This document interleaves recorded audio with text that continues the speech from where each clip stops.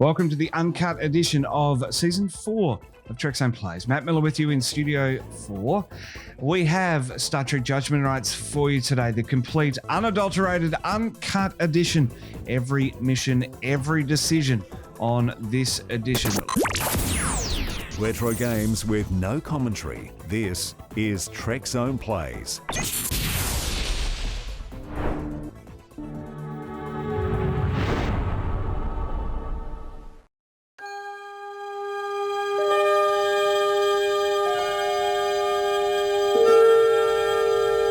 Space, the final frontier.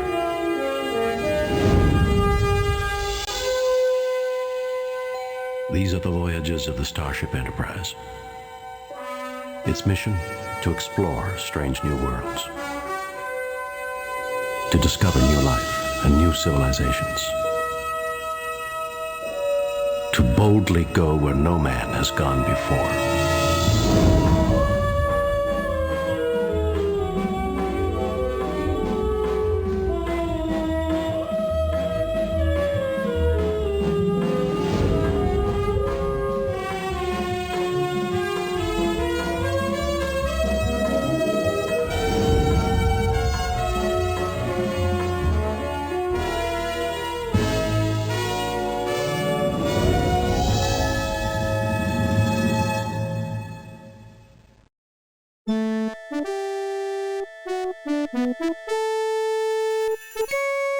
Captain's log, stardate 6223.8.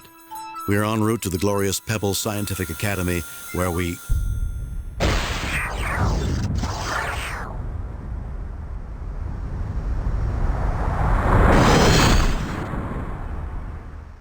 Enterprise, this is Captain Luke Rayner of the USS Alexander. We have returned from the future. In 8 days, the United Federation of Planets will be completely destroyed. A new...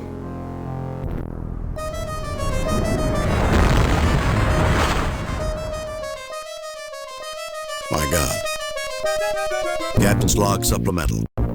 We have tracked the Alexander's course to Espoir Station, a scientific research facility in the Omega Maelstrom sector. We are about to set course for that system, hoping to discover the subject of its last ominous message.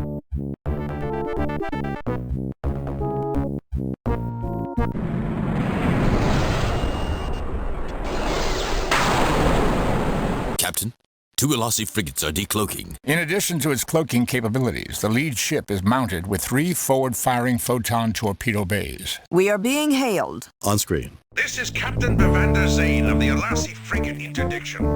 You are no match for our new Storm-class frigates. We demand your immediate surrender. Forget it. Give us 5 minutes to decide.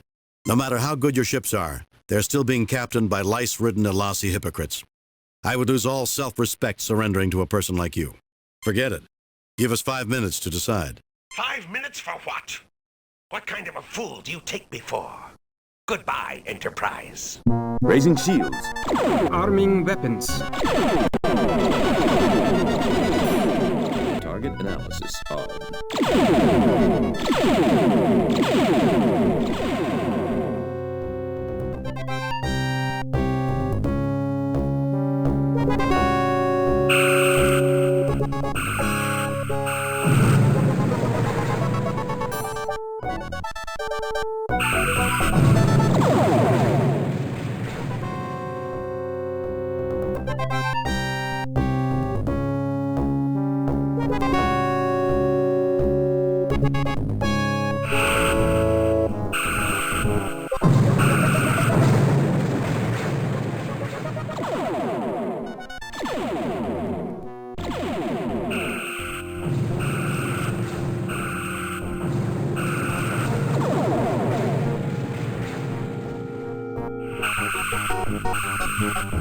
Shields repaired, Captain.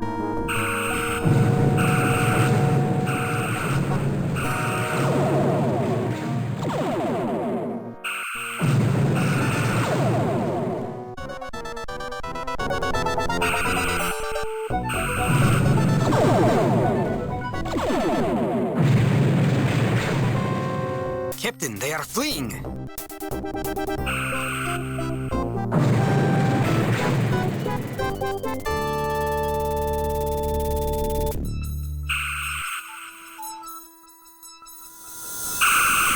Captain's log. We have engaged in a battle against the Alasi. I cannot help but wonder if there is a connection between them and the message that we have received from the Alexander. Captain, you don't seriously expect us to believe that the Alasi could threaten the Federation? Those Cossacks couldn't threaten my grandmother. It does seem inconsistent with what we know. I'm still suspicious, Mr. Spock. Just call it human intuition.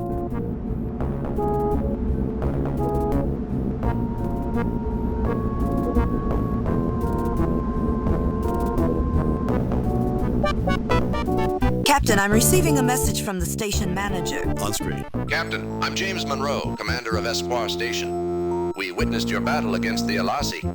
They've bothered us a lot in the last few weeks. We're very grateful. Do you mind if we come down and take a look at your station? Really? Then why haven't you filed reports with Starfleet? We've heard disturbing reports about your activities. We've come to take a look at your research. Do you mind if we come down and take a look at your station? Espoir Station would be glad to greet a starship as famous as the Enterprise. We'll send coordinates and you may transport aboard at your convenience. Captain, the shields are up. Lowering shields, Captain. Disarming weapons.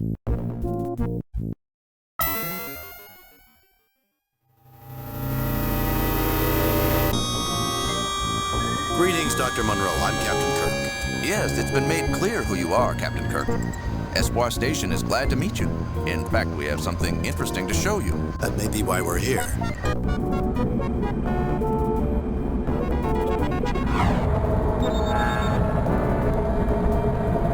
What the? The modified tractor overload beam can be quite lethal, Captain. I suggest you surrender immediately or we will crack your ship like an egg. Why are you doing this? You won't get away with this. How can a loyal Federation scientist do a thing like this? Why are you doing this? You won't get away with this. Unfortunately for you, Kirk, I will get away with this. Riddell. Jim, isn't he that maniac who wanted revenge on you and... I am the one who headed the Verdane program to build our improved versions of your starships. And despite the setback caused by your interference, I survived. I thought you were killed when your pathetic imitation of the Enterprise was destroyed. Fortunately, a cloaked Alasi frigate transported me before my bridge was destroyed. Fortunate for one of us, that is. You intend to destroy the entire Federation? Is that the only thing you ever think of, Burdell? Revenge? Of course, Burdell, even surrounded by your goons. You're still too much of a coward to face me in person. You intend to destroy the entire... Of course, Burdell. Guards, put them in the brig and let them rot.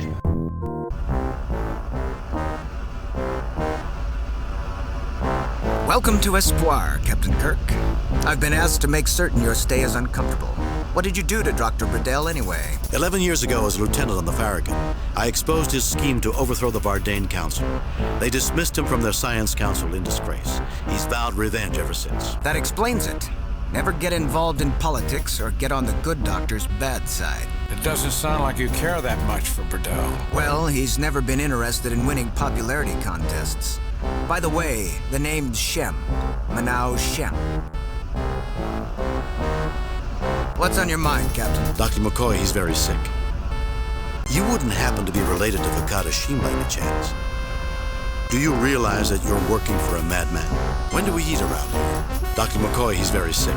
You wouldn't happen to be related to Vakata by any chance? Yes. He was my father. How's he doing? He's dead. He tried to betray the Verdane Starship program to the Federation and was executed 9 years ago. I'm sorry to hear that. I knew him when I was on Verdane. He was a good man. Obviously, someone felt differently. Since then, Dr. Burdell took me under his wing. I proved more able as a security officer than as a scientist. Then you should know that Burdell is insane. Why don't you try coming inside for a moment? Let's see how tough a security officer you are. And what do you think of your father's death? Then you should know. And what do you think of your father's death? How do you think I felt? I called him my friend. He had the courage of his beliefs. It must have been difficult having people constantly saying that you are a traitor's son. How many times did Burdell say that to you? Help us avenge his death.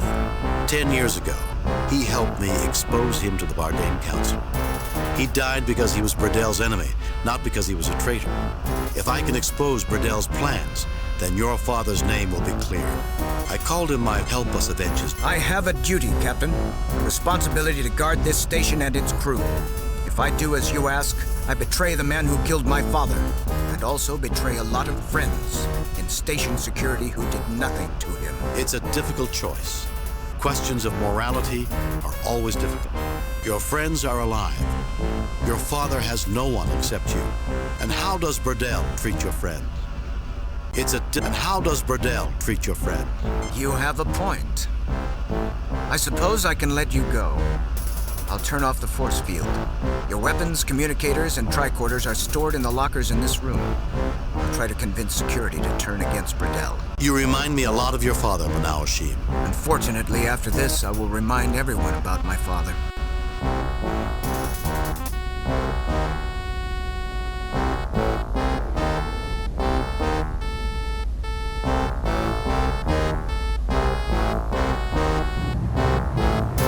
I've opened the lockers. Try not to kill anybody. Some of these people are my friends, although I suppose I may as well start using the past tense.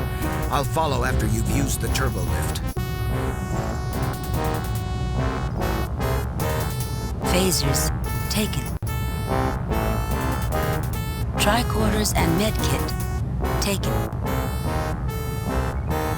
Communicators taken.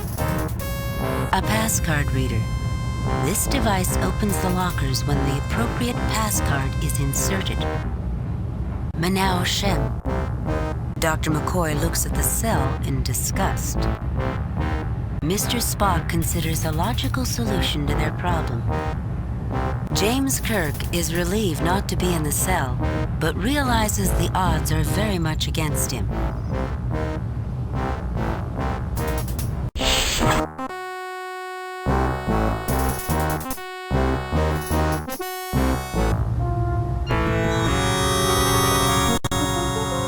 There they are! Get them! Fire!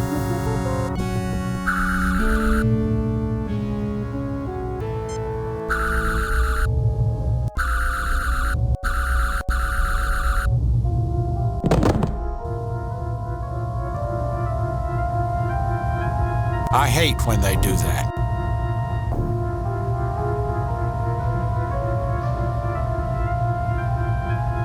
Spock appears to be in deep thought. McCoy has decided this is not a spot that he'll visit on his next vacation. The floor is marked with a tri-colored grid.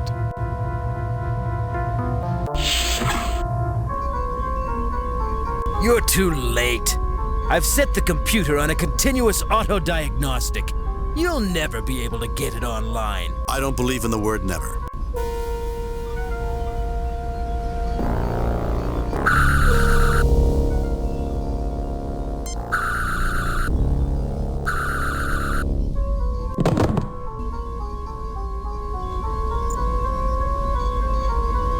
A three-dimensional chess set.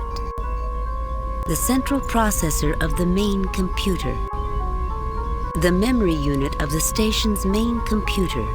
Oh, that's even worse than the damn transporter.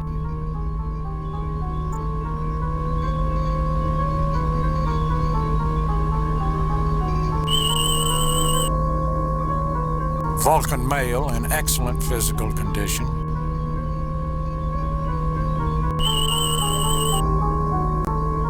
Captain, the computer is locked into an infinite loop. It will continue playing the game until it defeats itself. I can interrupt the moves and input my own. Try rook to queen's level 3. That will threaten its bishop.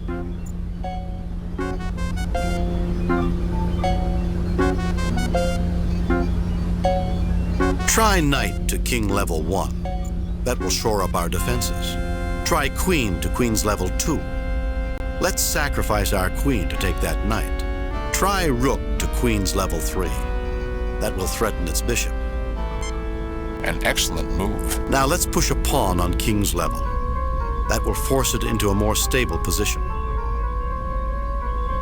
Now move your other rook to support it on queen's level. We should be able to threaten the queen or the bishop. Let's try something a little dangerous. Rook to king's level 2. Now let's push. Now move your other rook to support it on queen's level. It seemed to be expecting something else, Captain. Its queen is vulnerable. Let's not be too hasty. Advancing the bishop to support the rook will give us a solid advantage on the board. Let's confuse it with a sacrifice. It might be interesting to trade queens. Let's take the queen and see if it resigns. Let's not be too hasty. Advancing the bishop to support the rook will give us a solid advantage on the board. A superb game, Captain. You have mated it.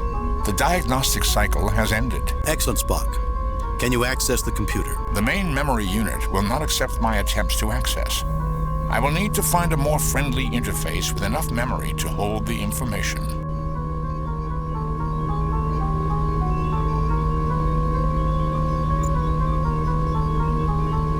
Captain, I need to find something to interface with the computer and store the files that are dumped into it. We may be able to use the tricorders.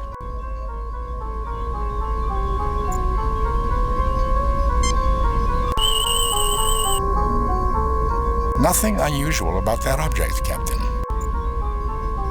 Captain, I am connecting the science tricorder to the central computer.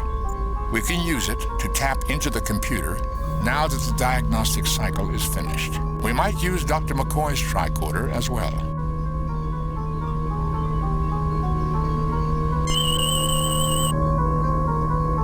Nothing unusual about that object, Captain. Nothing.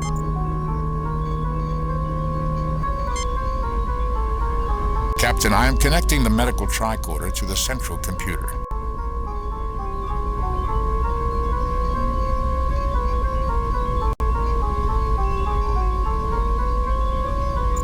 Success, Captain. I have access to Burdell's Project Big Bang files and to the access code for his personal quarters.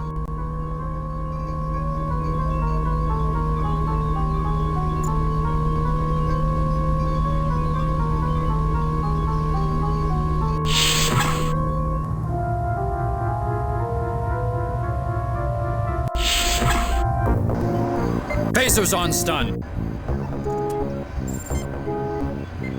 Captain, are you certain that is where you wish to aim the phaser?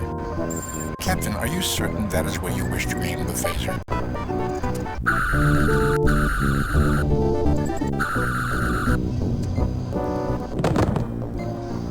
Don't you realize that your actions can only result in your deaths? Do you honestly believe Burdell intends to let any of us live?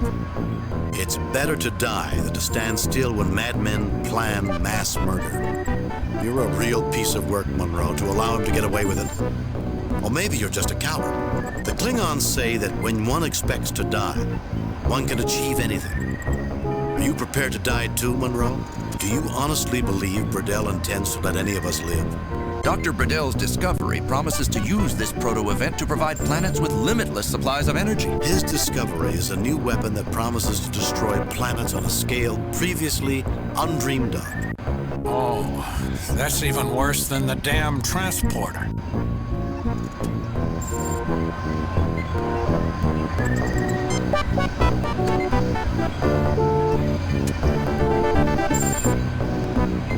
Hold still. That should help. And try to calm down. We're the good guys.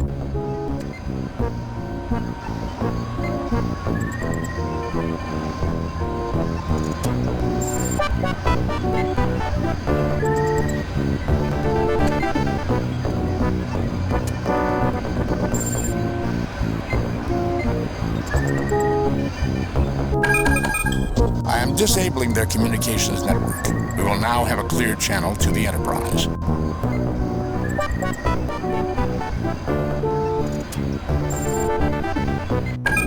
I am disabling their weapons control. I do not detect access to anything around the proto-event. I do not see the logic in that.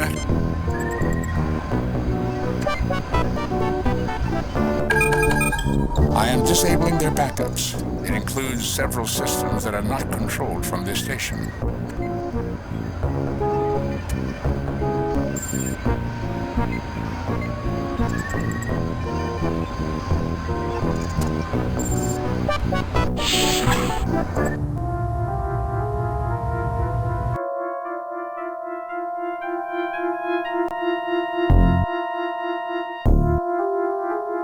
Surrender or die. Surrender, or we'll phaser the airlock and we'll all go flying out together.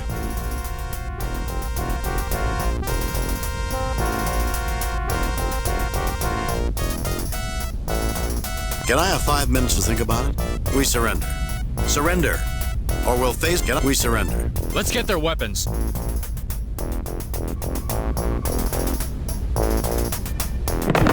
Seven with one blow. An exaggeration, Doctor. Come on, you two.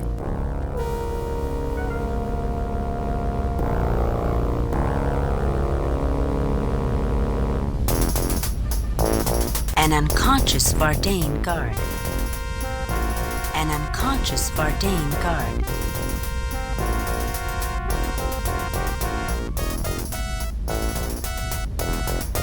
Spock, open the outer door. Spock, sabotage the system. Spock, open the outer door. Spock, sabotage the system. The controls are no longer functioning, Captain. Spock, remove the atmosphere. Spock, sabotage the system. The controls are no longer functioning, Captain.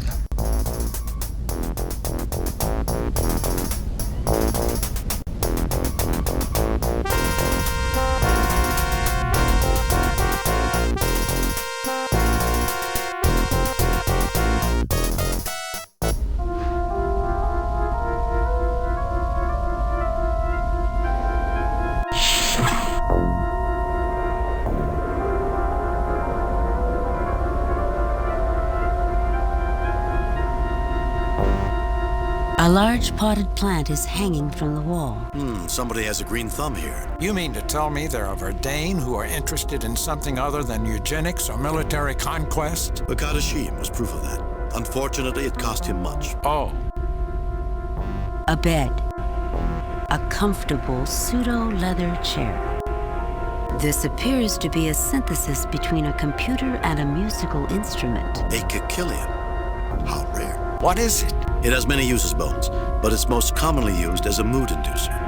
It emits subsonic vibrations at a wavelength that stimulates the emotional centers of the human brain. Maybe we could use it on the Vardane. The effects of a Kikilian are not significant enough to radically change emotional states. If it had such abilities, logic would suggest it would have wide use as a narcotic. Well, that's one great plan that's gone down in flames.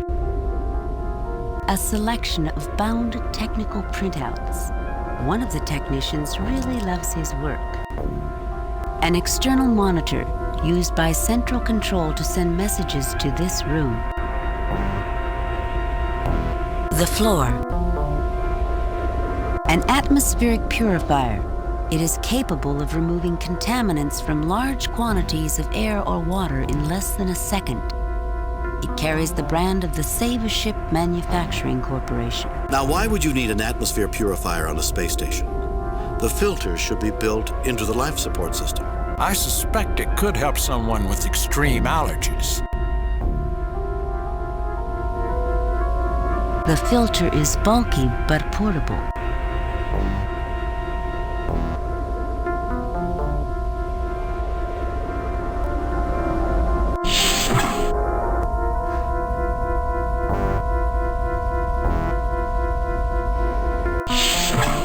Rather cramped living quarters, only a small step up from Klingon ships. No wonder the Klingons have such a bad temper. We'd better be quiet. There's a gentleman on the bed who might quarrel with us if we wake him up. Practice dummies for martial arts. A Vardane guard, currently asleep. And I thought that our quarters in the Enterprise were cramped. I wonder if there's anything here we can use. I had forgotten how Spartan the Vardane could be. An excellent analogy, Captain. The Vardane consider art to be an activity of limited utility at best, and subversive at worst. Well, you know art can be pretty damn strange, and it's human nature to fear what you don't understand. Vardane nature too, I guess.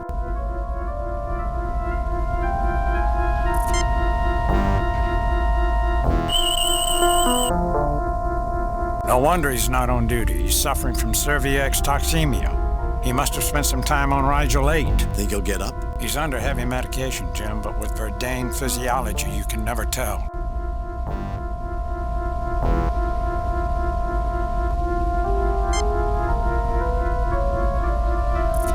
He looks sick, Jim.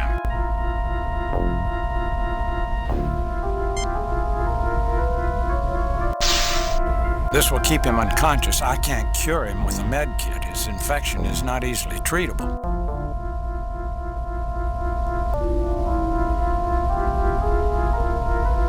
The dummies are not easy to carry, but you manage.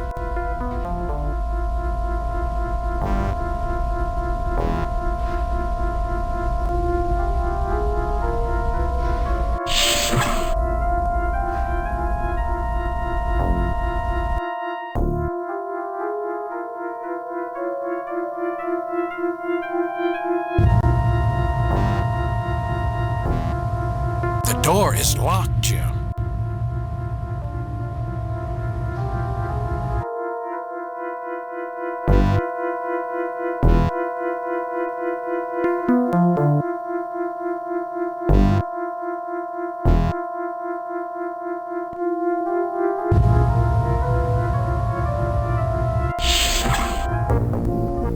Jim, what's that smell? Wanaka gas, a knockout gas with an extremely long effect. We have mere seconds to neutralize it or get out of here.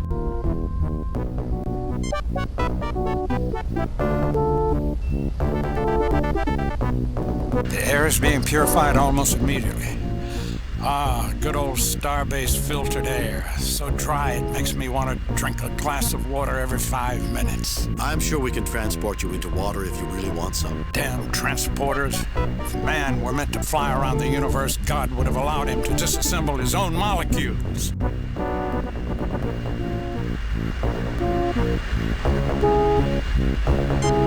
We are ready to transport the dummies, Captain. That should prove an adequate distraction for us to get into security. At least we have a chance now. Captain, all areas of the ship except Burdell's quarters are accessible by transport. We have access without transport to all areas except security. The dummies should provide a convincing decoy during transport and give us the edge we need. Set transport coordinates for security. Let's transport later. Set transport coordinates for security.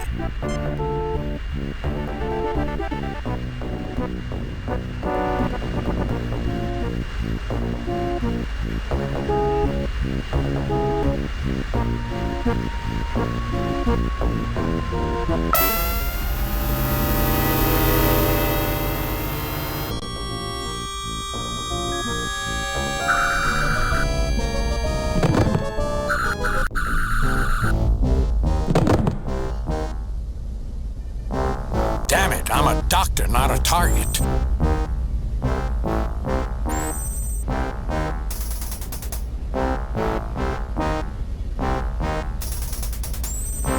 I give you credit, Earther. You show extraordinary guile. Well played, Captain. I'm not playing games. I'm trying to prevent Burdell from destroying the Federation. What's your name, mister? You're not so bad yourself. What are you doing, lowering yourself by working for a lunatic like Burdell? I'm not playing games. I trust you have evidence to back this claim. If I presented evidence, would you help me stop him? Is there any reason why I should? Do you want to see 100 million people die? Do you want to see the survivors of the Federation destroy Vardain? Not particularly.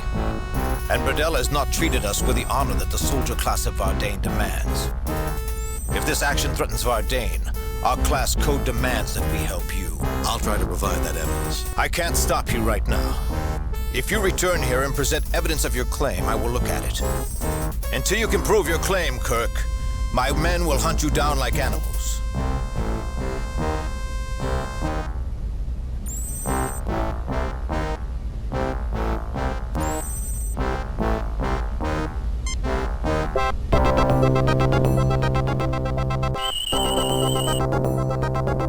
I have copies of Burdell's files taken from the main computer. I believe you will find them to be authentic and of extreme interest. The date on these files in the security code is from before you boarded. It appears you are telling the truth. This action will have consequences that are not in the best interest of the Vardain. I have no choice but to help you.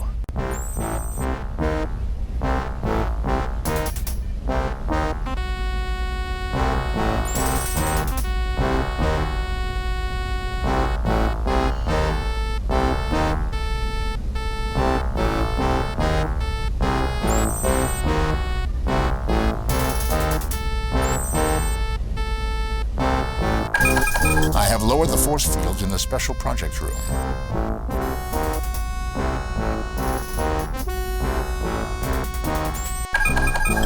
I have deactivated the communications tracking systems, Captain.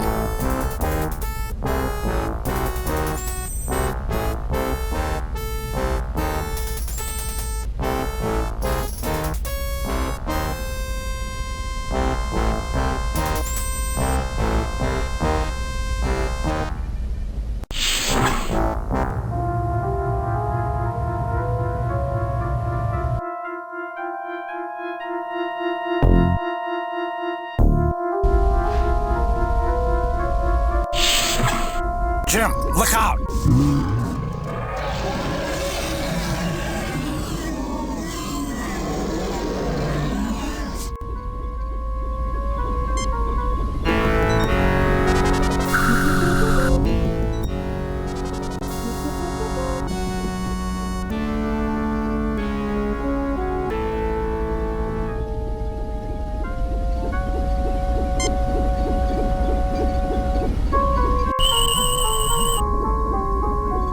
This is the control for the special weapon that is holding the Enterprise. The force field that prevented our access to the controls has been neutralized.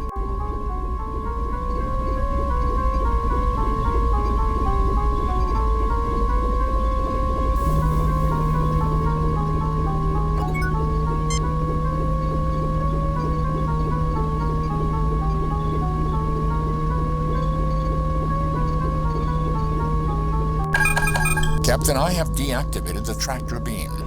The Enterprise is now free.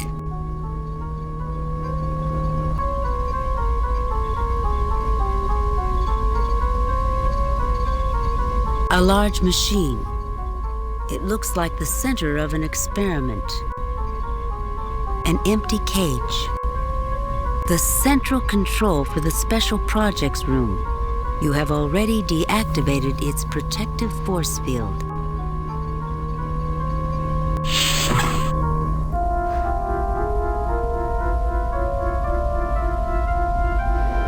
Well, it appears all of those misspent years playing chess have finally been put to good use, Mr. Spock. We can now enter Burdell's quarters. Misspent years, Captain? Definitely, Spock. You could have been spending time studying or playing baseball with family and friends. Vulcans do not play baseball, Doctor. Nor do many humans in this century. Let's go. I want to have a few words with my old friend, Dr. Burdell.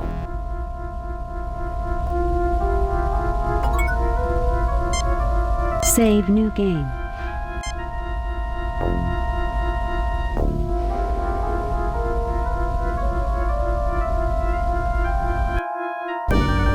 So, you managed to elude our security. I'll have their heads. It's over, Burdell. Surrender peacefully, and we'll guarantee you a fair trial. I will not submit to a trial by a tribunal of chattering apes. We are the Vardane. Lesser species have no right to judge us. Your experiment is over, Burdell.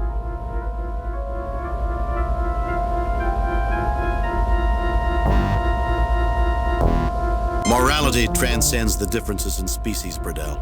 You don't honestly think you can defy the three of us, do you, Burdell? Your experiment is over, Burdell. Morality transcends the differences in species, Burdell. Morality. It is an invention designed to make lesser people feel superior. The universe is full of moral people, and for the most part, they are dead wood. People who are preoccupied with morality never make history. You always did love to lecture, Kirk. You'll be the most self-righteous corpse in the galaxy.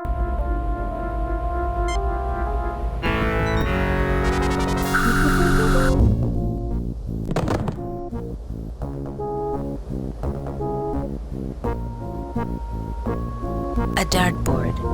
A very good likeness of James T. Kirk is its chief decoration. A shape painting by one of the abstract artists of the Manalvagor Decimator School. Odd. You would expect Burdell's taste to be more classical and realistic. A Vardane phaser. Is Burdell's bed. Oddly enough, the furniture demonstrates a classical taste that you would not have expected from Burdell. This seems pointless. A vase of red Antarian roses. They have a pleasant aroma. The Journal of E.S. Bredell.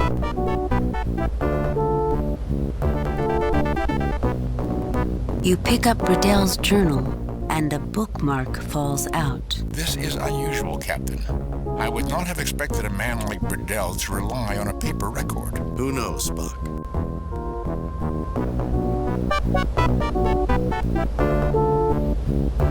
The bookmark is intricately decorated, not too dissimilar from a computer circuit pattern.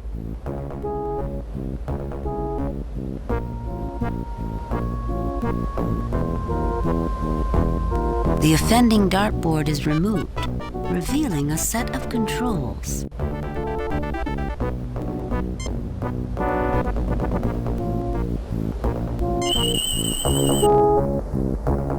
Nothing unusual about that object, Captain.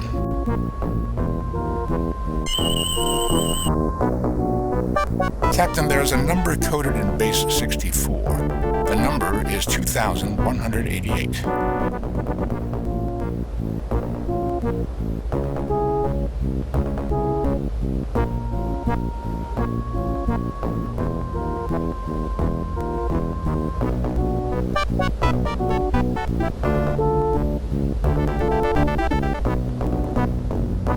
The control sequence can only be entered from a science tricorder. I recommend that I be the one to enter the code. All right, Spock.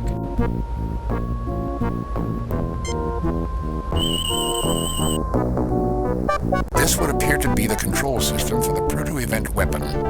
It is already active and preparing to fire when the conditions in the phenomenon are correct, which would be at any moment. It is targeted on Sector 001. Earth! That one-eyed monster plans to destroy Earth! Affirmative, Doctor. I will need Bredell's codes to deactivate it.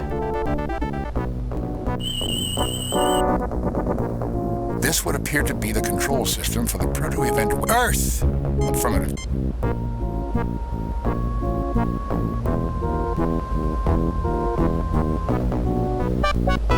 I am inputting the code from the bookmark. 2188.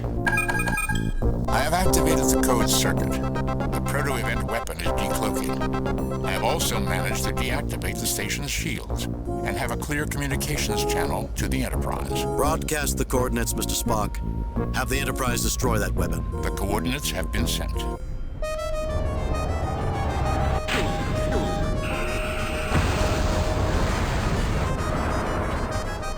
Scotty, 3 to beam up.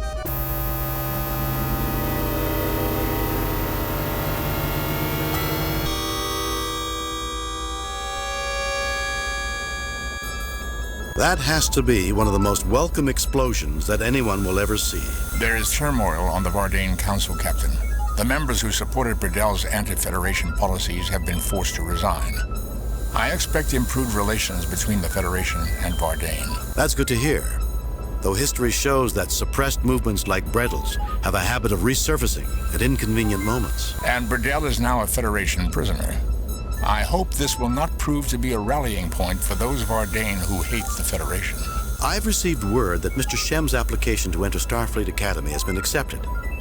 He should make a fine officer one day. Captain, I'm receiving a message from the USS Alexander. The Alexander? Temporal paradoxes are most fascinating, aren't they, Mr. Spock? Are you attempting to annoy me, Doctor? On screen. Luke Rayner here. I know we've never met. Yes, of course. We got your signal, and Starfleet has asked us to assist in cleaning up your operation. It's good to have you with us. Better than you could possibly guess. I don't understand, Captain. It's a long story. Come aboard, and I'll tell it to you. I reviewed your report from your recent assignment, Captain, and have a few comments. The top brass in Starfleet are impressed with the results of your recent performance. Outstanding work, Jim. Keep up the good work. Kane out.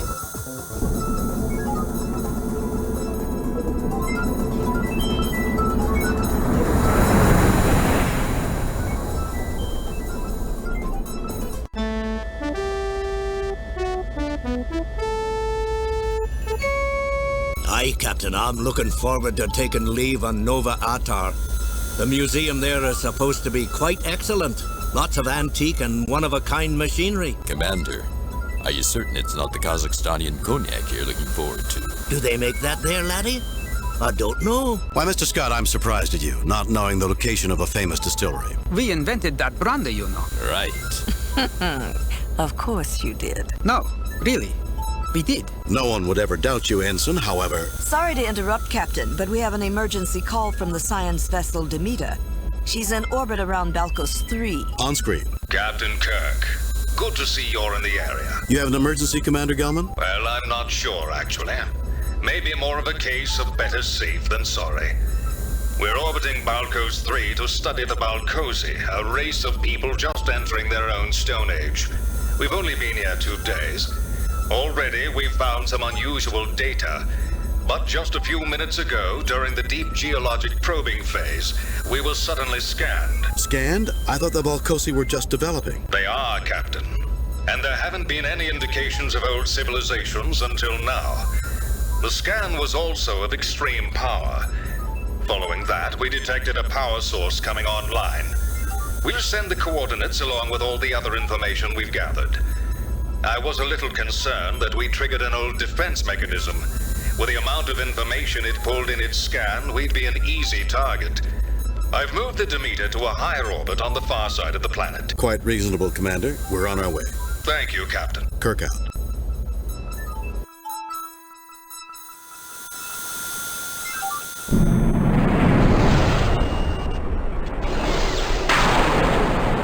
Approaching Balkos 3, Captain.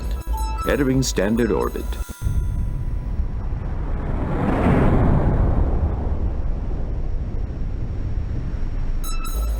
Spock, come with me. Scotty, you have the con, Lieutenant. Ask Dr. McCoy to meet us in the transporter room. Yes, Captain?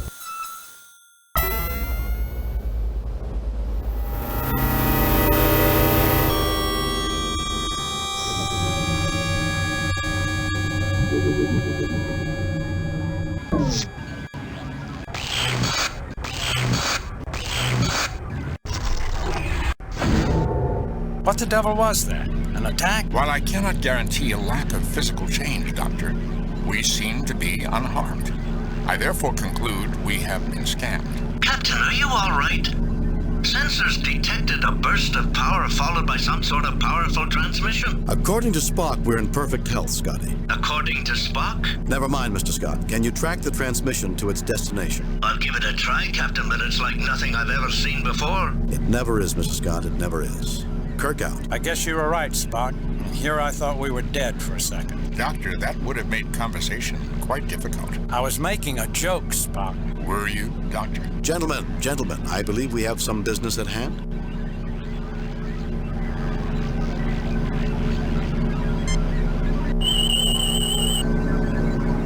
It is an unknown piece of equipment inside an energy field.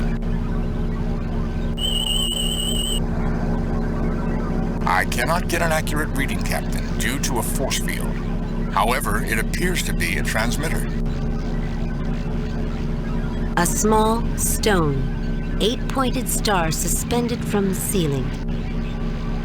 A relatively small machine full of electronics with a glass port on the front. While this is obviously an alien structure, you're fairly certain this is a door.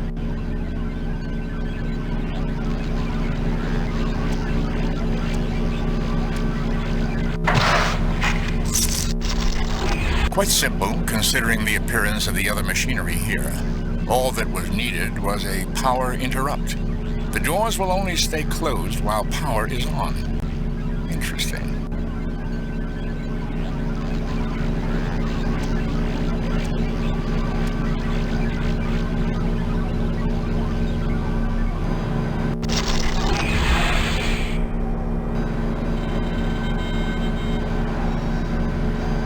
A view screen that looks very similar to the one on the Enterprise.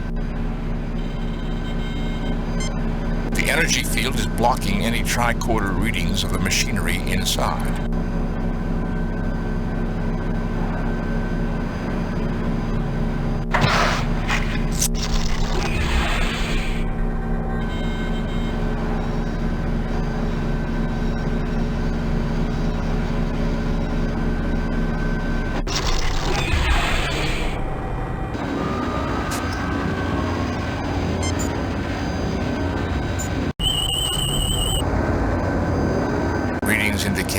advanced optical computer circuitry is contained within that box.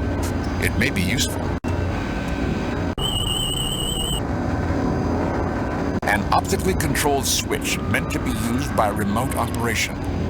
It may be useful with other devices in the complex.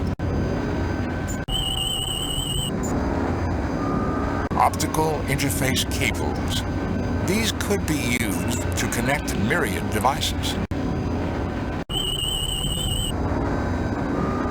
This is an interface card for a computer display.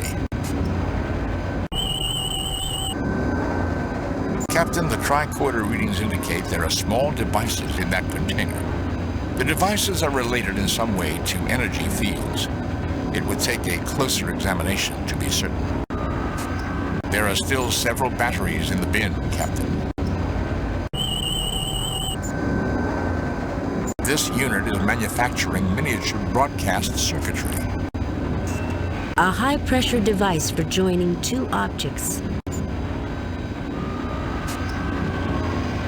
No effect. Spock, what kind of interface is this?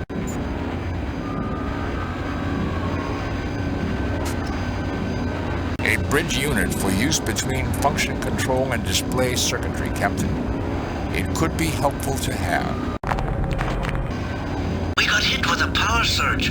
It's interfering with sensors and we might have some trouble locking onto you. Well, if we intend on taking our shore leave with the rest of the crew, we'd better find out what's causing that power surge.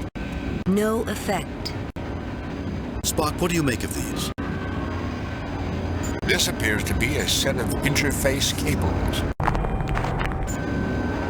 Spock, any idea what this box is? The cube contains control circuitry. I suggest we keep it. Spock, is that a switch? Yes, a fairly simple switching device, Captain. Captain, these items appear to be configured to produce a small energy field of some sort. They do not appear to be powered at this time. Why don't you see what you can do with them, Spock? That would seem to be a logical thing to do. I will take enough for all of us. The bin contains small plastic discs, Captain. The plastic is essentially inert in this form. However, if placed under pressure, it will become a superconductor capable of storing significant energy compared to its size. It will break down over time. That is why it is commonly stored in this state. Probably should hang on to a few, don't you think? A logical choice.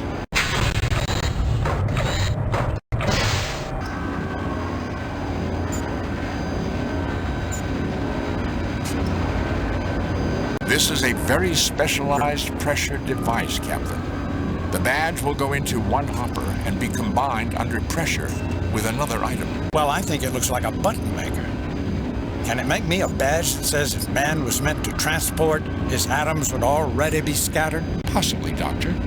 But after pressure application, it would be unlikely you would be capable of reading much. You're not a lot of fun, Spock. I did not realize that was part of my job requirement, Doctor. Is it part of yours? At times like this, yes.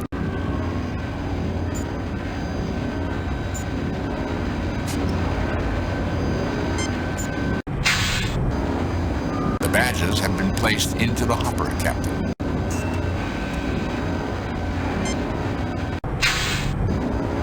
The batteries have been placed into the device.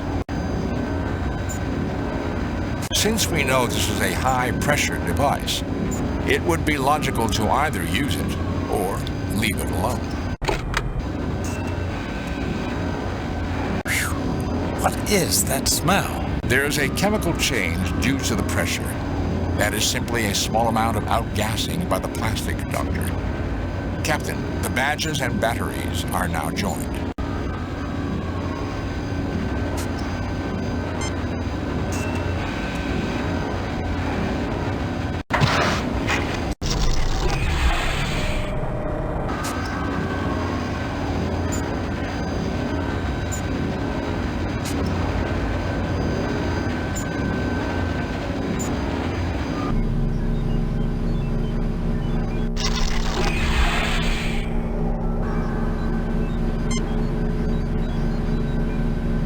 A recharging station.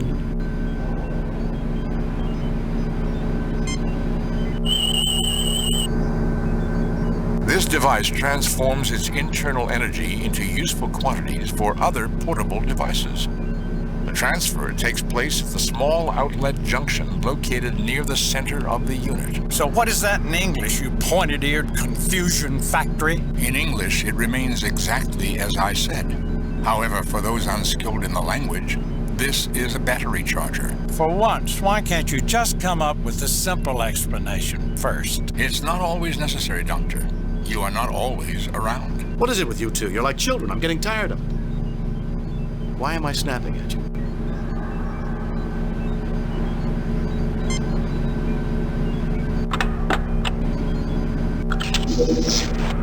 The badges change color. I believe the units are now fully operational. Hopefully these badges will help us with some of these force fields. We should each keep one of them with us while we're here.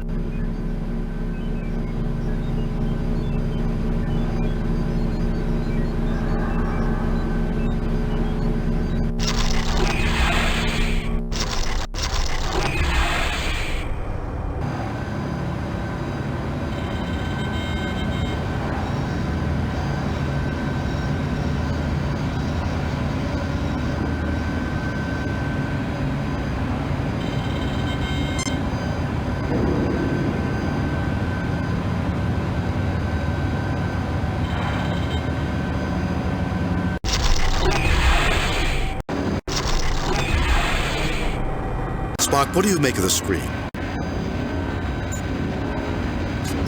This is a computer display module, Captain.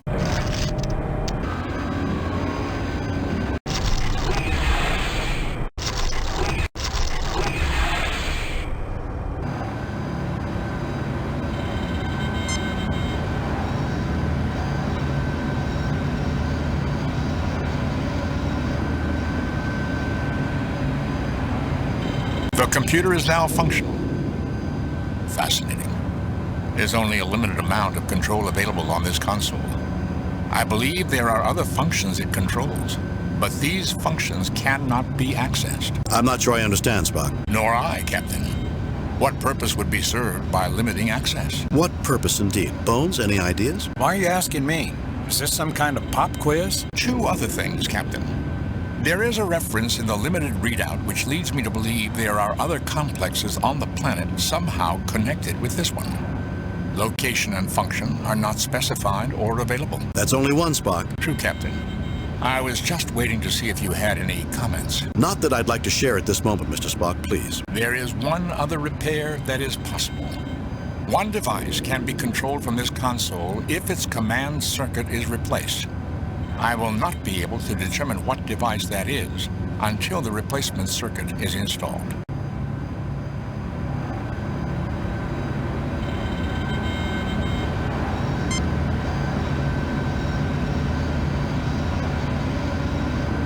It is now possible for me to shut down a force field at some other location. I do not know where or what the force field protects. Yes, I'm getting tired of force fields. One less will be a pleasure no matter what it does. No, let's look around a bit more first. Yes, I'm getting tired of force fields. One less.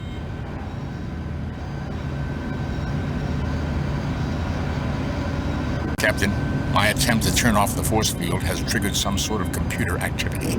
It is requesting that I allow some sort of display to occur on the screen. Shall I allow it? I don't know if that's a good idea. Let's wait. By all means, Spock. Curiosity may kill cats, but I'm hoping humans will fare a little better. That's comforting, Jim.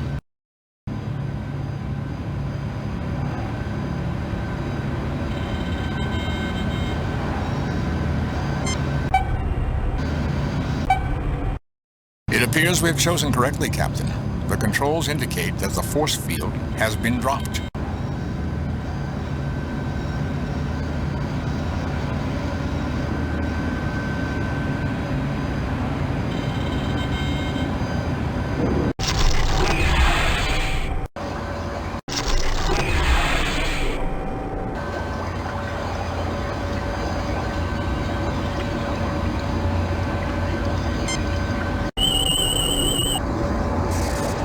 high-protein bacteria mixed with some sort of pheromone-style compound.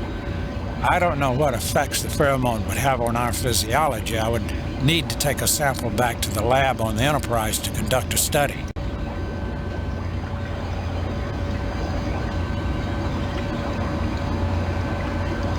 A group of tubes and cube-like devices that seem to be processing something. Smooth rock and tight connections everywhere. An orb and disc configured device hangs from the ceiling.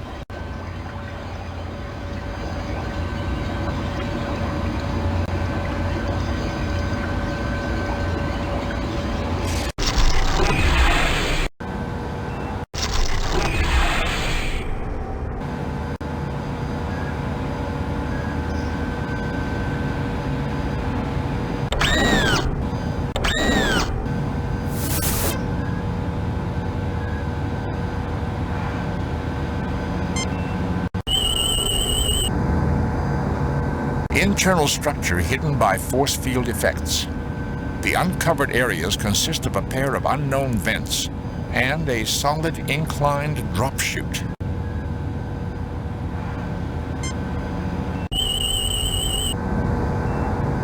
The Balcosian system shows heightened stress and metabolic activities.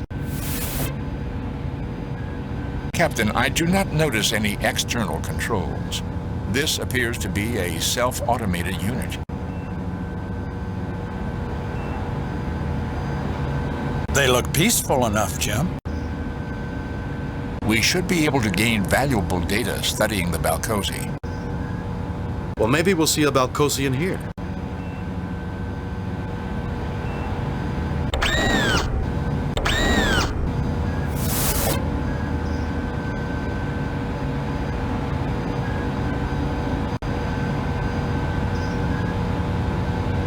Captain, I will attempt to restrain the Balcosian when he stops to eat.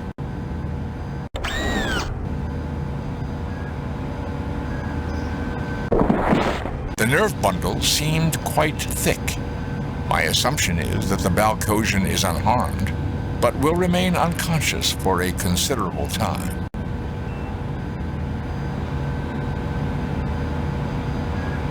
Jim, the Demeter scans noted a medical examination room next door, and I'd like to take this Balcosian there and check him out. I want to see what that gas is doing to him. Not a bad idea, Bones.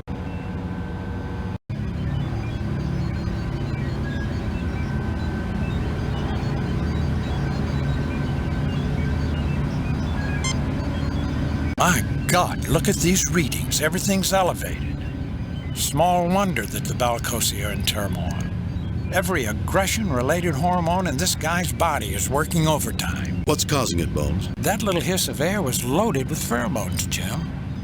The creature inhaled them and immediately went into overload. This must happen at random intervals when they collect the food. I hate to sound like Spock, but there's more, and it's pretty fascinating. Also horrifying. The pheromone is perfectly tuned to the Balcosian physiology. It's like somebody genetically engineered both. Didn't the Demeter report say there weren't enough records showing the Balcosian presence on the planet? Could they have been put here on purpose? It is possible we have stumbled in on an experiment, Captain. With the subjects being treated like rats, it's criminal, Jim. These can be thinking beings. I'm not certain it is the Balcosi that are the subjects, Bone. I think it is us. Interesting hypothesis, Captain. What is your supporting data? It's the way all of this is set up, Spock. I can't put my finger on it, but it just feels so set up. We keep finding out just enough to make choices. The real question is who? Who's doing this to us? And to what purpose, Captain? Why? Why indeed, Spock. Why indeed?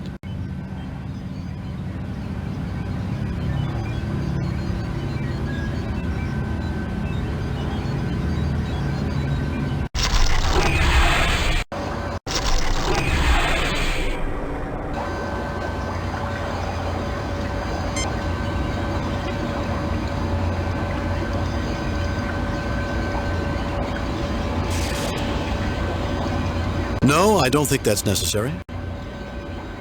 Assuming the appropriate signal is received, this unit can be shut down safely. The shutdown signal does not originate here.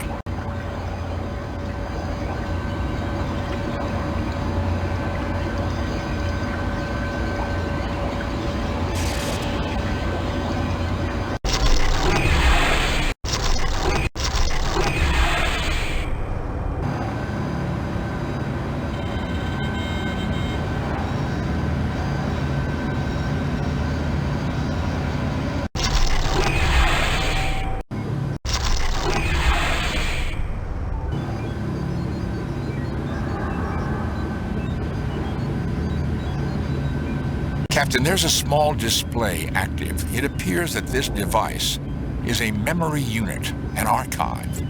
Most amazing. The information is in volatile memory.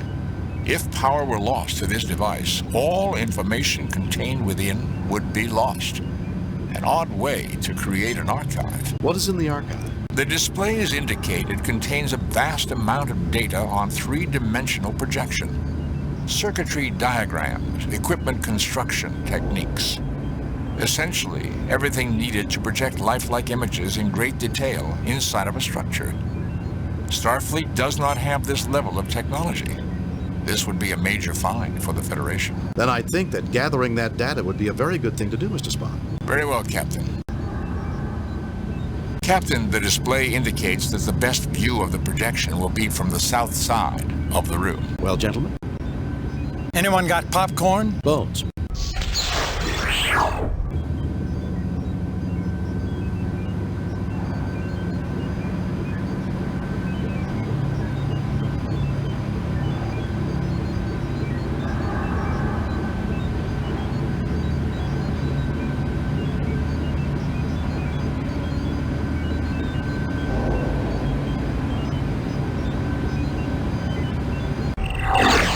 Impressive, Spock. Captain, I'm not responsible for that occurrence.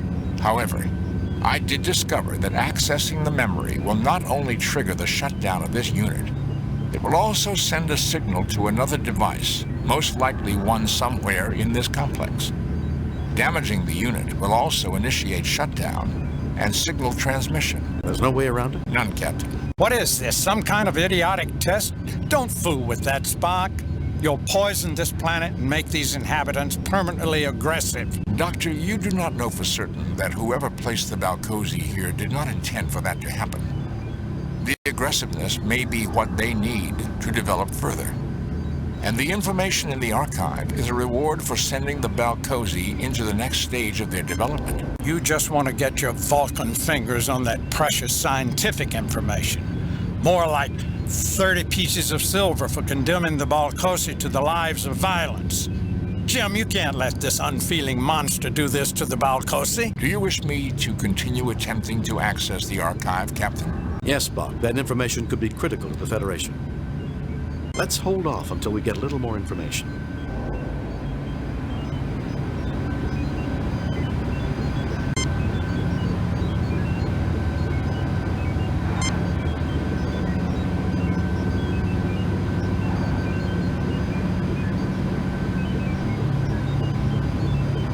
This generator may be providing power for more than just this complex. It is broadcasting power, which is causing the interference in communications with the Enterprise. I cannot tell for certain if there are receiving units for this power, because some of the readout circuits are damaged. Fascinating. What is fascinating this time, Spock? I doubt it's fascinating to either Bones or myself, but I'm sure that won't stop you from telling us.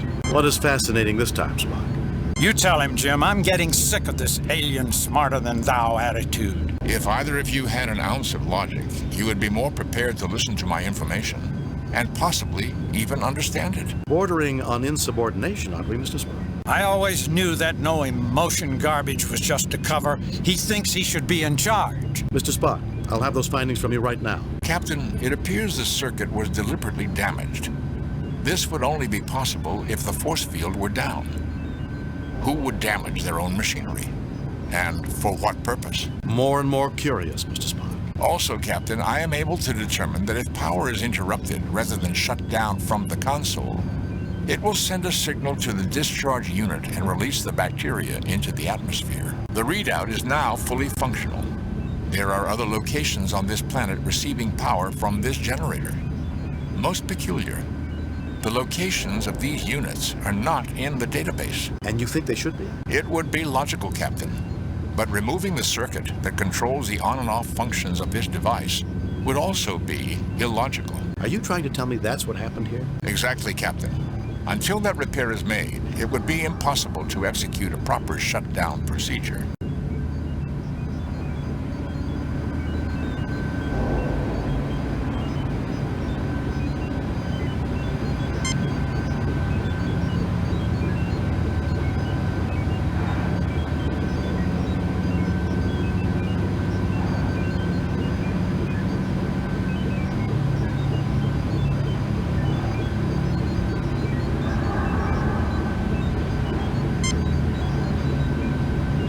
The repair is complete, Captain.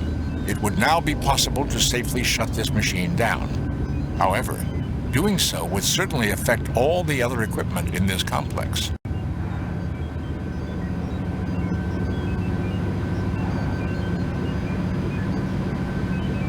Captain, do you wish me to start the shutdown sequence on the generator? Let's hold off on that for now, Spock. Shut it down, Spock.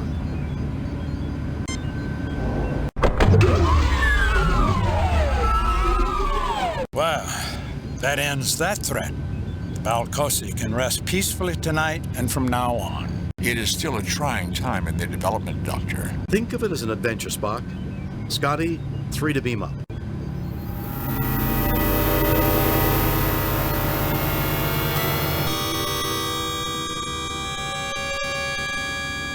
Captain, the power source has completed its shutdown cycle. There is no trace of the bacteria or pheromone in the atmosphere.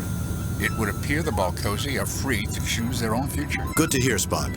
I know losing a find like that archive has to hurt. That would be an emotional response. Of course it would. How silly of me. Captain, there are 2 signals being broadcast from the planet. The first is another burst following the same path as the original broadcast. The other signal emanates from nearby the first. It's aimed at us, Captain.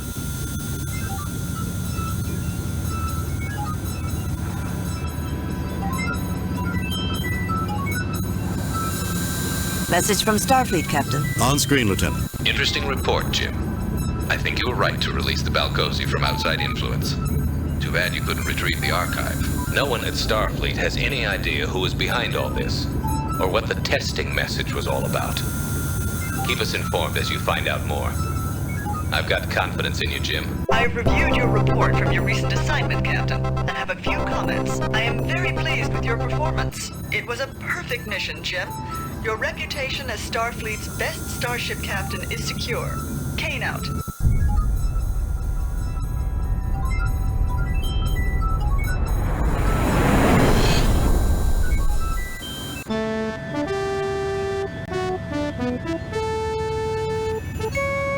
Captain's log, stardate 6236.5.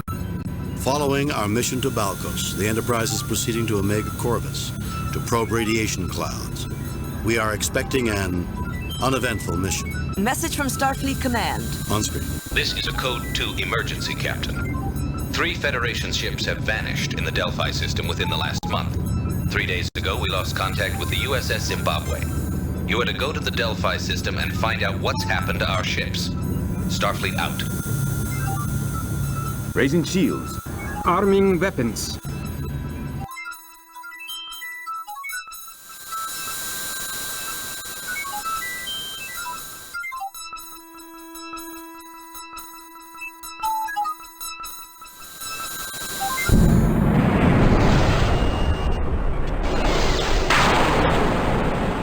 Captain, at our current speed of warp 7, I expect to enter the Delphi system in 8 minutes. Captain, I just started getting the oddest noise on all channels.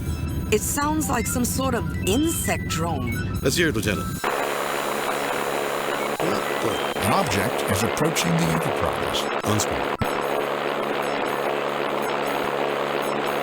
Mr. Spock, Is that what I think it is? Sensors indicate that it is an authentic Earth warplane, circa 1917, belonging to the nation of Germany. Its appearance is identical to a Fokker DR-1. Sensors also indicate an immense power source and one life form. We are being hailed. This is Baron Trelane von Gothus of the German Air Circus.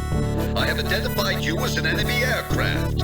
You have 10 seconds to surrender before I blow you out of the sky. Trelane, but I thought we'd seen the last of you. Stop playing games, Trelane. Leave my ship alone. We surrender. Trelane, triplanes didn't have radios during the First World War. Captain Kirk, that is not the way for mortal enemies to greet each other on the field of battle. Of course you hadn't seen the last of me. I am Trelane, the humble Baron of Gothus. Humility is not something that I would associate with you, Trelane. I suppose we're going to get another tantrum from a runaway child with too much power for his own good. Mortal enemies? When are you going to grow up, Trelane? Humility is not mortal enemies. Not for several millennia, I'm afraid. Of course, the Baron von Gothus does not have to aspire to such lofty heights to defeat his latest victim. You were responsible for what happened to the Zimbabwe? We'll see who the victim would be, Trelane. No matter how powerful you are, your arrogance and your immaturity will always be your downfall.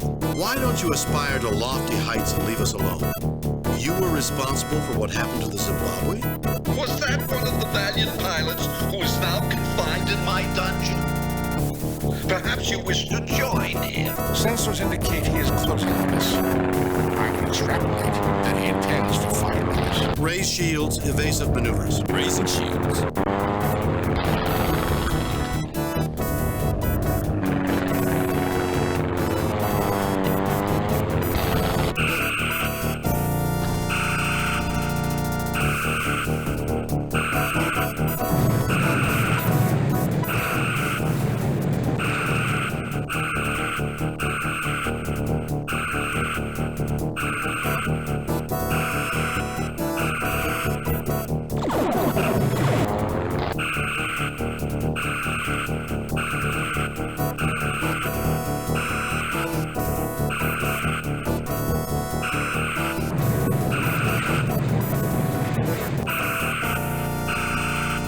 Shields repaired, Captain.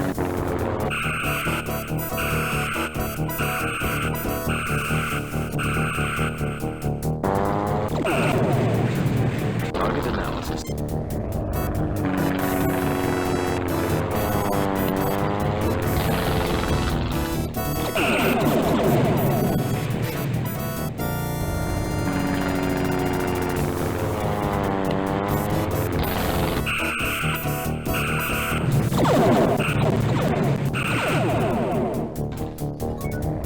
Aye, sir.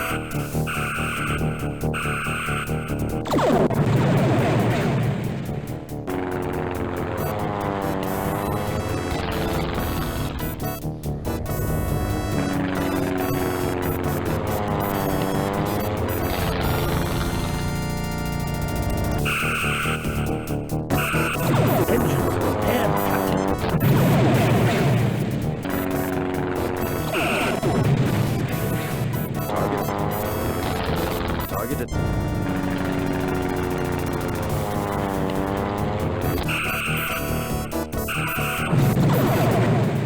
Target.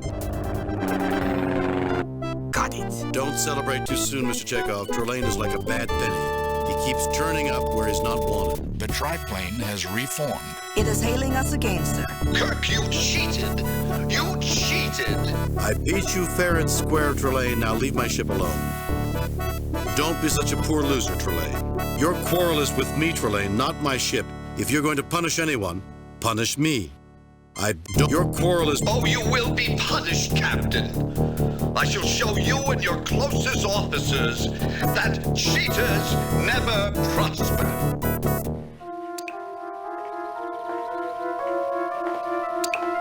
We have been unconscious for a considerable length of time, Captain. This is Lieutenant Commander Ellis, First Officer and Security Chief of the USS Zimbabwe. Hello, Mr. Ellis. Where is your captain? He was in sickbay at the time that triplane attacked us. I don't know what's going on. What is going on, Commander, is a gentleman named Trelane, an immature child of a race with vast powers.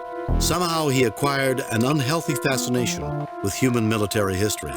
Last time we encountered him, he had an interest in the Napoleonic era. It would appear, Captain, that his awareness of human history has advanced to the level of your First World War. If it advances any further. Not only do we need to escape this place, but we need to find a way to discourage Trelane's interest in war once and for all. How did you escape from him last time, Captain? His parents appeared and punished him.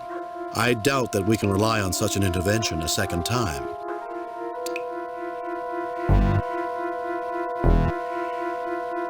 Straw, not the sort of bedding that Starfleet officers are used to. Rather damp, too.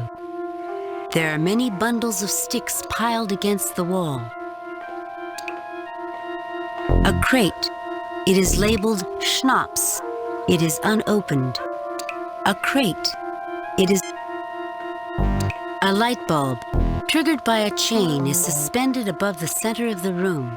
The chain is broken. The only door in this room, it is locked.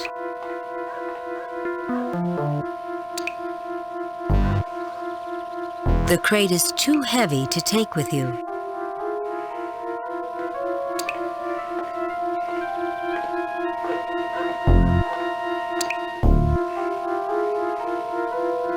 The crates are nailed shut. You are unable to open them.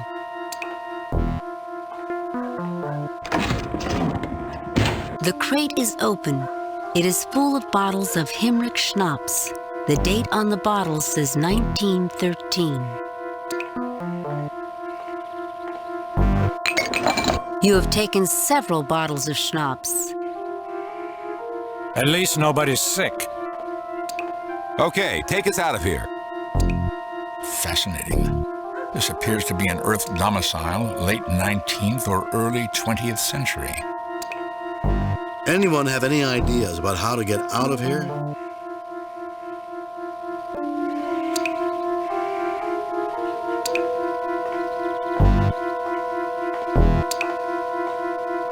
You pick up a stick.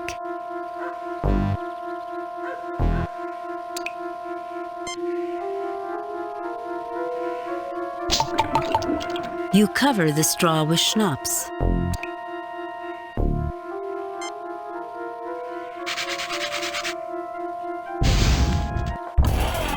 What's going on here? We should leave this building immediately. The proximity of this fire to a large concentration of alcohol puts us at considerable risk. Do you think the Baron cares if you burn to death? Who is this Baron? Trelane?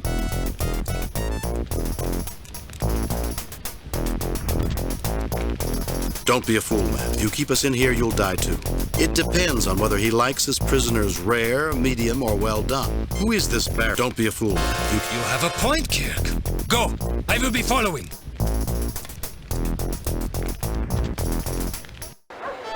Our soldier friend seems to have gotten separated from us. I heard some windows breaking on the other side of the building. I assume that was him. The building is structurally sound, Captain. I doubt that it would collapse, but as a precaution, I would not enter it again. But where are we, Mr. Spock? Isn't it obvious? In trouble. Do you have a problem, Mr. Ellis? Yes, sir, I have a problem. His name was... The Baron does not appreciate vagrants. Why that?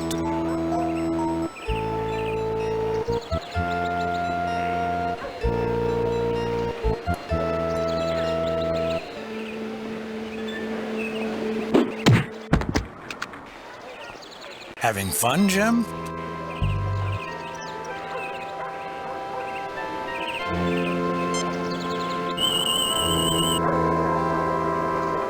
A human, approximately 60 years of age, in poor physical condition. His hip is broken, Jim. He needs our help.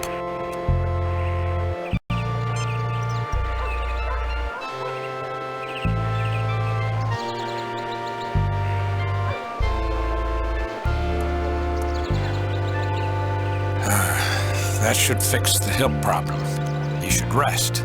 Thank goodness Trelane didn't take the tranquilizers from my med kit. He'd probably be too tired to talk much.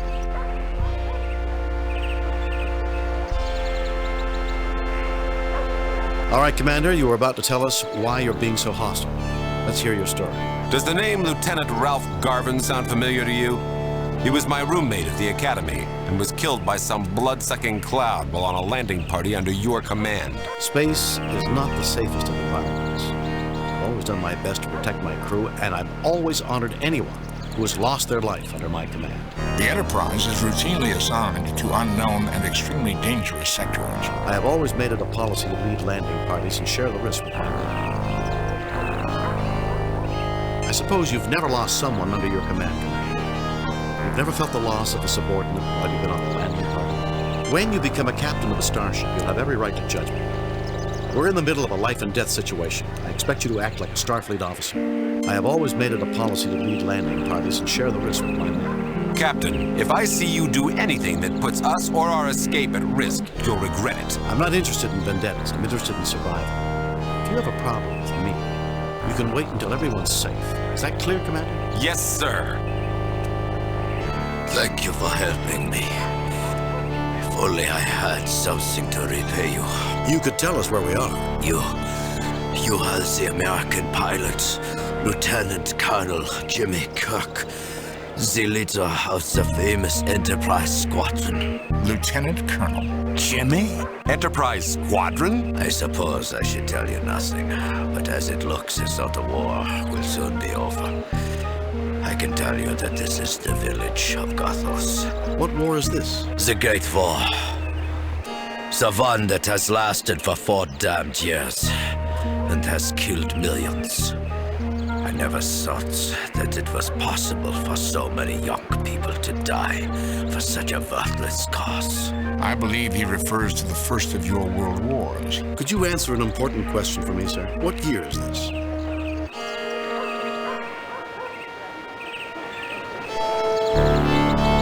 Where's Trelane? What else has happened? What year is this?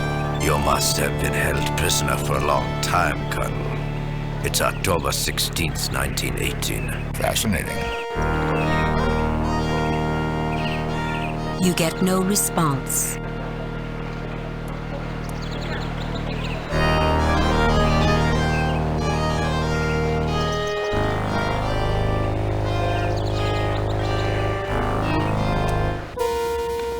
You know that Baron's orders are that you are to be served in the armory. You are not to enter this establishment. Everyone knows, Fraulein, that the Baron's orders were never meant to be taken seriously. Even by him. Looks like trouble.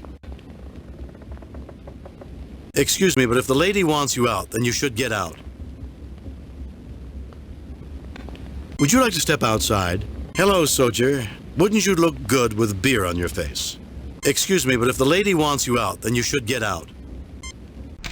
I won't have trouble in my place. Get out. I will be bringing beer to the armory later tonight anyway. I don't know who you are, but we had better not meet again. Nice guy. What do you hope to accomplish with that? What do you hope to accomplish with that? They really need to cut down on the amount of beer they drink, but I'm not about to start treating them without permission.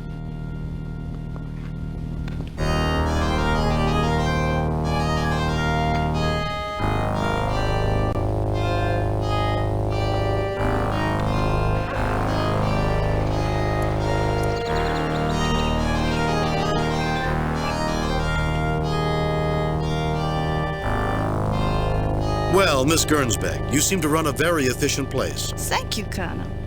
Unfortunately, the war does not lend itself to efficiency. What do you wish to talk about? Why are you calling me a colonel? What's going on with the war? You said that the war led to a lack of efficiency. What are you talking about? What do you know about... Why do these soldiers bother you? Why? What's going on? You said that the war led to a... The soldiers are little more than animals. They do as they please because a ban protects them. I must deliver kegs of beer for them every night. It keeps them from having to leave the armory. Rudolf Uland, owner of the shop outside. What seems to be the problem? What do you think about the war, Harold? What can you tell me about... What do you think about the war, Harold? Schiller would have us believe that Germany is doomed. But I have more faith in our great soldiers than that. Victory shall be ours. I saw how you handled that foolish brute outside. Quite impressive. I am Schiller, superintendent of the local schools. How may I help you? What do you think of the war? What can you tell me about Trelane? Where can I go to earn some money? What's special about the school? What do you think of the war? Horrible business. When it started, I thought it would be good for Germany, but it soon became a mess.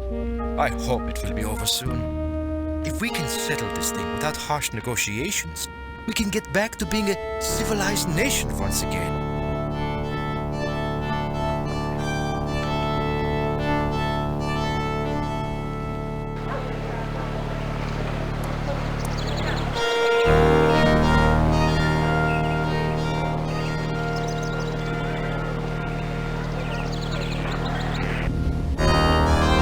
Charming place. Less technology, more humanity. I like it. Somewhere in the middle of this European charm is Trelane and the missing ships. Let's find him. Hi, can I help you? What do you want for that brute? I see you're selling food packages. Is that a coil of rope over on the wall? What do you want for those shoes? That really is a beautiful clock. Can you tell me how to make money around here? What do you want for that broom? That old thing. I can give it to you now. You can pay me later. I'm sure my boss, Mr. Uland, won't mind. Hi, can I help you? I see you're selling food packages. You look hungry. Sure, have it. Pay me later. Hi, can I help you? Is that a coil of rope over on the wall? That rope? No one ever buys rope. Go ahead and take it.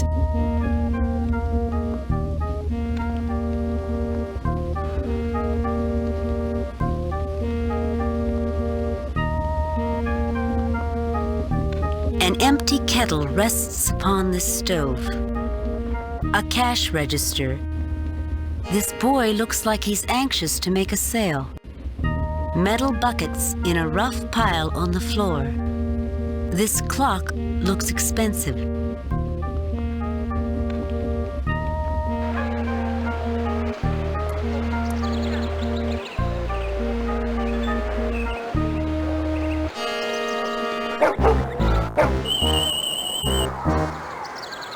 I would not get near that dog if I were you, Jim.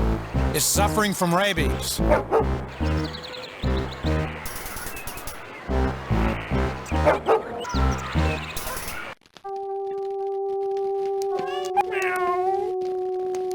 What is it, Klingold? Ah, visitors.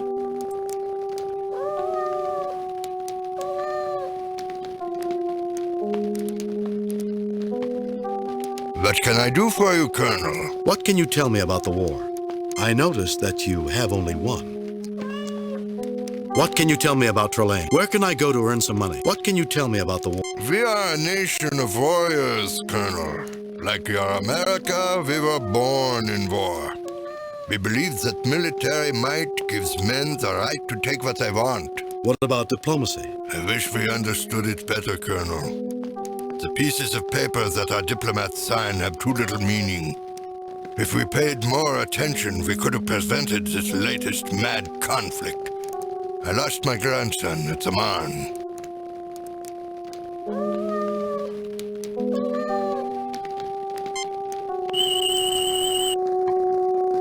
Human male in good physical condition.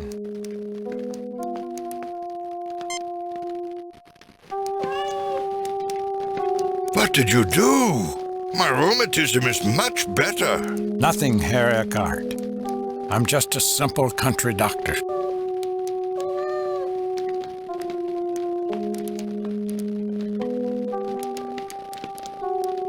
The gramophone is not functioning. It would appear to be a trivial malfunction. Do not concern yourself with it, Captain Spock. Klingon does not like loud noises.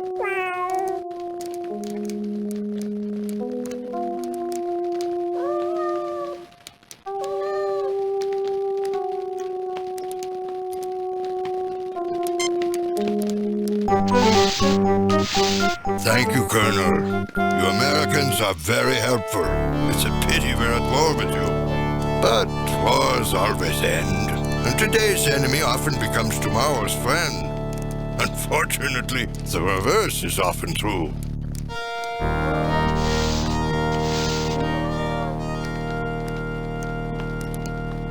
Here, it's not much, but money has its uses. Thank you. Perhaps you might be able to use a broom around here. Why, thank you, Colonel.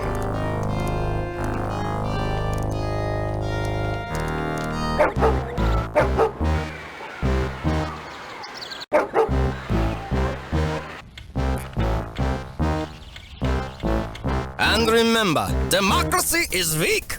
It relies on the votes of the foolish masses who are incapable of choosing strong leaders. Constitutional government fosters weakness. The rejection of republicanism is what won the last war for Germany, and it will bring us victory over these stupid Americans. That's not what they told us at the Academy. Boys and girls, let me introduce you to an example of inferior Republican stock. Lieutenant Colonel Jimmy Kirk. Tell us, Kirk, how can you defend the ludicrous American system? I see no reason to defend anything, Captain. These children are, in spite of your efforts to indoctrinate them, quite capable of growing up to become adults who will make up their own minds. I am not interested in a debate, Hauptmann. If your system is so superior to America's, how come you're losing the war? Why don't we put it up to a vote? You have a choice between a system that gives you leaders who will oppress you for life, or a system which, imperfect though it may be, allows you to influence your leaders and gives you a chance to bring them to account. I see no reason to... Why don't we put it all in favor of Hauptmann's system, say aye. Aye! All in favor of my system, say aye. Aye! It appears that they don't want what you offer them, Hauptmann. I will not tolerate such insults. The Baron will make you all pay.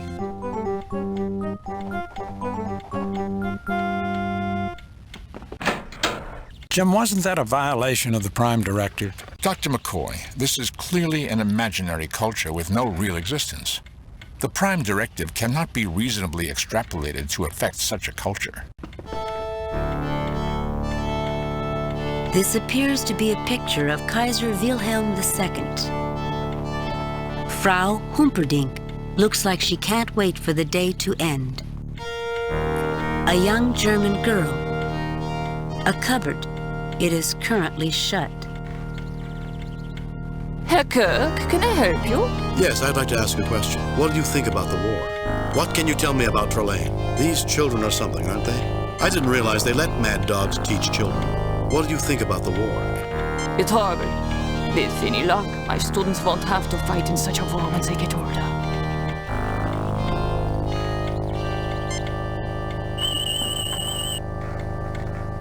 I have a power reading from the chalkboard that is off the scale.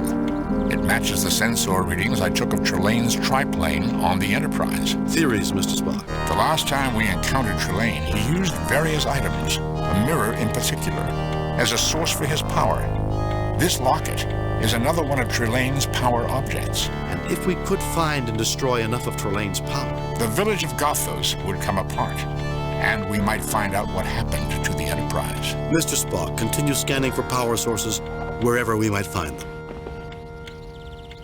Herr Kirk, can I help you? Yes, I'd like to ask a question. What do you think about the war? What can you tell me about Trelane? These children are something, aren't they? I didn't realize they let mad dogs teach children. You know, I've heard that chalkboards can be very dangerous to children. The chalk is very bad for the lungs. Maybe I should remove it. You want to remove my chalkboard? Nein, absolutely not. I wouldn't consider it unless you gave me a letter from the superintendent telling me to do this.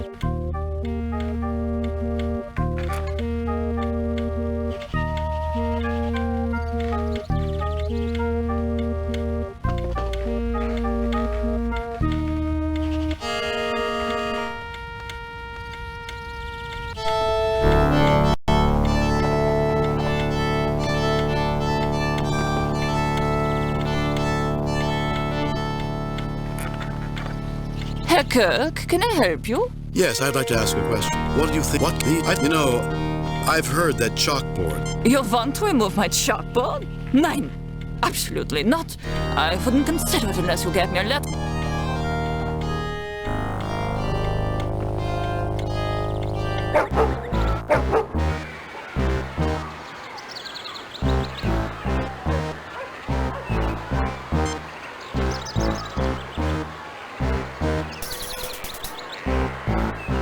The dog is now hungrily eating its meal.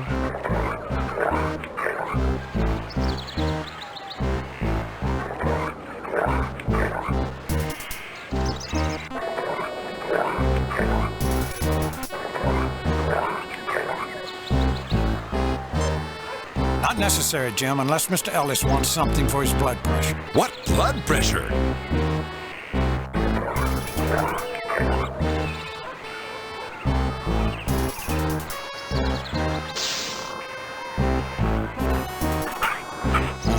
Another satisfied patient.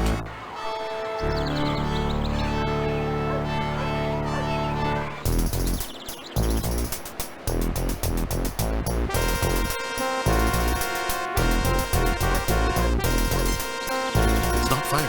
The phasers have been completely drained of energy. Courtesy of our charming host, no doubt? No doubt. Well, gentlemen, if we're going to beat Trelane, we'll have to beat him on his own terms.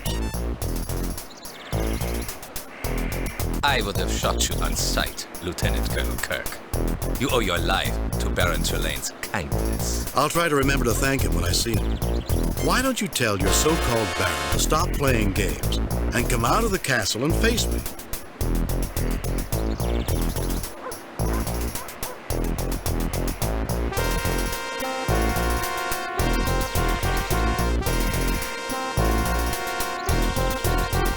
Kindness? Trelane?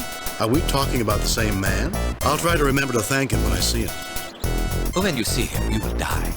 And when you are dead, I will be thanking him.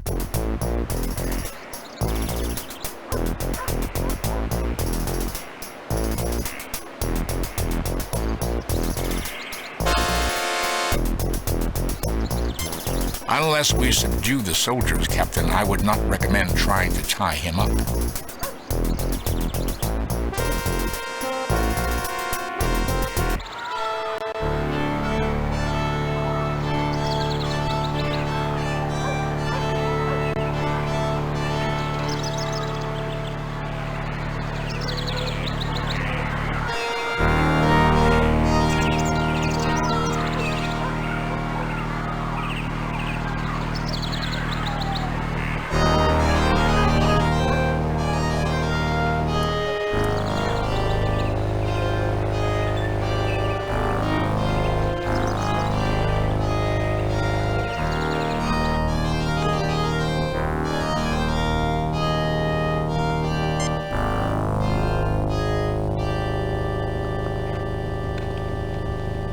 McCoy has drugged the beer.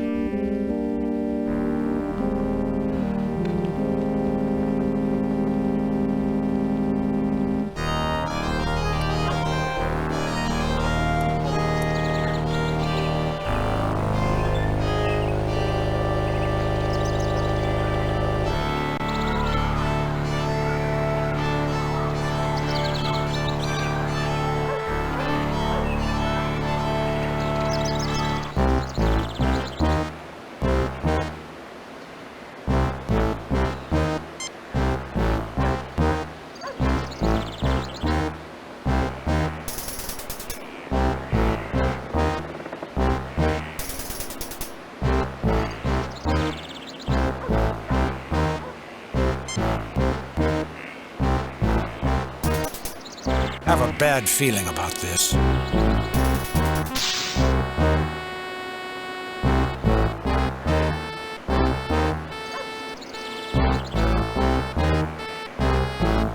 I could mind meld with him to get the combination of the safe. Do it, Spock. Trelane.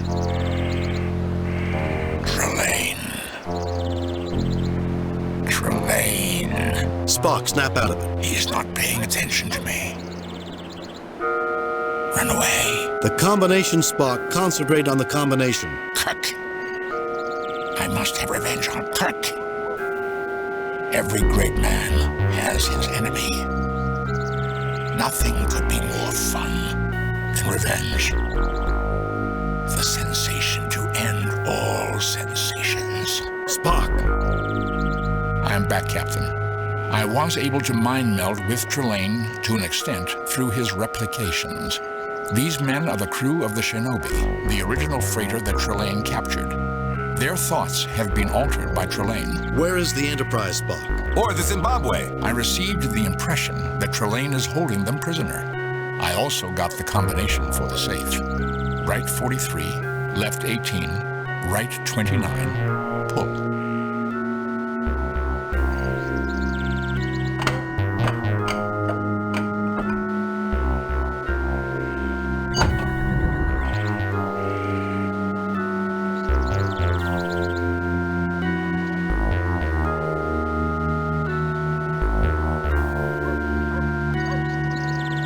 You have taken one of their rifles.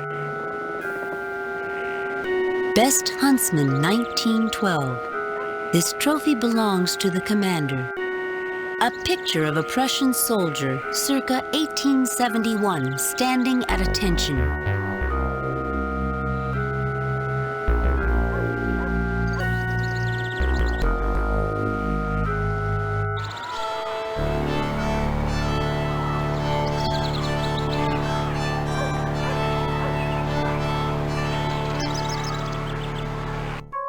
I can't believe the trench would be so close to the town. It shouldn't be.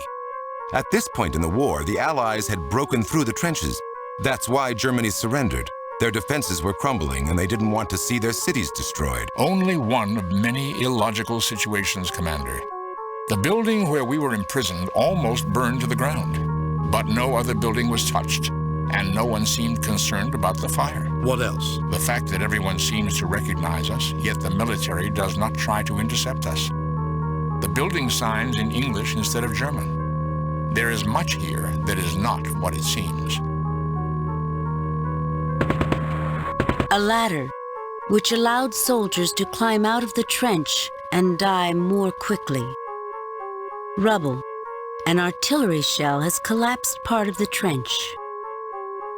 Army engineers have begun building a tunnel here.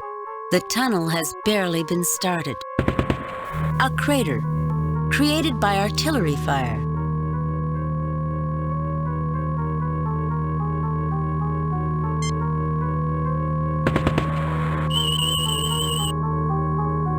Young human male, life signs failing. Suffering from internal bleeding and shock. Now that's an odd reading. It's not biological. Maybe Spock should try using his tricorder.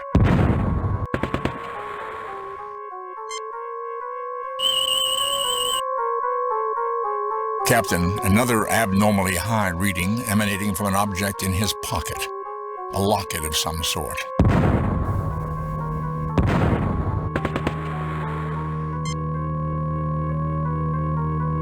That's odd. I should be able to see immediate improvement in his injuries. But I have no response. That is because Trelane is interfering. This man is meant to be a dying soldier, whose presence provides drama for Trelane's production. He'll die. Logic suggests that Trelane will not allow him to die, except for dramatic effect. Given the inconsistencies I've noticed, it is probable that he may be kept alive indefinitely. Can you give him something for the pain, Doctor? Nothing I've done has any effect on him, Commander. Nothing to report in the West. What can you tell me about the war? What can you tell me about Trelane? About your locket. What can you tell me about the war? About your locket.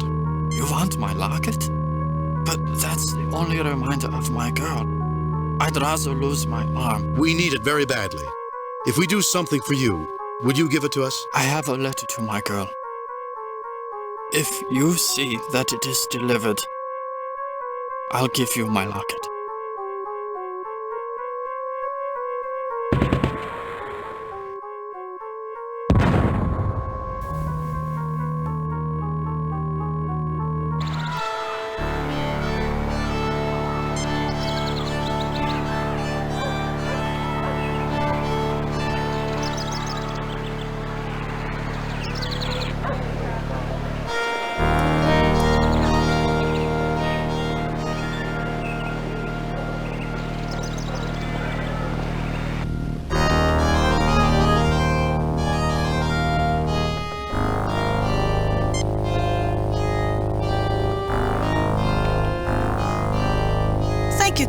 will see that it is delivered.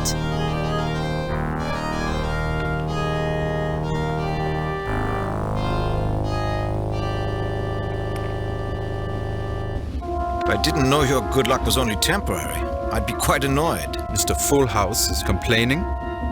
If his hands were any more indecent, he would be arrested. With the Baron's soldiers, he might be arrested even if his hands were decent. I can't complete a strike to save my life. Or your fortune. Hello, I am Richard Sondergaard. I publish the local newspaper. It's nice to see someone as famous as you, Lieutenant Colonel. Doesn't it worry you, Herr Sondergaard, that you know an enemy ace is standing next to you? The Baron has given orders for everyone in Gothos to treat you well, Herr Kirk. A fellow pilot honoring fellow pilots, I suppose, although I would not trust the military to follow those orders to the letter.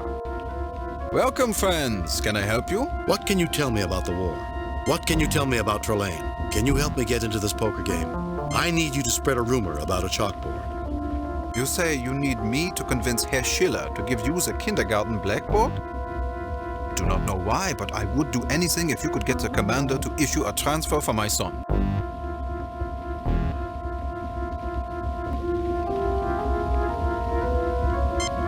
Welcome to the game, Colonel. 3 hours later. My God! Where did you learn to play poker, Colonel? Starfleet Academy.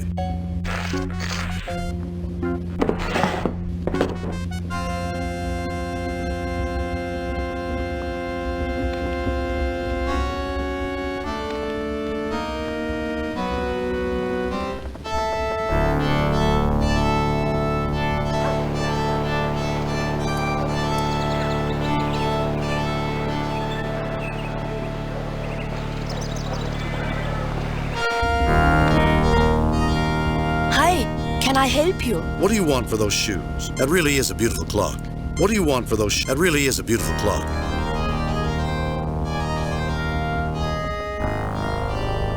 You can afford it. Take it.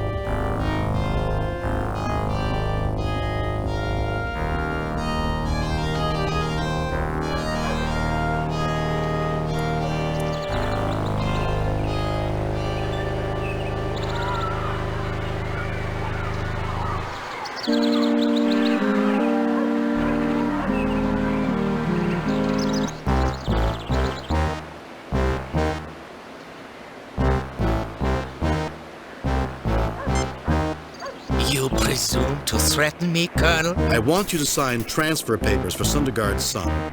Send him away from the front. How typical of the press. Not too willing to sacrifice for the good of the nation.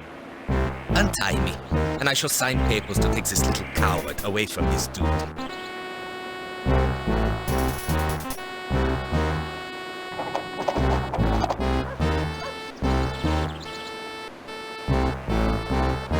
Captain, why do we need to take these documents?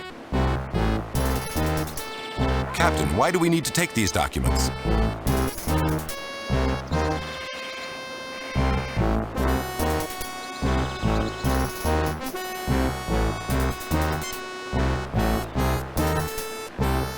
I suggest caution. He's a trained military officer. Giving him freedom without covering him with a weapon is not a good idea.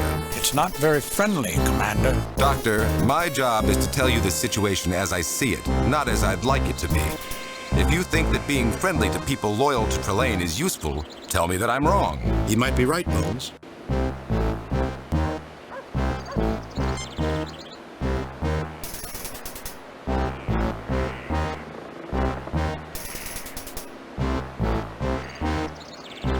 I suggest caution. It's not... Doctor, he might be...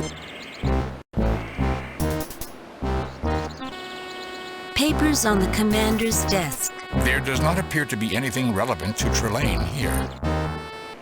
Transfer papers for Mr. Sondergaard's son.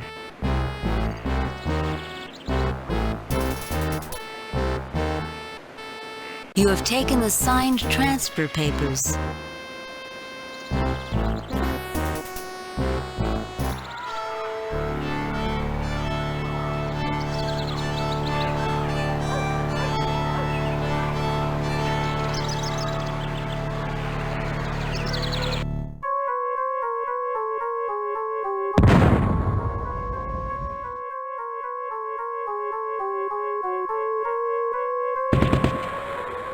Nothing to report in the west. What can you tell me about the war?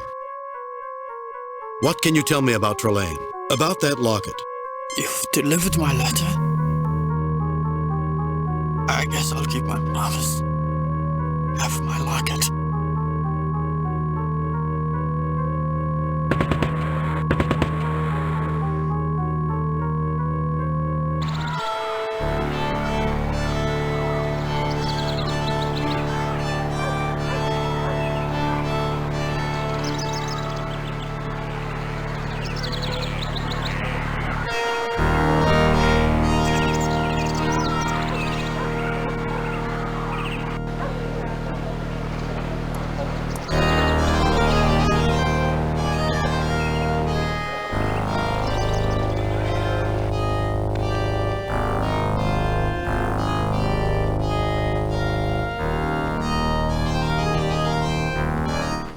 And what is the Bluffmeister up to this time? He doesn't bluff. He just complains about everything.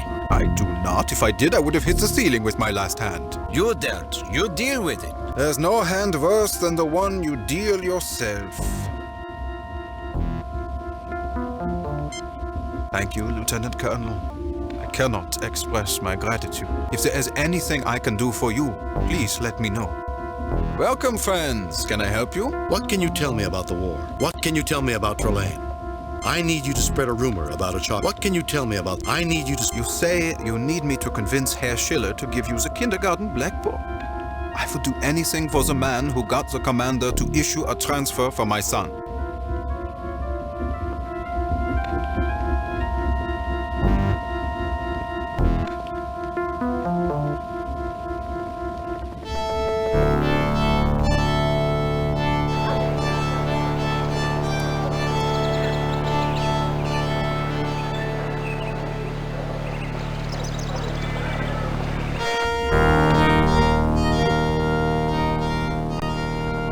Herr Kirk, though my position as school superintendent keeps me busy, I'm always glad to help you. What can you tell me about Trelane? You look worried.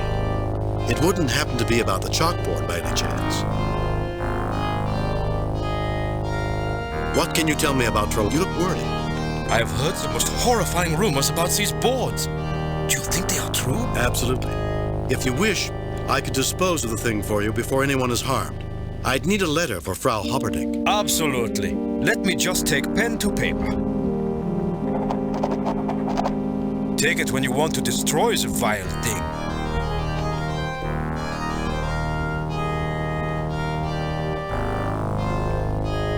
You pick up the piece of paper.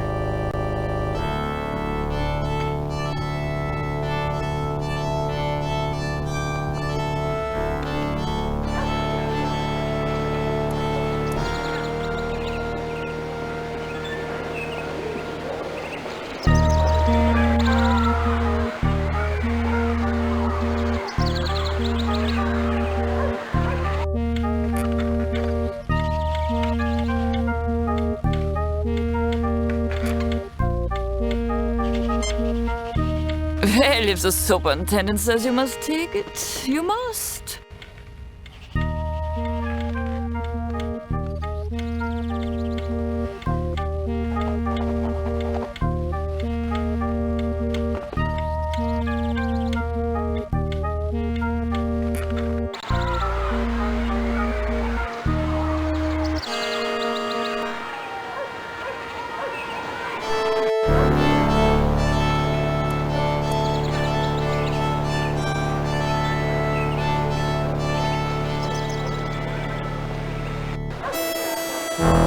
There it is, the triplane that shot down the Enterprise. Why don't you start it up and fly off in a blaze of glory?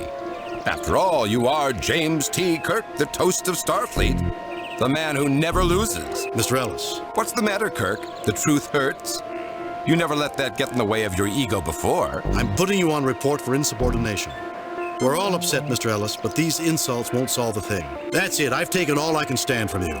I'm putting you on report. We're all upset, Mr. Ellis, but these... I don't believe in mincing my words, Captain.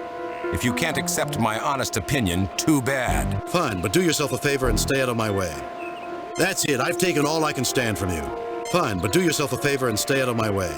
Kirk, I'm going to be in your face so much that you're never going to forget what I look like. Commander, I know a treatment that has a good success rate at reducing excess aggressiveness.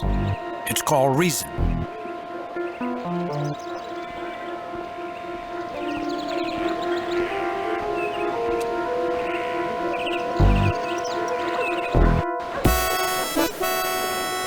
Castle Trelane.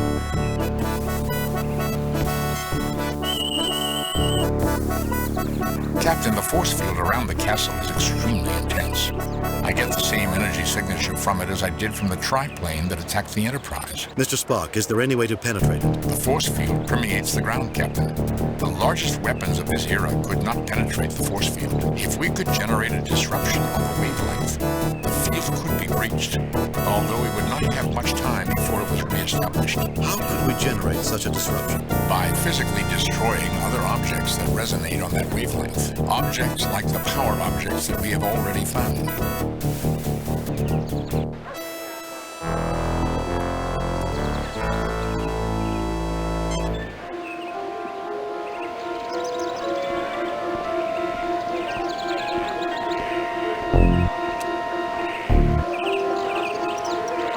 You put the locket in the triplane.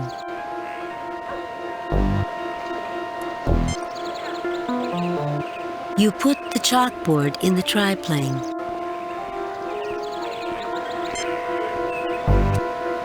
You put the clock in the triplane.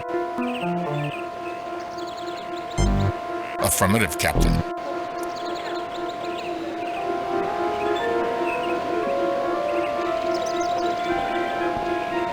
Everyone stay well back.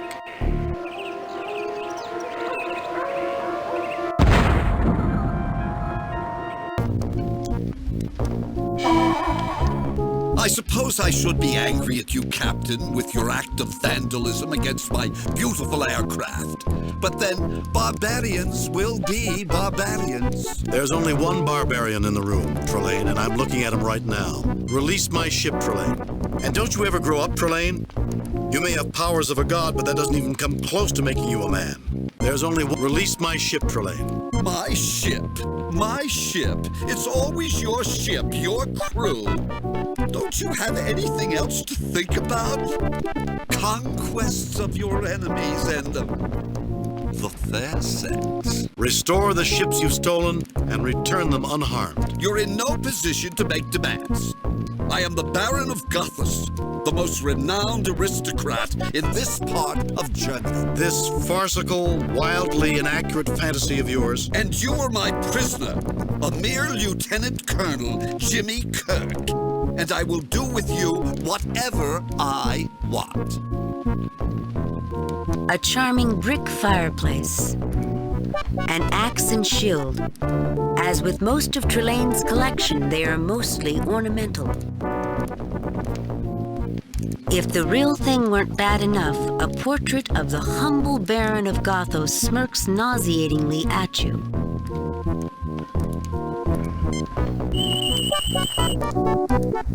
Captain, the painting is another power object. Is it really necessary to use firearms? It's a power object. You remember what happened the last time I shot one of his power objects? Yes, it was destroyed. Trelane's power faded until he activated a secondary power object. We need to find a more permanent solution, Captain.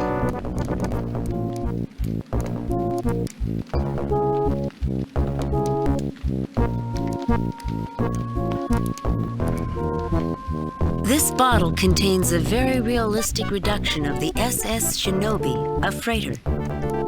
This bottle contains a very realistic reduction of the SS Manikier, a Denebian transport.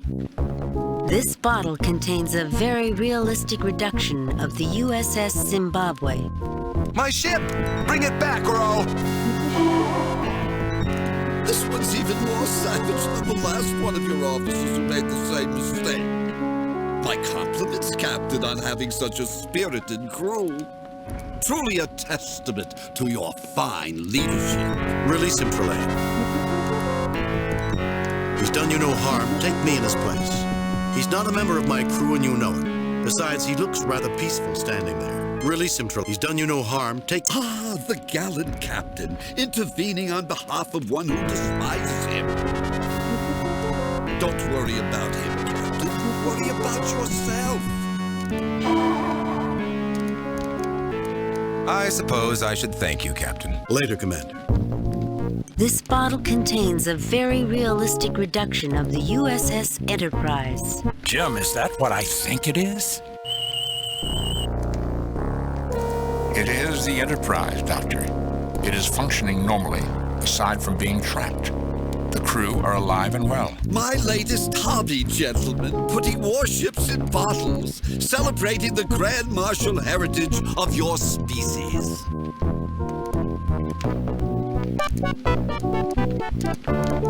Well, Captain, I suppose you're about to make your grand plan of escape. You must think you're pretty clever, Trelaine, with your replica of the First World War.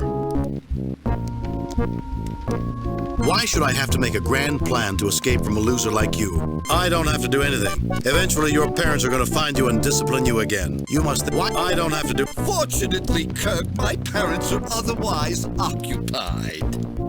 They won't interrupt me when I'm winning. But you have to compete first, before you can win. Send the others away safely, and I'll give you a chance at revenge. That's odd. I was sure I detected other power sources converging towards us when I was on the Enterprise. You weren't winning, Trelaine. You never were. You had tremendous powers, you had a weapon, and I didn't. And you still fell on your face. But you have to... That's odd. I was sure I detected... No, you didn't. It's nowhere near me. But there's no harm in making sure we aren't seen.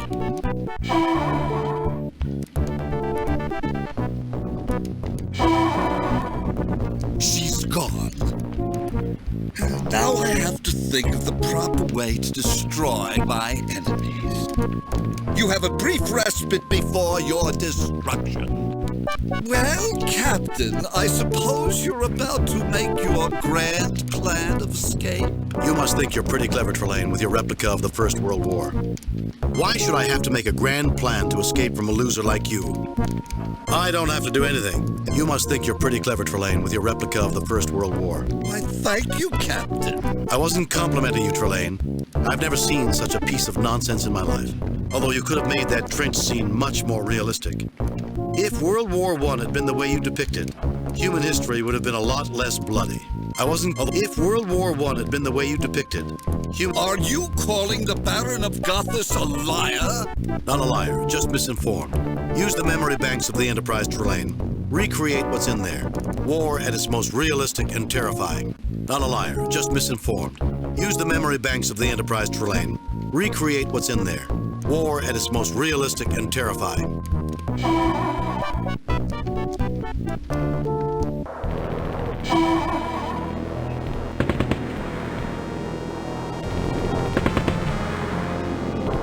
Captain Kirk, I hope you had a good reason for dragging me out in the mud in the middle of the rain. Look around you, Trelaine. Is this glory? Is this valor? Smell the stench of death. While knights fought in the sky, millions died in the mud, diseased, starving, mutilated. Is this the sort of game you want to play, Trelaine? For once in your life, Trelaine, shut up and look around you. Look around, Trelaine. Take in the ambience, the romance of this place. Look at the proud soldiers celebrating the glories of war. Look around you, Trelaine. Is this glory? But these people lost, Kirk. Shame and suffering is supposed to befall the losers in war. These were the winners, Trelaine. You're inhuman, Trelaine. You play games with people and ignore their suffering, just like the people who sent these men to die. You should have been a politician. If you have any real courage, Trelaine, if you want to experience real warfare, put yourself in their place. No powers, no titles. Experience the glory of war firsthand, like these men did. But aren't you inferiors supposed to die like that? Aren't you supposed to throw your lives away in futile wars? Or die as meaningless non-entities? Dying a useless death without glory? No one is useless, Trelaine, and no one wants to throw away their life in a futile war. We've changed, Trelaine. We've grown up. It's time you did too. You're no fun anymore, Kirk. No fun at all. You're preachy just like them. Anything I'm interested in is always wrong. Release my ship. Trelane, look around you. Does this look right to you? Trelane, you don't go around hurting people and expect them to treat it as though they're having fun. The first thing a life form learns is to avoid pain. Then how do you explain this delightful scene around us? Some politicians decided that the only way to avoid getting hurt was to send other people out to get hurt. We've tried to outgrow that. Not always successfully, as Mr. Ellis might tell you, but we try. Captain, yours is a most confusing species. Perhaps I should spend some time thinking about it before I talk with you again. Captain's log. Missing starships have been restored to normal size and are about to return to their assigned missions. It was horrible, Mr. Spock. Trelane recreated one of the greatest tragedies in human history. I've seen a lot, but even that... The waste of lives is appalling, even when one operates by pure logic. When one considers what those millions of lives that were lost might have done for humanity had the war never taken place. Well, now that we've taken care of business... Ow! I'll have to see Dr. McCoy about my shoulder. Something happened, Captain? Mr. Ellis and I. I see. Are your differences settled? I'm afraid not, Mr. Spock. We each won a game of zero-G squash, but I'm afraid he was called back to the Zimbabwe before we could have a rubber match.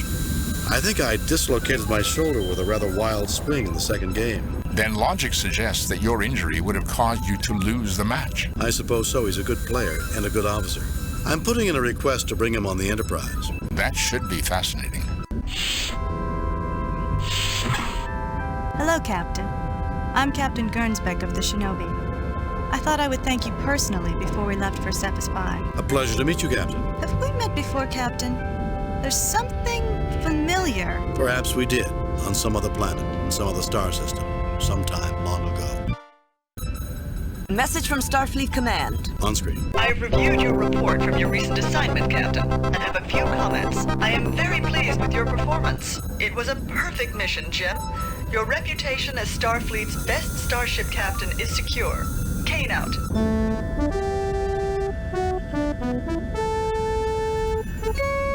Captain's log. While exploring an uncharted star system in the Deneb sector, we received what we think is a message from a distress beacon on Onias 2. We're en route to investigate.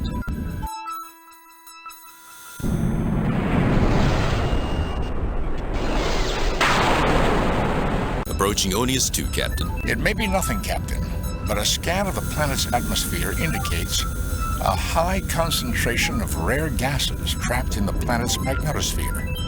Atmospheric disturbances could produce random radio waves. It wouldn't be the first time, Mr. Spock, but we'll never be able to tell if we don't check it out. After all, to seek out new life and new civilizations is our mission, to boldly go where no man has gone before. A split infinitive, Captain. What? The proper grammatical expression is to go boldly where no man has gone before. Somehow, I think it loses a little in the translation. Entering standard orbit.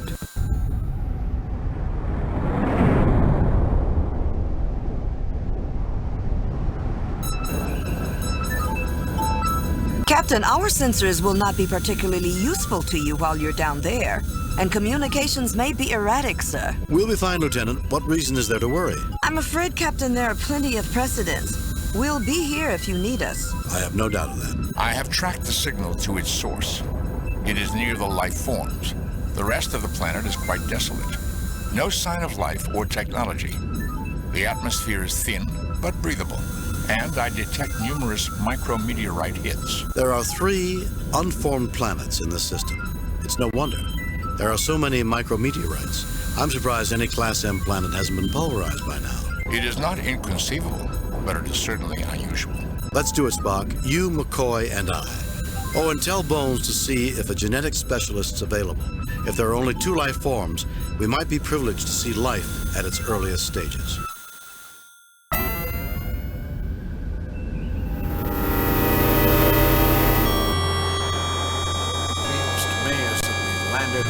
Skeleton after the vultures have picked it clean. A fascinating analogy, Doctor. Captain, the locus of the distress signal is in that building. I think the doctor is right. Anything good here died a long time ago. It feels creepy to me. Thank you for that opinion, Mr. Johns.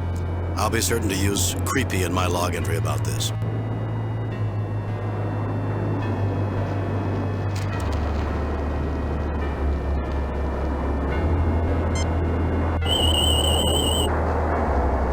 As improbable as it might seem, I am getting multiple life form readings from inside this building.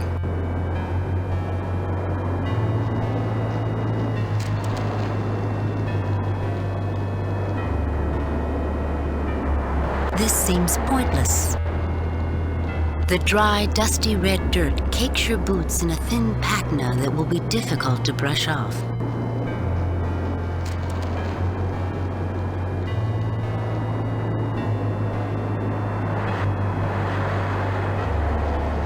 An antenna. I wonder what it was meant for. That's what we're here to find out, Mr. Johns.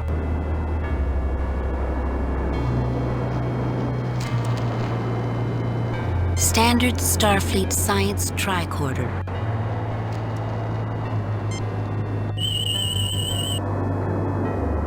The array appears to have deployed recently, which explains its lack of damage.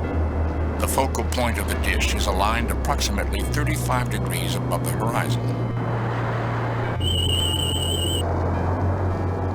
This appears to be similar to Federation technology, Captain. Its control principles are similar to the Medaille sensor dish on Vulcan. It has locked the array at a 35-degree angle. Without knowledge of the code control sequence, I cannot adjust it. I also detect that its power core is not functioning. It operates on geothermal energy, tapping into heat from the ground below.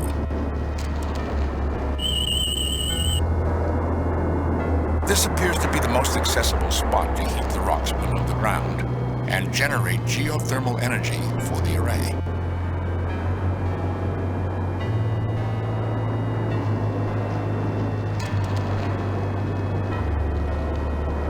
Kirk to Enterprise. Sulu, can you read me? Sulu here, Captain. How can I help you? The Enterprise should broadcast a low-level microwave beam at the coordinates I am sending. We have them, Mr. Spock. Get ready. Stand away from the blast area. Stand by, ready for weapons position. Sending microwaves now.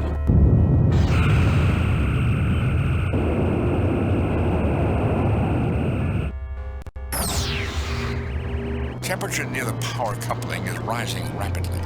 I estimate a below-ground temperature of 345 degrees Kelvin is required to reactivate the array. It is at 320, 330, 335, 340, 345, 350. Shut off the beam, Mr. Sulu. Affirmative, Captain. The array is now drawing power. We were successful.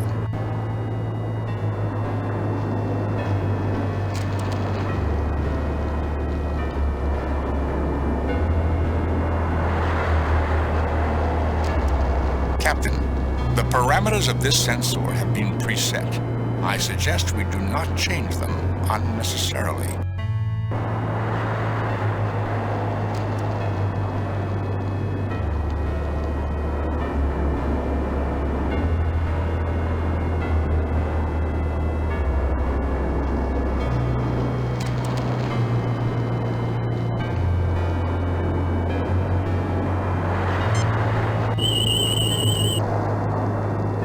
The array appears to have deployed recently, which explains its lack of damage.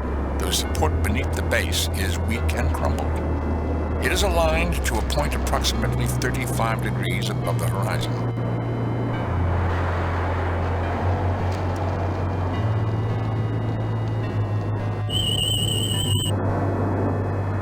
Captain, the controls indicate the device is aligned at an angle approximately 35 degrees above the horizon. There appears to be some sort of anomaly in the control program that has misaligned the controls, but my tricorder is unable to determine it. Without a method of determining the proper angle, I am afraid I cannot realign the dish.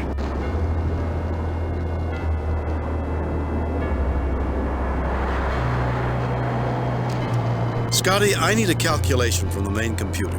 While I know the computers on the Enterprise aren't quite as good as our engines, I think she'll manage. I am sending the problem. Ugh, that was too easy, Mr. Spock.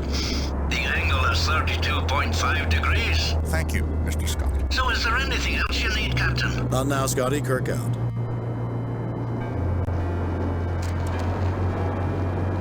I am now attempting to realign the device to 32.5 degrees. It should now be correctly aligned.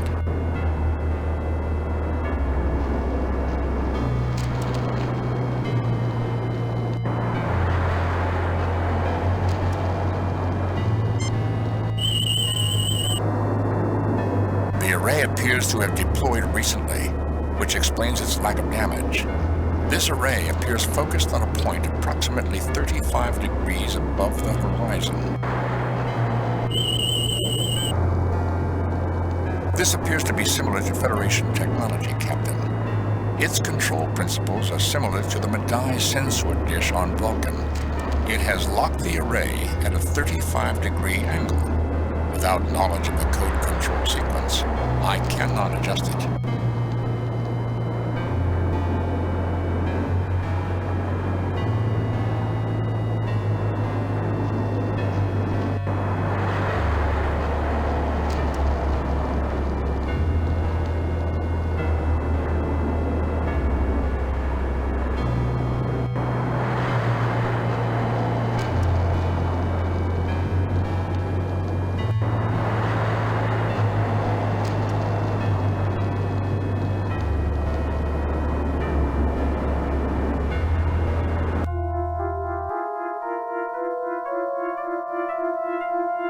Well, I have to hand it to whoever built this place. All this equipment looks brand new and in good repair. Let's hope the Enterprise looks this good when it's this old. We should be very careful about how we proceed, Captain. I have a strange feeling that evil is lurking nearby.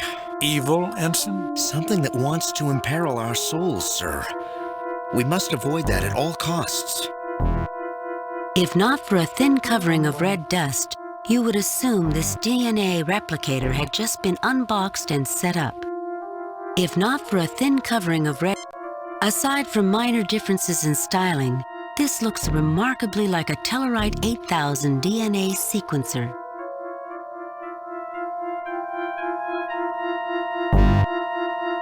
This appears to be a patch of rust and dust that has accumulated on the machine's surface.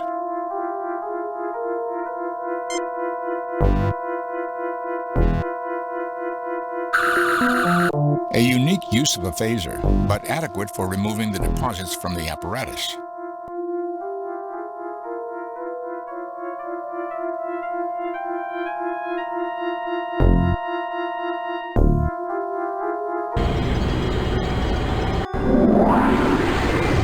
I welcome you, otherworlders. I beseech you, save us from that which seeks our destruction. How fitting for a devil to appear on a world that looks like hell. Enough of that, Mr. Johns. This is just another xenobiological incident. Correction, Doctor. This is a projection of a xenobiological entity. Jim, the only life form readings are within that machine behind the portal. Single-cell organisms with an extremely high reproductive rate, but a very poor metabolism and an extremely short lifespan. Greetings, I am James T. Kirk of the USS Enterprise. What can we do for you? So, when do the wicked witches and goblins show up? Your emergency beacon and statement lead me to believe you see more of an emergency than exists here. Greetings, I am Visner of the Alphan people. Our race possessed this world and thrived here until the invasion by the forces of light. We are locked in a death struggle with them, for they desire our destruction. Do you aid them? No, we do not aid them. Wars and destruction are not things we value, Visner. Our prime directive prevents us from interfering in internal struggles. But at the request of all parties, we might negotiate a compromise. Forgive me, but I find that claim insupportable. This world, while grim, hardly looks like a battleground. Who is trying to destroy it? Wars and destruction are not things we value, Visner. You open yourself to confusion in speaking with Azra. But it is understandable that you want to hear his side before acting. My assessment of you suggests that most of you will fight the clouding of logic and will see through Azra's deception. Please report to me your success.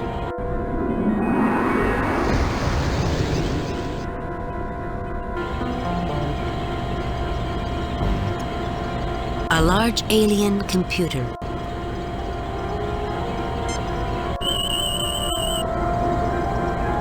Nothing unusual about that object, Captain.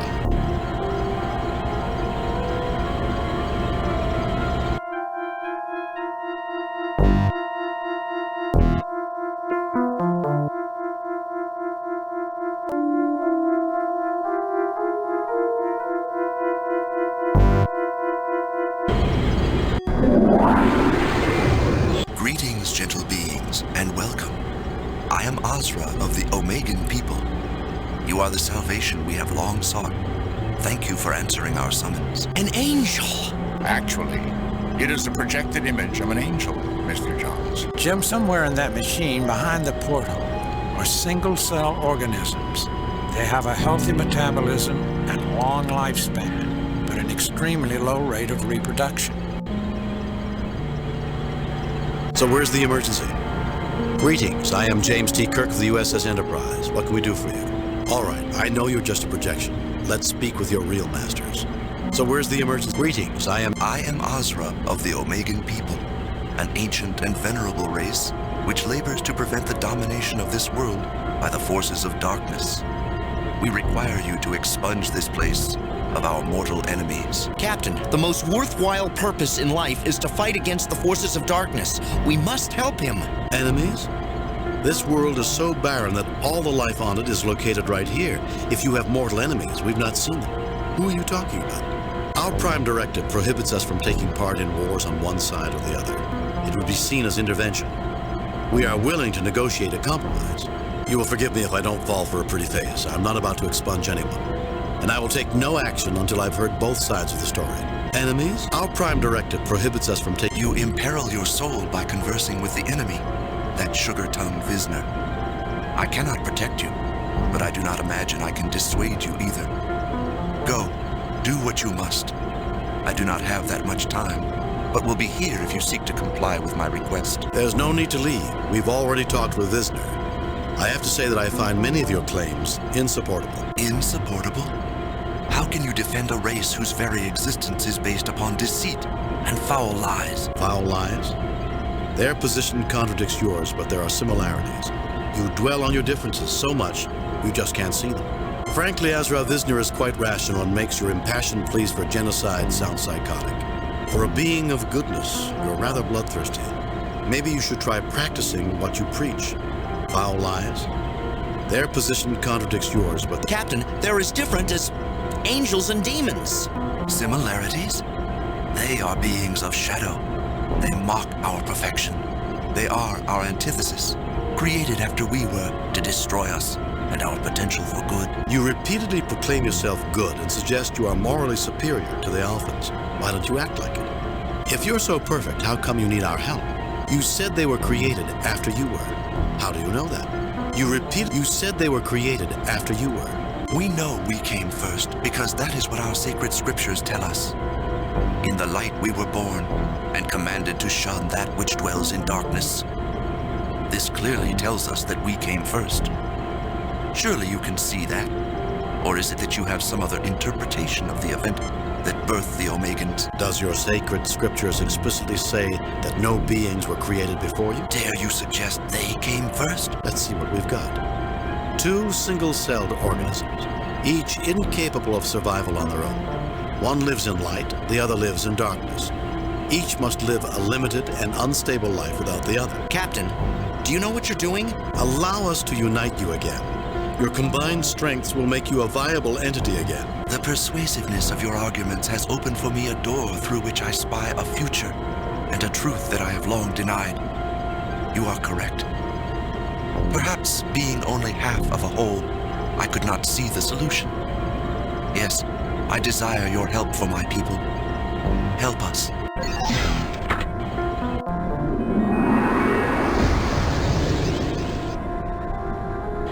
The glowing light coming from the sample dish tells you that the colony is thriving.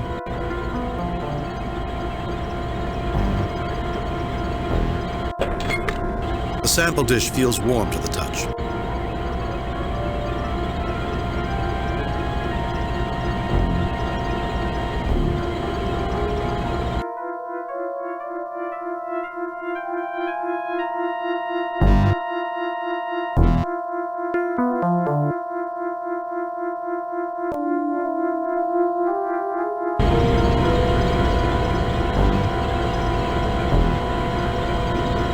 I do not see the logic in that.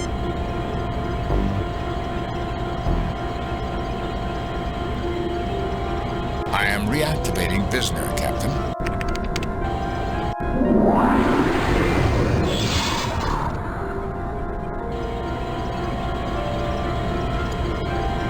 Was it not as I said it would be?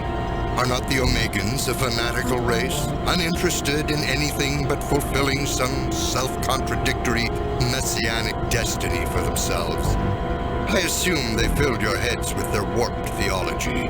Frankly, Visner, Azra is certainly committed to his cause, but hardly the blood-mad fanatic you describe him to be. Warped theology.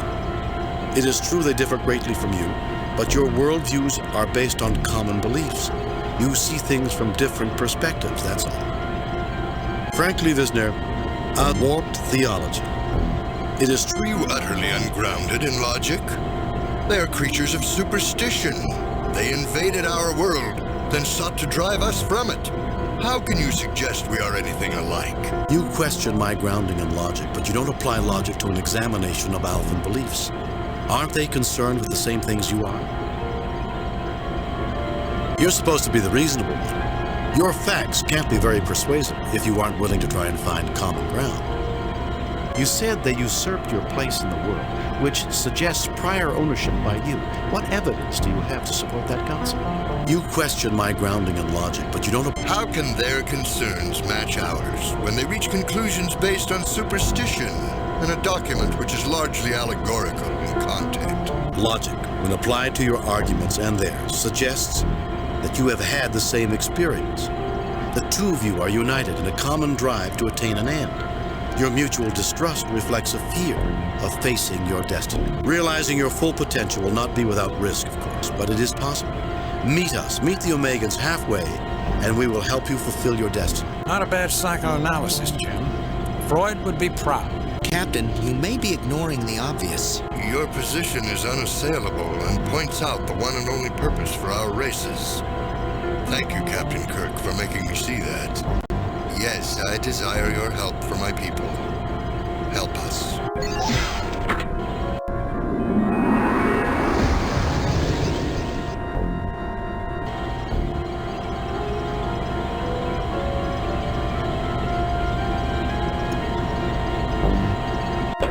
You take the alpha sample, which feels cold to the touch.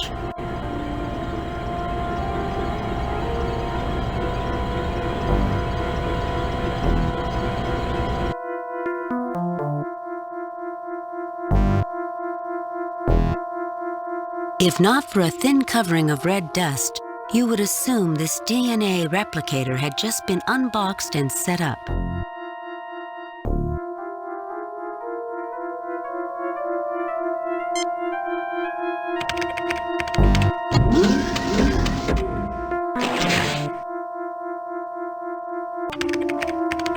I don't know why, but I could not get a good sampling. Ensign, let Dr. McCoy try that troublesome sequence. I can do the job, sir, if I can have some peace and quiet here. Mr. Johns, I think I'm getting a clear picture here of your difficulties. Do you realize that insubordination is an offense punishable by a court-martial? It looks to me that you're deliberately trying to mislead us. That's not a good career move. Calm down, Ensign. No one is criticizing you. I just need answers. Mr. Johns, I think... Calm down, Ensign. No. I appreciate the offer, Captain, but I know what's right and wrong here, so I don't need your help. Ensign, I appreciate your situation, but this is not the time for philosophy. You have a job to do. Ensign, you are here as a genetic engineer, not as a philosopher. I expect my orders to be obeyed, and if you have a problem with them, I don't expect to be deliberately misled. I could really use a Tellarite security officer right now. Ensign, I appreciate your situation. You don't understand, Captain. Look at the Alphans and look at the Omegans. There's so much evil in the universe. You're asking me to destroy a race of good and beauty by mixing their genetics with something ugly, something evil. I can't do it. Ensign, these Alphans and Omegans are single-celled creatures. Those projections are only constructs. Examine them yourself. Could their DNA produce creatures like Azra and Visner? I am asking you to do nothing of the kind, Ensign. You believe in the struggle of good against evil, and I respect that. But the application of your philosophical perspective is misplaced here. The Alphans and Omegans are single-celled creatures. They are no more capable of good or evil than a triple. Can't you see that? Ensign, I think you're confusing things. The Alphans and Omegans are single-celled creatures. While the projections may have seemed sophisticated and human, they are constructs. You can look at the sequence and tell what you have there for DNA could never produce such a creature, can't you? Ensign, these Alphans... Single cells. You're right. I've been a real idiot, judging a book by its cover. I suppose I should take a refresher course in Aesop. It wouldn't hurt. Some of the wisest people in history have written for children. Thank you, sir. I hope you'll give me a chance to correct my mistakes. Do you think we're really meant to combine the two races? You've programmed the sequences. You can tell whether they're compatible. Sir, the sequencer indicates that they need to be combined for their continual survival. But how did you know? I listened to Dr. McCoy. It seemed the logical conclusion, given the evidence. Thank you, Captain.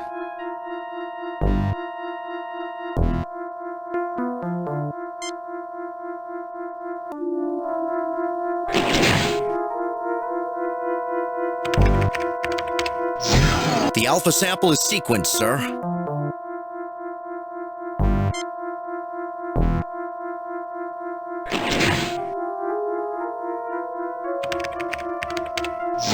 This sample sequence is like a dream.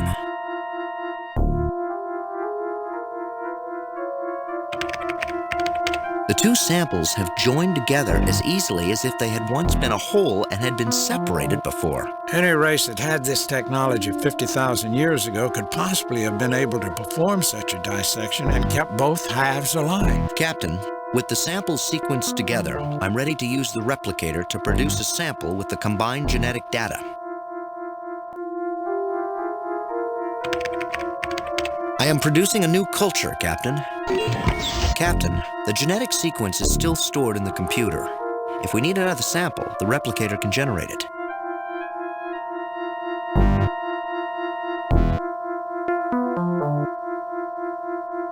You get no response.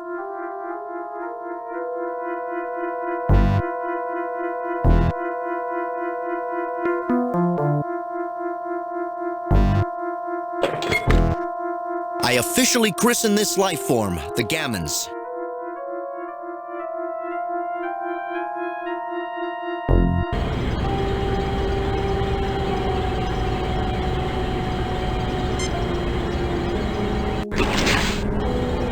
Well, Jim, it doesn't look like it does anything. Oh, I guess I spoke too soon. It took it in. It looks as if the colony is getting a foothold in there. Life energy levels are spiking. They're building to a level sufficient for sending out a signal 100 times stronger than the one that brought us here, Captain. The Gammon sample appears to be thriving in this environment. Thank you for your hard work.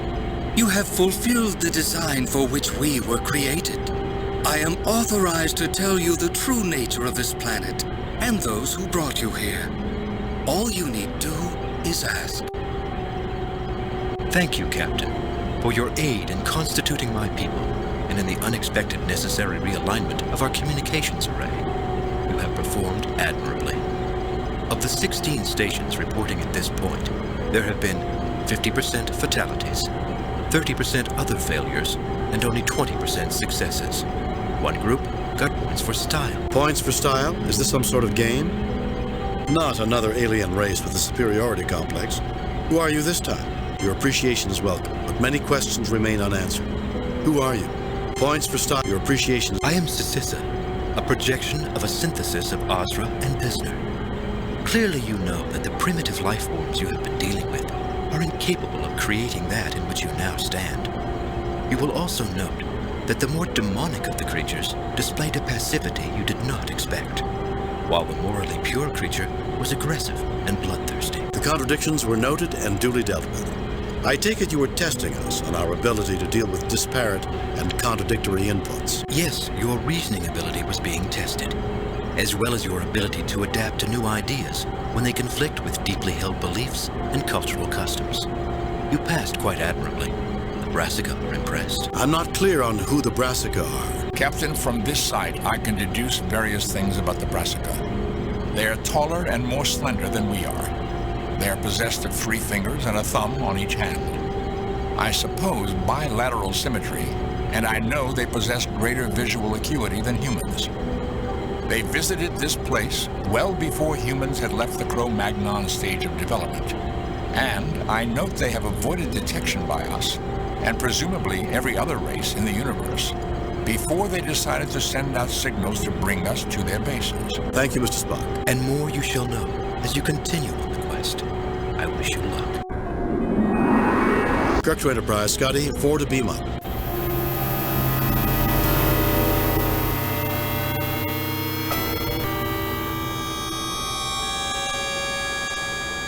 Alpha and Omega, the beginning and the end. In this case, Bones, a new beginning. We were the midwives for the rebirth of a life form. 2 halves that have been made whole again. That's the way it was meant to be. And let us hope that this is the end of Ensign John's prejudices. We can all learn to stop judging people by appearances. Ensign Johns might have done well to remember the biblical representation of Lucifer, appearing in the guise of an angel of light. You can never trust anybody, and people who look like pointy-eared hobgoblins are definitely at the bottom of the list. It appears that Dr. McCoy did not learn the lesson of this mission either. Unfortunate, but not unexpected. Fortunately, the Alphans and the Omegans learned philosophy and personal belief are not as easily divorced from logic as some would believe. We humans attain our greatest fulfillment when both of them are united. Really, Captain? Really? But I've had enough philosophy for one day. I'd rather worry about these Brassica and their cosmic quest. Well, with me aboard, we're sure to get points for style. Many questions remain unanswered, Captain. And there's only one way to answer them. Captain, message from Starfleet. Bring it up, Lieutenant. I've reviewed your report from your recent assignment, Captain, and have a few comments. I am very pleased with your performance. It was a perfect mission, Jim. Your reputation as Starfleet's best starship captain is secure. Kane out. Ahead, Mr. Sulu. Warp Factor 5. Leaving orbit. Increasing to Warp Factor 5.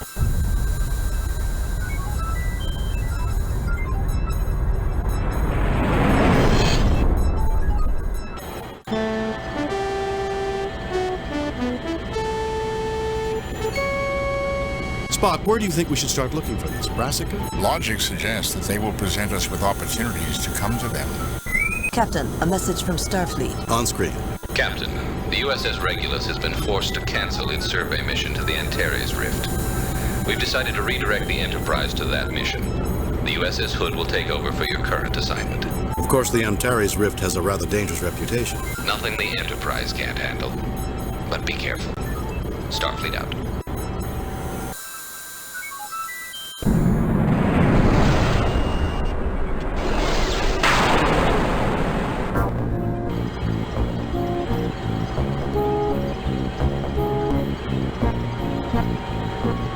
Captain's log, stardate 6257.6. We have entered the Antares Rift and found spatial disruptions in the rift that make using warp engines extremely dangerous.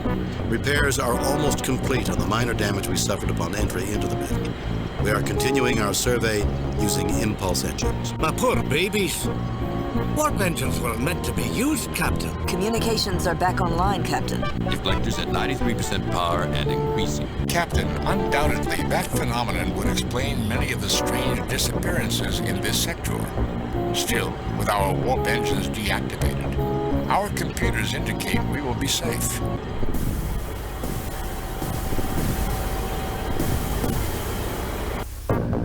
Communications are out again, Captain. Is anyone hurt? If he was human, Mr. Spock's pride might be... Captain, sensors failed to indicate anything unusual prior to the explosion.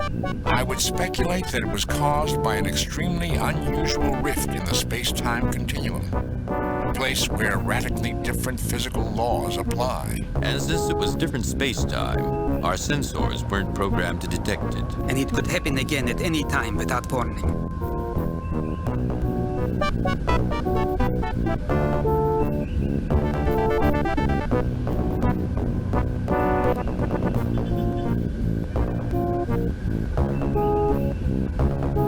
Any ideas, Lieutenant? I was barely able to reroute the necessary connections last time, Captain.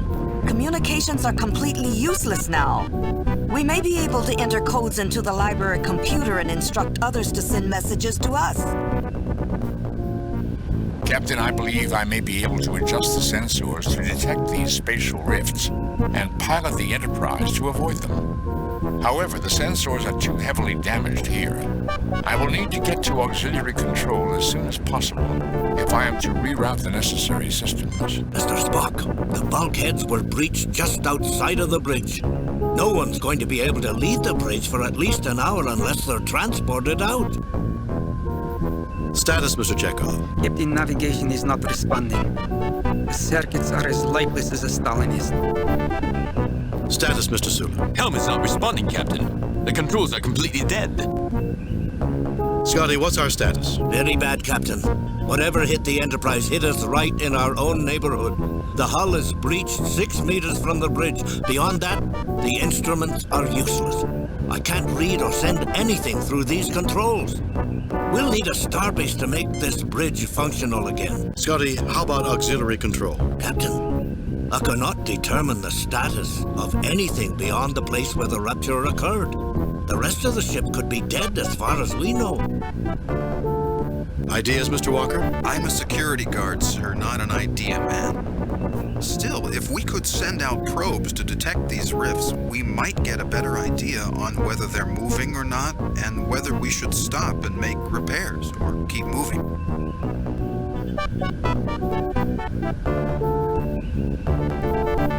It's stuck. We're not getting out of here that way.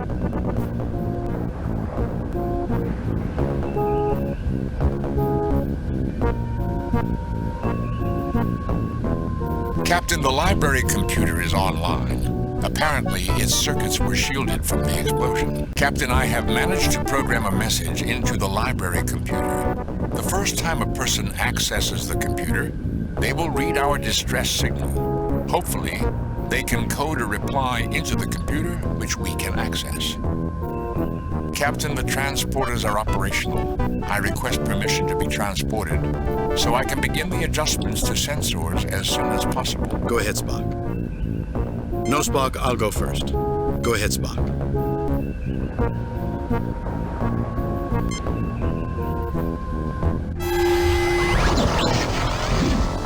Spock!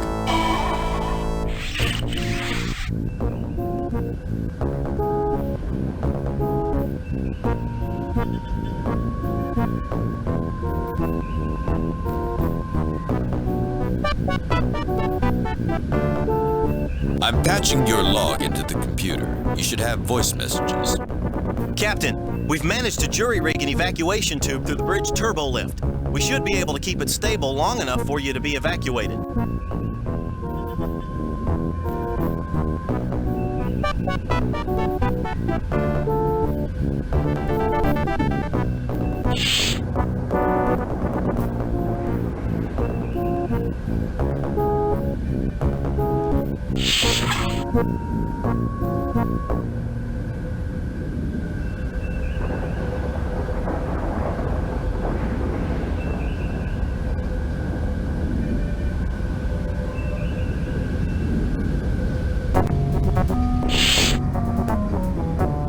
Captain's log.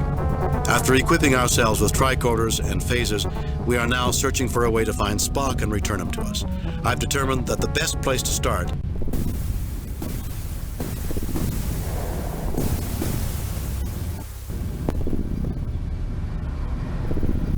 Captain, it's a very good thing we took the warp engines offline. How bad is it, Scotty? That explosion was 42% stronger than the one that struck near the bridge. Our left warp nacelle is crippled, Captain. I hope it's not a trend. Keep me posted, Mr. Scott. Kirk out.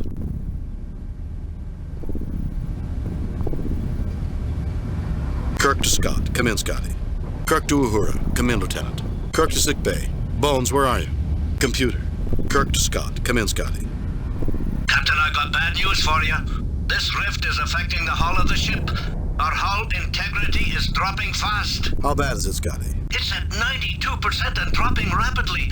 According to our system specs, if it drops below 63%... Put as much powers as you can to the shields. Use them to support our hull integrity. Divert as much power as you can to the sensors. Let's find out what's causing this.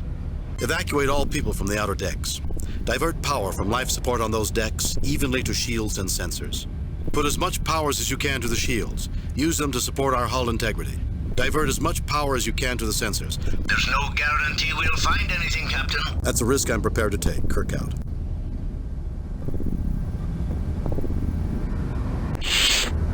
Our highest priority is control of the sensors. We must find Spock. I'll handle it, Captain. Remember, I was a physicist when I first joined the Enterprise. Ah! Captain, look!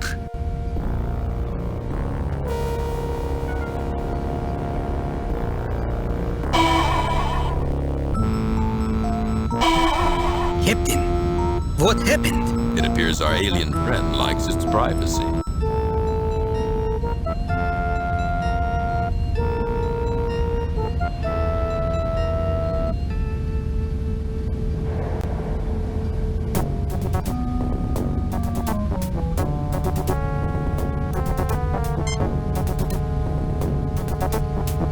The Cossacks have locked the door, Captain.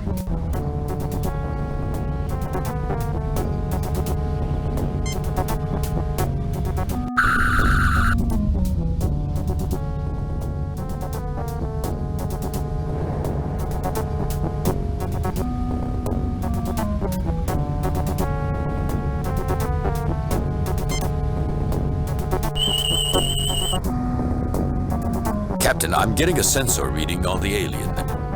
I'm sure Dr. McCoy will find this data very interesting.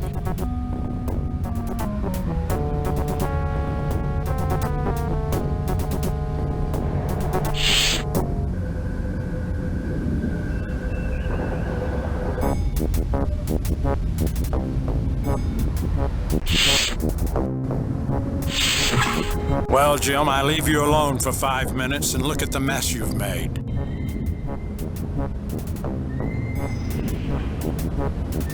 Jim, what is going on out there? Spock is gone, Bones.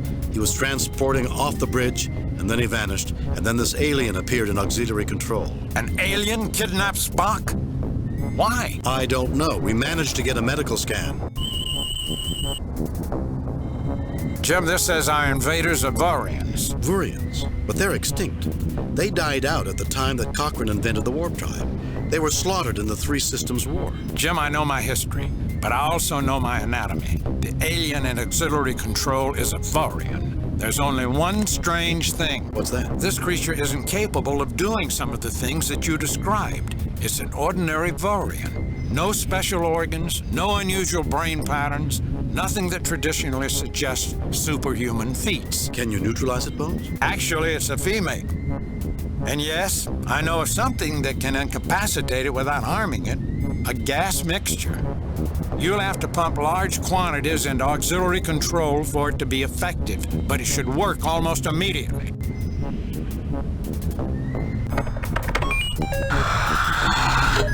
Here's the gas, Jim. Be careful with it. There hasn't been a Vaurian in 150 years.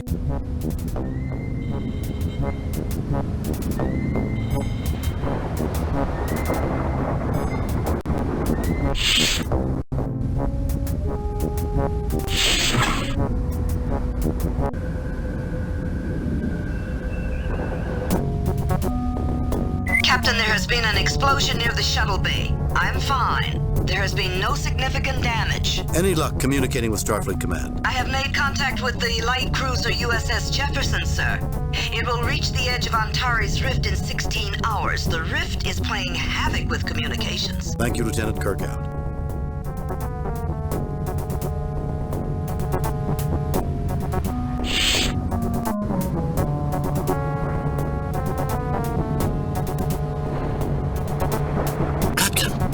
Is it too late to put in a request for an early retirement? Scotty, if we hit any more of these random detonations, it'll be mandatory retirement for all of us. Actually, Captain, I was hoping for a better pension.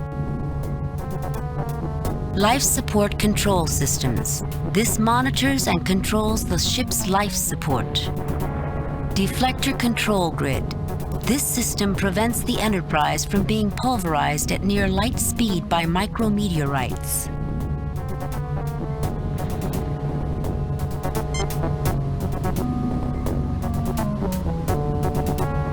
That's a good idea.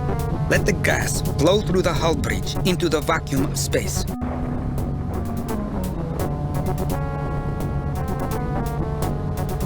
Not in there, Captain. Put the gas in the life support pump, then use the controls.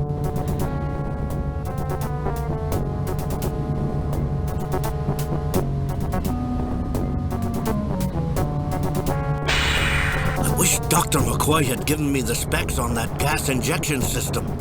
It looks like a rather clumsy fit. I'll do it, Scotty. You'd think that Dr. McCoy would have some respect for engineering.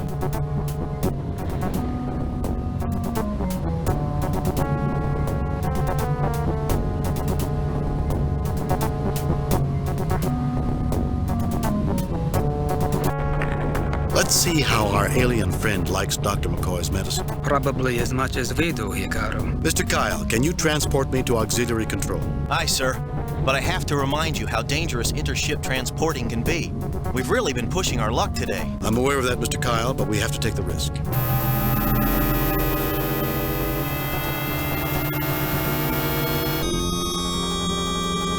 Look, something's happening.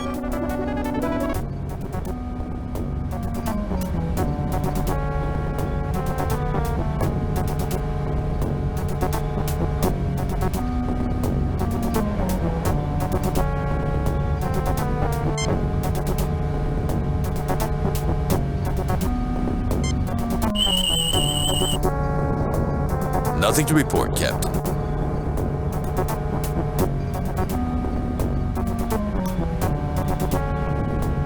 Nothing to report, Captain. These readings look normal to me. This looks like a normal course, right, Pavel? Normal. It's an excellent course. The same one I entered before the alien came on board the ship.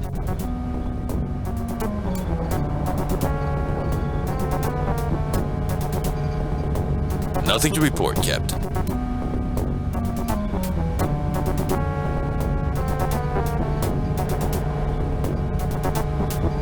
Everything seems... Uh-oh. You better take a look yourself, Captain.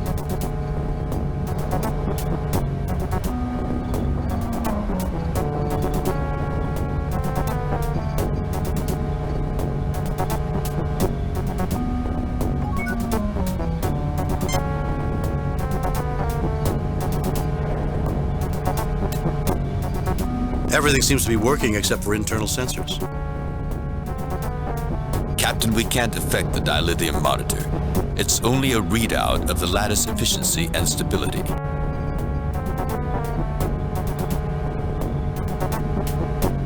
That's odd. All systems look normal. The aliens haven't touched navigation. What's going on?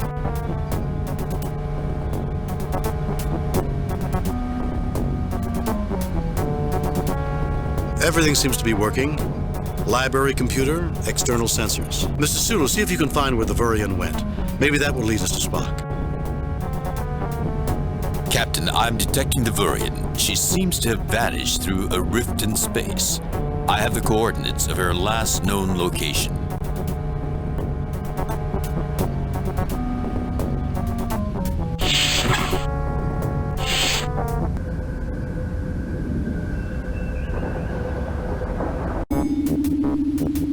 Mr. Kyle, you have the coordinates where the alien teleported? Captain, you're asking me to transport you into another dimension. I may not be able to lock onto you there. I'm aware of the risk, Mr. Kyle.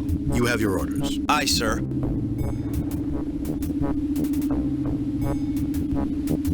Energize.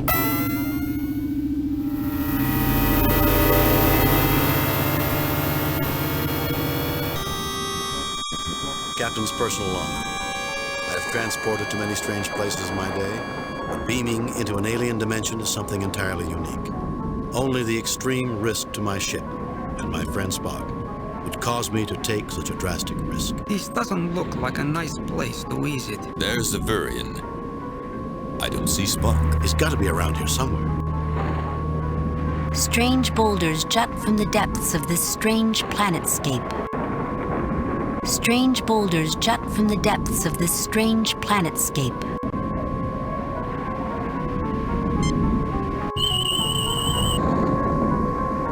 They seem more organic than mineral, Captain.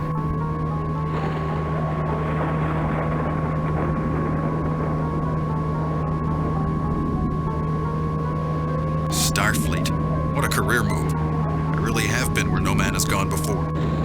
I hope the inhabitants of this dimension don't mind visitors.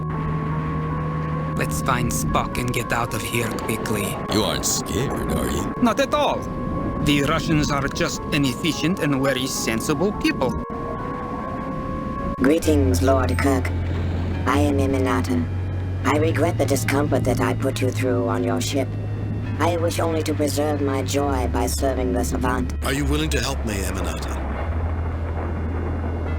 Where is Spock? How did you come to be here? What were you doing on my ship? Are you willing to help me, Eminata? Possibly. I am aware of your ship's distress.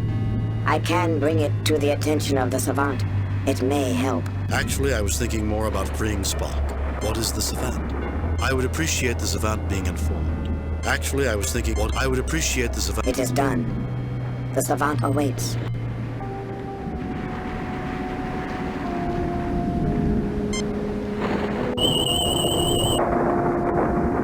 Captain, this stone has a cell structure. It must be organic. It also has a wave signature indicative of some sort of psionic abilities.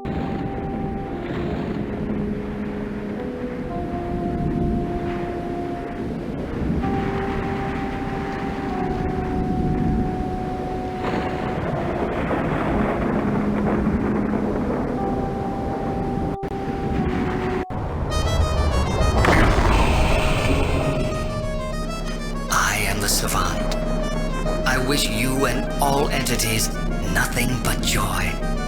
Who are you? Why do you ensnare others against their will? Release Spock at once and allow us to return to our ship. Who are you? Once, eons ago, I was akin to you, a creature of flesh and pain.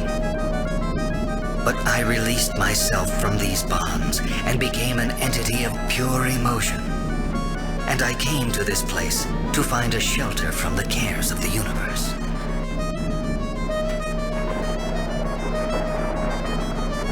A pouch from the Vurian life support capsule.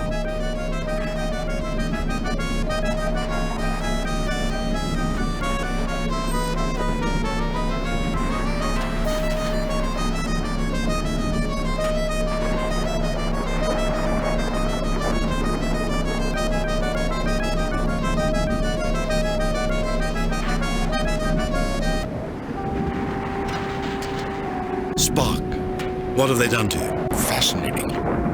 Emotional intensity of a previously unknown level. Our link with the Savant acts as an amplifier. The more minds in union with him, the greater the level of emotion. And happiness is a powerful emotion. Spock, you want this? Happiness is a human desire, Captain. I am a Vulcan. I want to be free of emotions. This is the antithesis of my desires. Spock!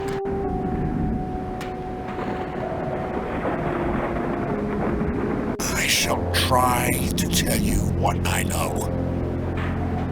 The emotions make it difficult to communicate. The creature that has done this is called the Savant. A being of great power that has transformed itself into a creature of living emotion. It can form a link with any creature with psionic abilities, including Vulcans. It taps into latent emotions and amplifies them, using them to increase its emotional stability. What happens if it gets cut off from you on the Vurian? It would be alone, but could cope. We enhance its enjoyment, but we are not essential to its survival. We're like a backup system. It relies on us for emotional support, but it could exist without us. Captain, I recommend you negotiate with Savant to escape this place. I am expendable. Expendable? Spock, I see that these emotions have given you a sense of humor. If we can find a weakness, we might be able to take you with us. What can you tell us, Spock? Spock, can you negotiate with the Savant on our behalf? Spock, we found some very strange stones. What are they? This entire pocket dimension is organic and psionic in order to maintain the Savant's life force. Negative emotions that are suppressed might be absorbed in mineral-like pockets beneath the surface of this dimension. Captain, I recommend you negotiate with Savant to escape this place. I am expendable. Expendable? If we can find a Spock, can you negotiate with... It refuses to deal with issues of logic and free will. It is not a violent creature, but is extremely fixated on its goals and believes what it does is morally justified. Captain. Expendable? Spock, I see that these emotions... If we can find a... Spock, can you negotiate with Spock? We found... If we can find a weakness... Its reliance on emotion is its main weakness. It is a creature of intense needs. And despite having millions of years of joy, it still retains a subconscious fear of losing its joy, of experiencing negative emotions.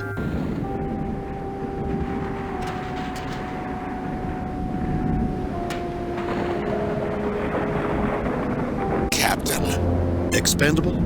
Spock, I see that these... As usual, your illogic is beyond comprehension, Captain. If I were human, I might find it delightful.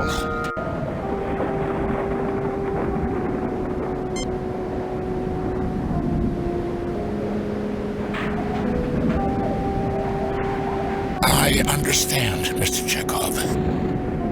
It is quite logical.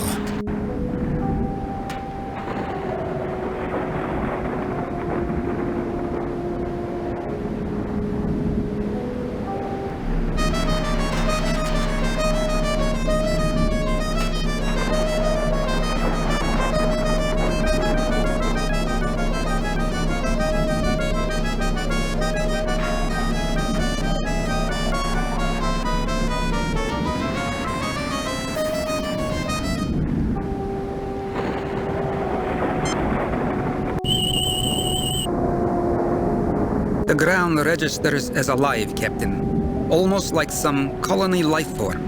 It registers a psionic signature. The stones are organic, Captain.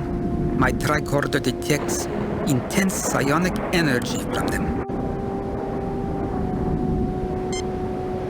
I'll get them, Captain.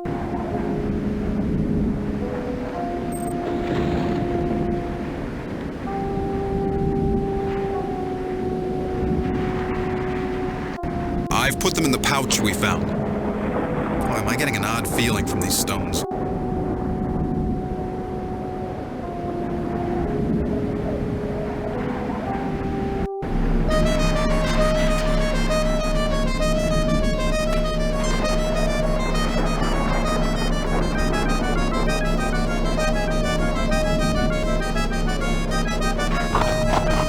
You disturb my rest. Fortunately, I am not alone in bliss. Do not use such a tactic again on me. I warn you. What is this?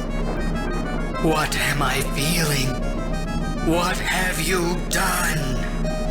What's the matter, Savant? Not feeling those good vibrations? Life isn't all happiness and joy. It's time you experienced a reality check. Is that sadness you're feeling, Savant? It couldn't be that those inferior humans have outwitted your great wisdom, could it? What's the matter, Savant? Life isn't all happiness and joy. No. I have spent millions of years trying to escape the anguish. Misery is the destroyer of worthy souls, Captain. And you are destroying me. I'm not destroying you. Your own unwillingness to respect others is destroying you. Free Spock and return us to our ship, and this will end. I didn't want to do this, but if I have to destroy you to free my friend, I will. I'm not destroying you. Your own unwillingness to respect others is destroying you. Am I really such a monster that I deserve such pain? You have lost respect for others, Sabat. Everyone may have different goals, different ideals than you, and you have the right to pursue them. You need to respect their free will, even if it makes them miserable. You do not understand me, Captain, but I am in no mood to argue. You and your scientist may be freed. Enjoy your universe, Captain Kirk.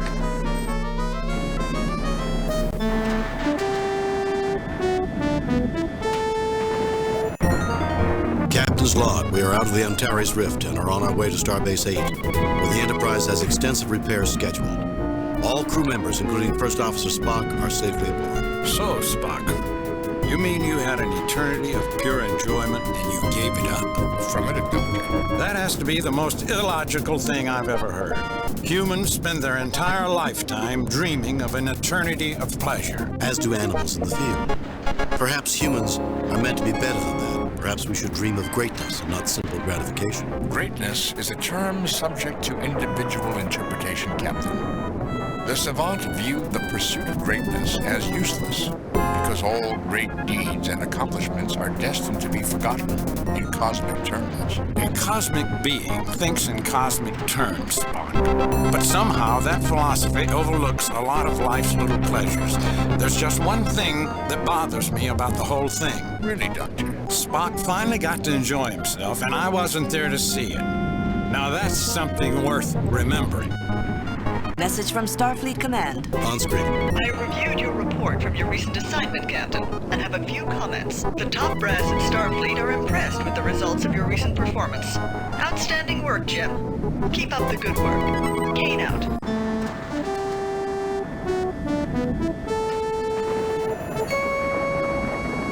How long until we reach Nova Atar, Ensign? About 23 hours, Captain. 22 hours, 53 minutes, and 17 seconds, to be precise. Spock, there's no need to be precise. We're going on shore leave. Rest, relaxation, no calls from Starfleet.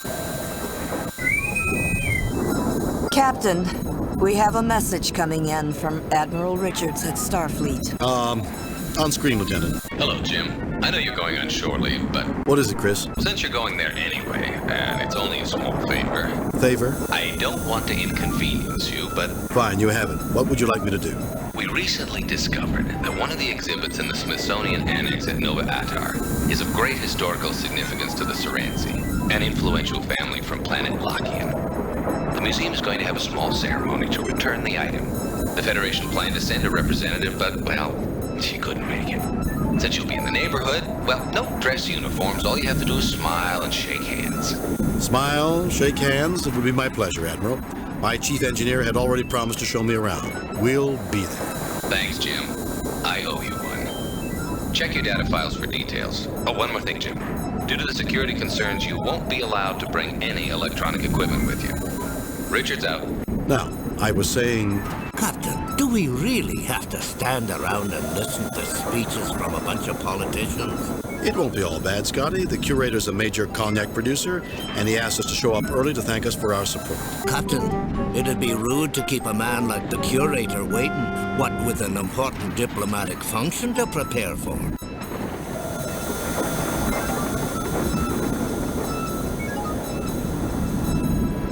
Nova Atar, a Federation system whose third planet, Nova Atar 3, is the home of the Smithsonian Annex for this sector of the galaxy. Nova Atar is renowned for its rich collection of artifacts.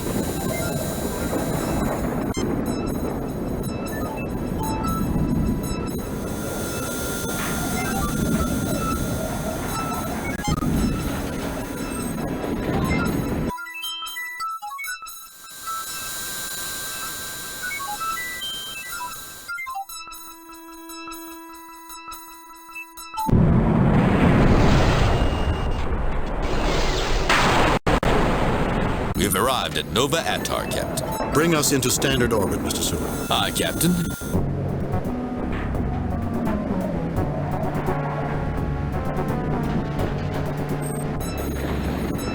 Mr. Scott, Mr. Chekhov, come with me. Mr. Spock, you have the con.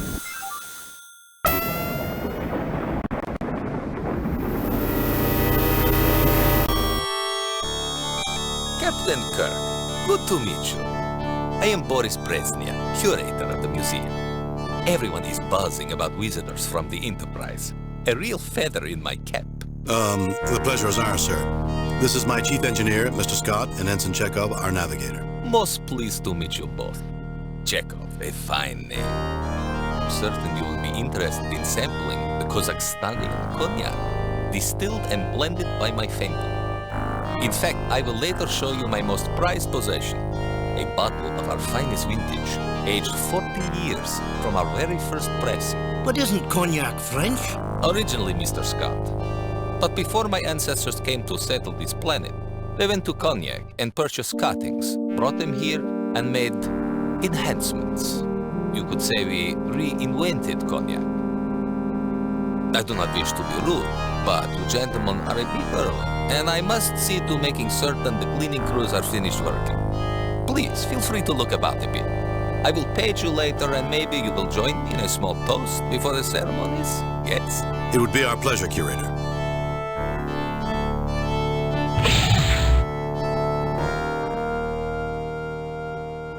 I told you we invented it. Maybe we were a little hard on you, laddie. Never doubted you for a second, Mr. Chekhov. Now let's take advantage of this time and look around. Lights cascade continually above the surface of this device. Plaques on each side read, "The Vandecourt Aurora generator was donated to this museum by Sir William Loudon." Originally, a university experiment designed to test broadcast power as both a containment system and photostimulation for possible use in a propulsion system, the unit was presented as a gift to Loudon, who liked the way it looked and had recently donated a significant sum to the university. The Klingon console looks operational, but without a ship attached, it's hard to tell. Written on the plaque, this is a control console from a Klingon warbird, the Klarg, which was salvaged from the battle wreckage near Crimmins 8. Think you could make that work, Mr. Scott? Of course, Captain. But it's not like I'll ever have to. The plaque reads, "An old ground-based phaser cannon model B-17, the real equalizer, rescued from a Federation scrapyard, probably based on the frontier near Nelapur. This phaser cannon no longer possesses any of its focusing or targeting equipment. The large capacitors in the base allowed a variety of power sources to be used to energize the cannon and gave the real equalizer considerable flexibility in use." The plaque reads, "The Niven, non-integrated Vulcan electronumerator, was one of the earliest versions of a Vulcan computer. Some of the components were found to only function correctly at high temperatures. Since the focus in those early days was on computational effectiveness and not user-friendliness, the operator could not stand near the Niven during its operation. Input to the machine was cabled in from a separate device, hence it was a non-integrated computer." The plaque reads,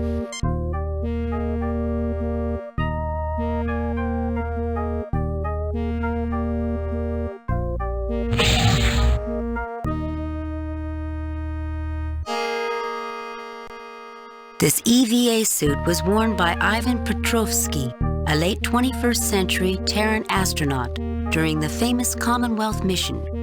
Petrovsky used this suit to dock with the damaged spacecraft SS Commonwealth and saved the vessel from certain destruction in orbit around Mars." Petrovsky. Isn't that a Russian name? I don't think so, Mr. Chekhov. I sincerely doubt it, laddie. Really? I would have sworn it was Russian. The plaque on the old machine reads, "An early experimental transporter. The Murnane 8 was from a time before transporters were safe for travel by living beings. Constructed to be a frequently modified testbed, the Murnane 8 had only a small loading bay. The destination controls were also still in testing, making the use of this transporter as much art as science."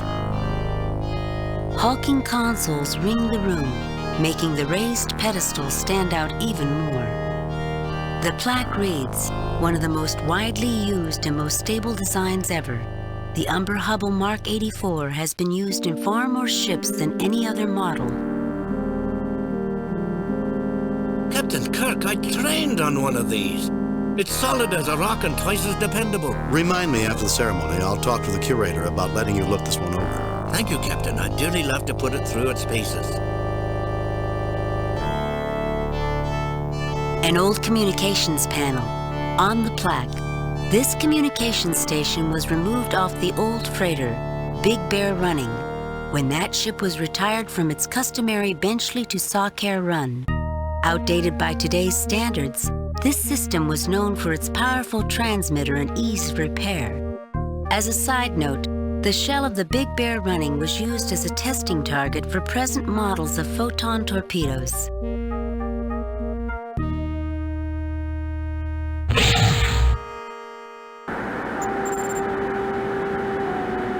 This display is all glistening angles of crystal, written on the plaque, an early example of the crystalline computers developed by the Lantoids of Tuner 9. Supposedly impossible to access by non-Lantoid life forms, the computer works on a combination of harmonics and light transmission. The Lantoids make physical contact with the computer to operate it. It is said that listening to a Lantoid operate the computer is like listening to a complex musical score played on delicate chimes. The Lantoids view programming as an art form. The plaque reads, "The Dunkelberger Automated Worker Mark 12 was a successful entry in the early days of automated labor. The Mark 12 was designed to function as a cargo helper, allowing small manufacturers to cheaply compete against large corporations. Due to their small size, reliability, and obedience, these robots were often treated like pets and given names that were incorporated into their response systems. This particular version was called Barney." Written on the plaque, Federation Scientific Probe Model 331-19A. The 331-19A was powered by a small fusion reactor, since removed. The 331-19A had considerable range but was considered slow. The 331-19A carried a 3-ton instrument array. This has also been removed from the display model. This particular probe was used to monitor the collision of Algiers 5 and Algiers 6. One of the double stars at the core of the Algiers system had begun to collapse to a brown dwarf stage, and the resulting fluctuations resulted in the planet's orbital paths crossing, which led to their collision. I've used one of these before, Captain. Everyone notices the fusion reactor, but I'll bet they forgot the fuel cell that served as backup power for the instrument package. It's probably as dry as a bone after all these years. The schematics for a Dunkelberger Automated Worker Mark 12. The plaque reads, "The Dunkel..."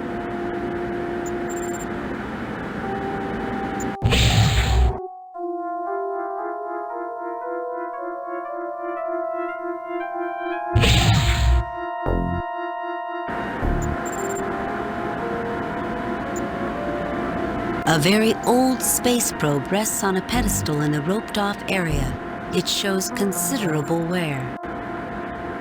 This case contains a model of an ancient Lockean temple in honor of the guests. The plaque reads, "An ancient probe recently discovered near the Nova Atar system. Early studies indicate that the probe originated from the Lockean system. Interestingly, the technology involved in the probe's creation surpasses the current technology of the originating planet."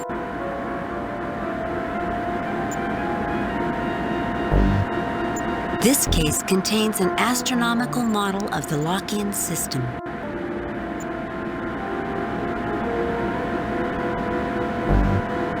I'm sorry, this door is for museum personnel only. Have a nice day. Captain Kirk and party, please report to the curator's office, please. Captain Kirk and party, please report to the curator's office. I hope you enjoyed your tour, gentlemen. Please join me. Would you mind if the first toast with the Kazakhstanian was to the Enterprise? Curator, why isn't that Brezhnev cognac? For heaven's sakes, Chekhov, don't interrupt a man on the verge of toasting the best ship in the fleet with the finest cognac on this side of the galaxy. My apologies.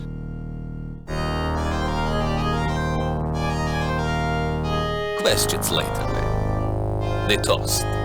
Here's to the Starship Enterprise.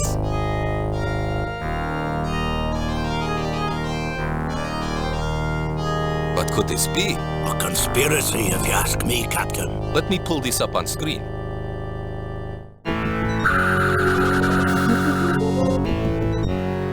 They've destroyed my camera. Well, let's see how they deal with our other security systems.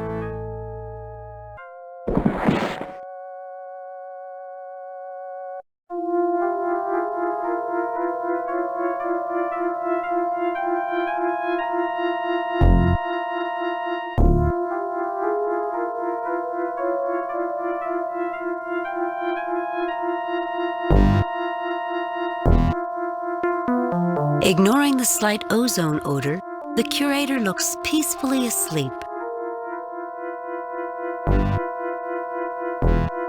No effect. The decanter is nearly full.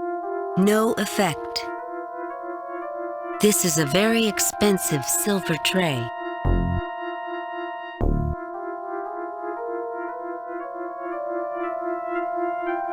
The large lance shows some wear. I feel rather bad about this, Captain. I do too, Scotty, but it's always surprising what you need in an emergency. No effect.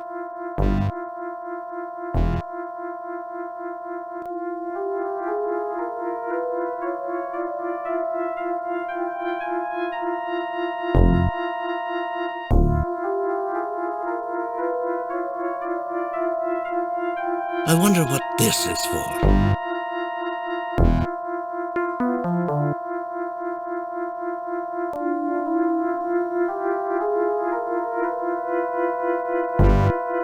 This is helpful. There's a button under the edge of the desk when the curator wants to open the door.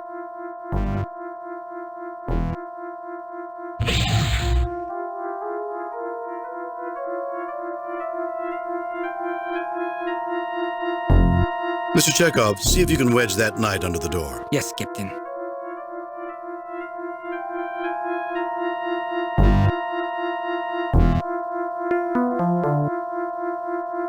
There, that should hold the door open.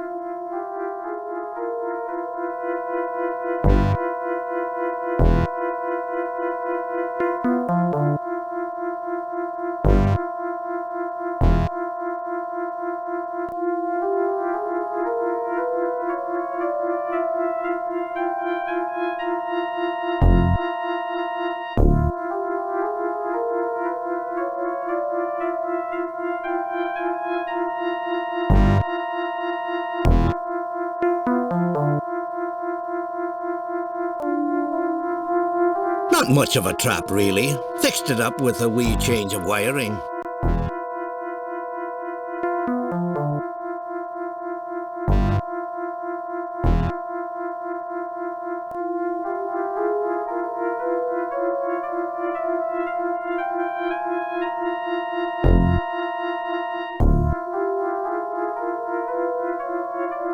I don't think the door will close with that knight in the way.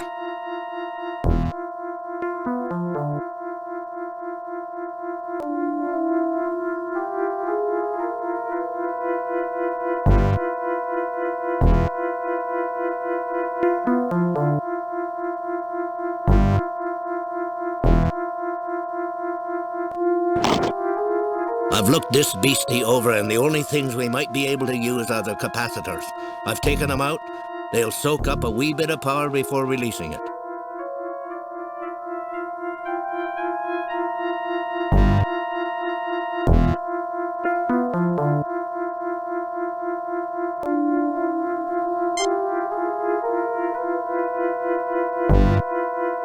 The note on the paper reads, Bresnia, VVSOP 2123. An old-style phaser cannon capacitor. It is currently uncharged. An old-style phaser cannon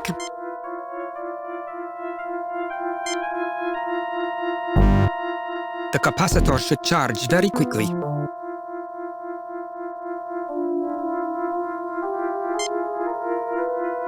The capacitor should charge very quickly. An old-style phaser cannon.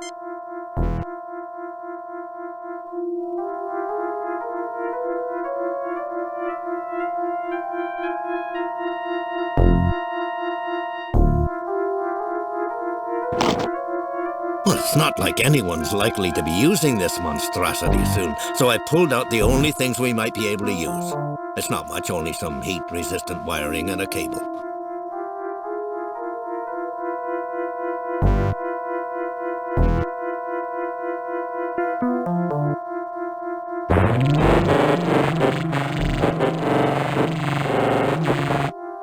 Security lockdown is in effect.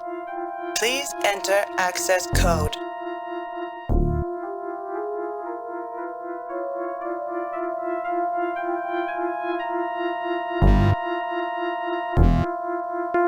Security lock deactivated.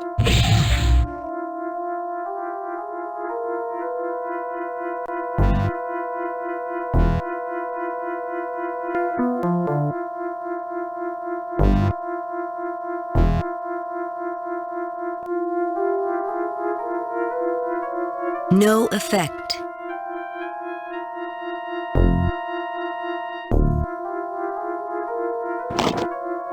Most of this is just too massive to move around, but we've got some nice magnetic clamps here.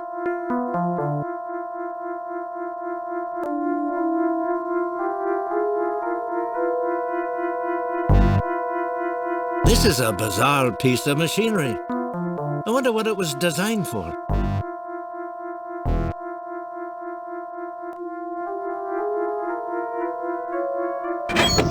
Everything on this pod's too tight. I need the proper tools. I was able to get one loose access panel, but I'm not sure what we can do with it.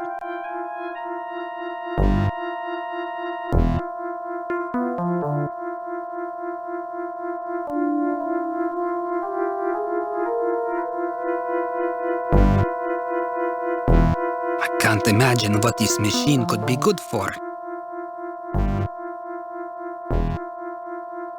This is not exactly my area of expertise.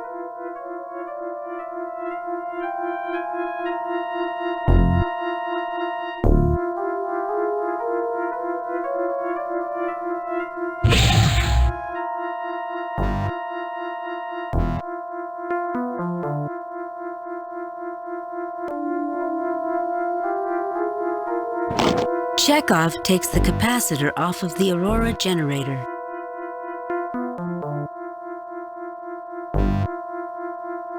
An old-style phaser. A typical computer-controlled door with a knight jammed underneath.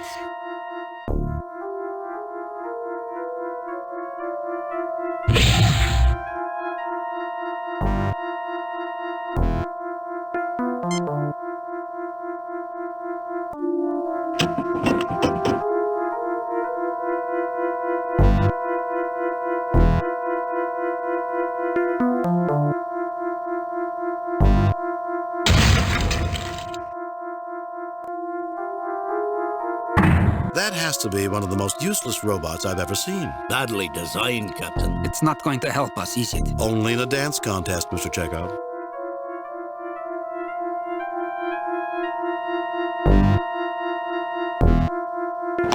There's not a worthwhile circuit in its head, Captain. But the wirings may be helpful at some point.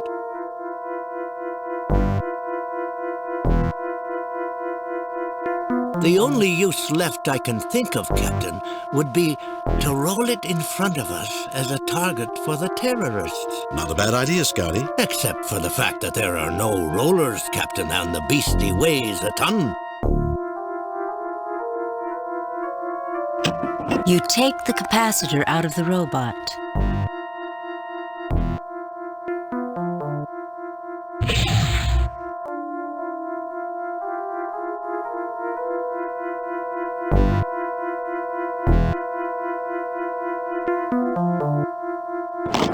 Chekhov takes the capacitor off of the Aurora generator.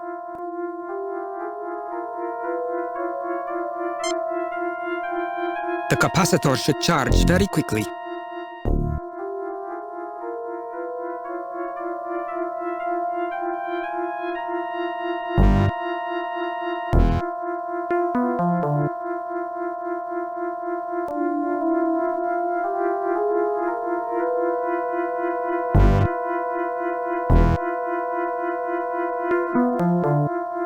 Security lockdown is in effect. Please enter access code. Authorization code correct.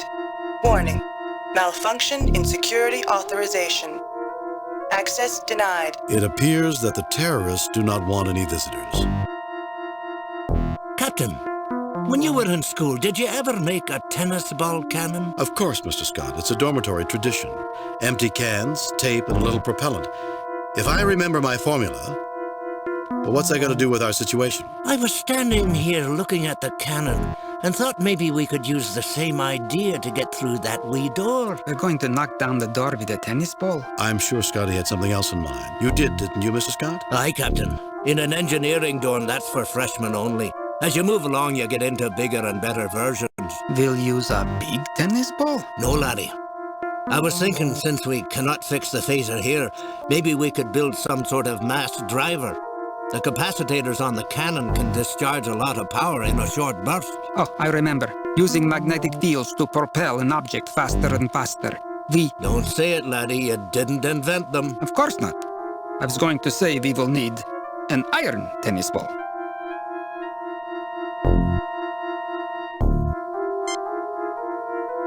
The capacitor should charge very quickly.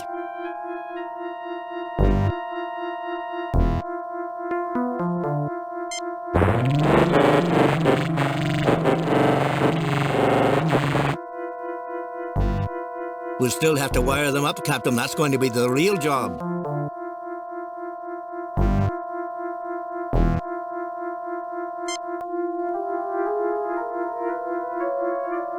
Captain, I'll need a little help positioning the clamps correctly while wiring them. Captain, push harder. I'll need these tighter to get more power. I'm giving it all I got, Scotty.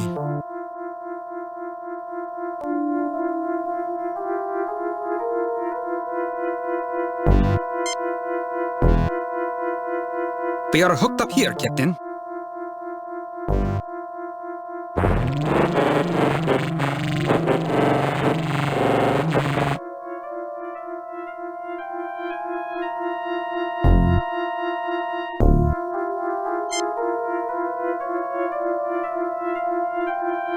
One projectile ready to go, Captain.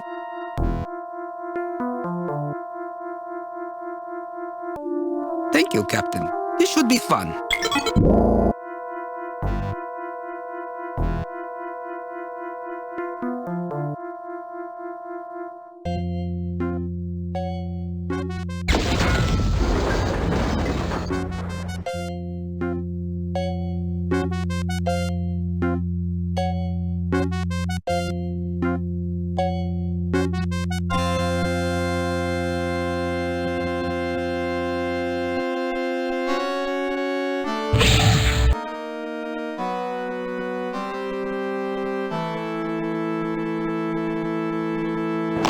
Chekhov takes the capacitor off of the Aurora generator.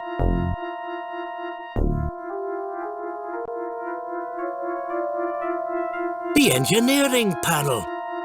Look what we've done. The spacesuit. We made a bit of a mess here, didn't we? We had no choice. Remember, who's really at fault here? That we will, Captain. Whatever used to be on this pedestal is now long gone. No effect. No effect.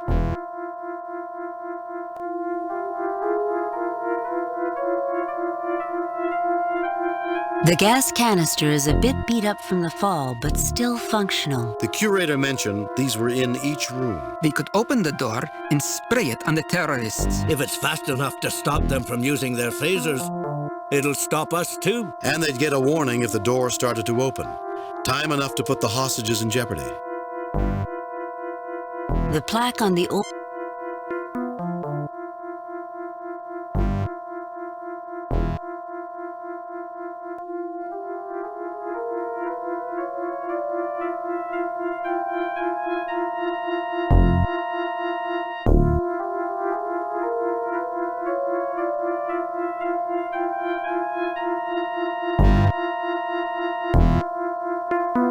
Security lockdown is in effect. Please enter access code.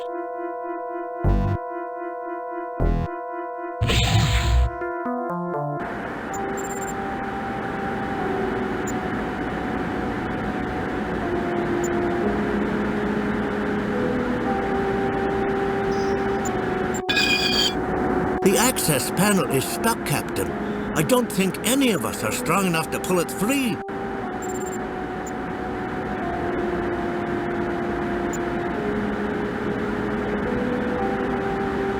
This is an odd beastie, Captain. I'm not even sure how they powered this thing. It'd take days to begin to understand it. You, Scotty? I'm only human, Captain.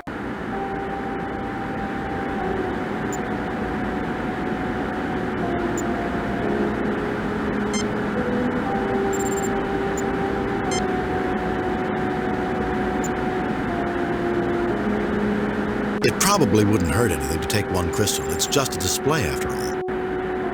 This one looks good.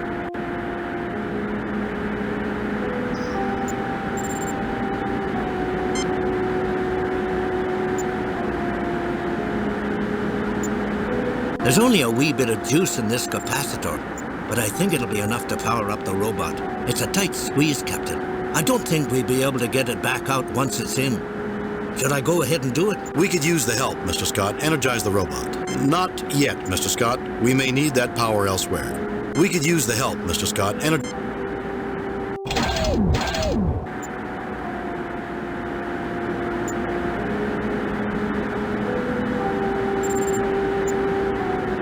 Barney, open the pod bay door.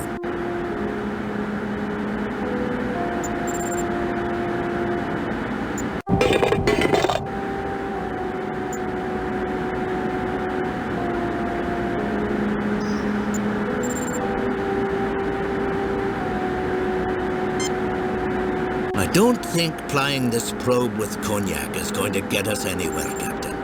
At least let me take a look at her first.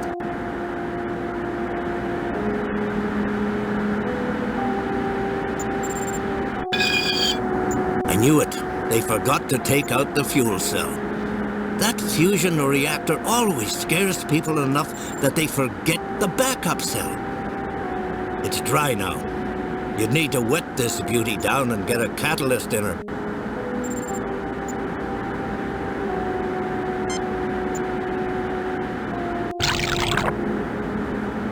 Better than brandies? More than Stums? Look out, fuel cell. Here she comes.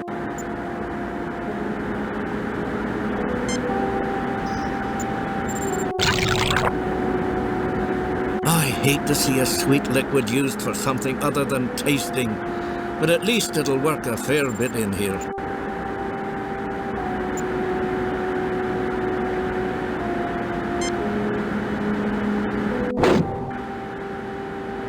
It's a good thing to build in so much flexibility.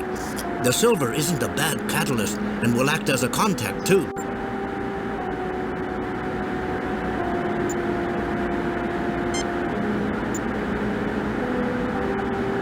All hooked up and charging, Captain.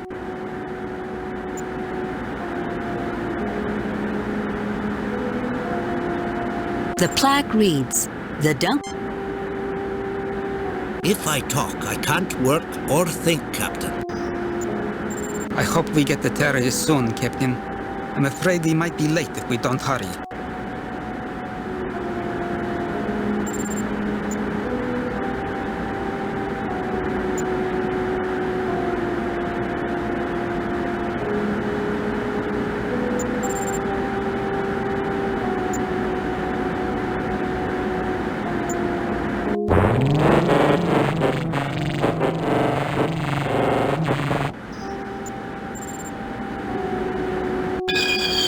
All ready to go, Captain.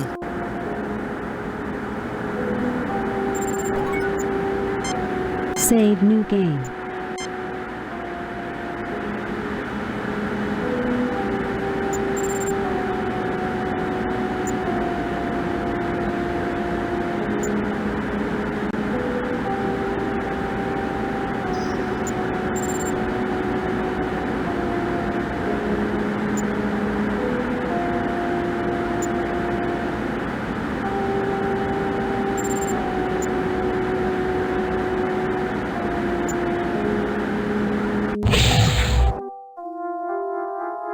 An old communications panel.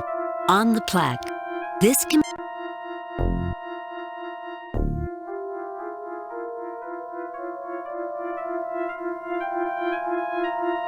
You know, Mr. Scott, this machine is not in bad condition. Captain. Look, but don't touch. You're right, Mr. Scott, but the only thing missing on this is the transmitter and some power. You think Lieutenant Uhura would object if we swapped it for hers?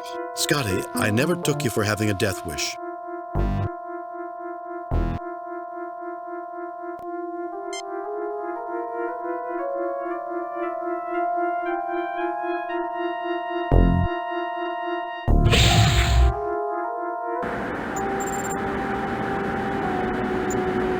You remove the silver tray.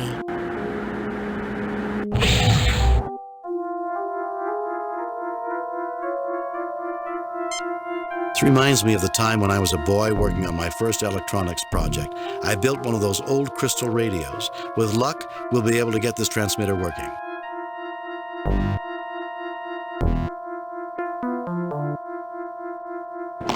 It's been a while, but I think that will work.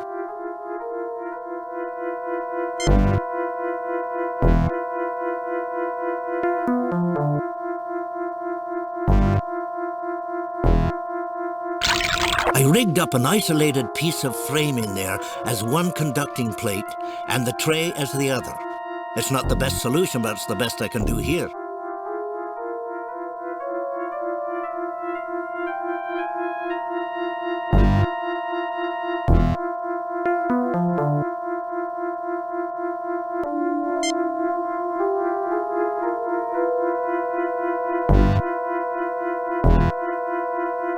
All hooked in, Captain.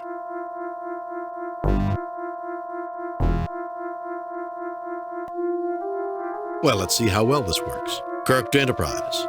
Kirk to Enterprise. Enterprise, come in. Who is this? This is Captain James T. Kirk of the Starship Enterprise. Who are you? Whoever you are, call for help. There are terrorists in the museum. This is Captain Kirk of the Starship Enterprise. I'm in the Smithsonian Museum, where hostages are being held. This is Captain James T. Kirk of the Starship Enterprise. Well, Captain James T. Kirk of the Starship Enterprise, why don't you take your Enterprise and go away?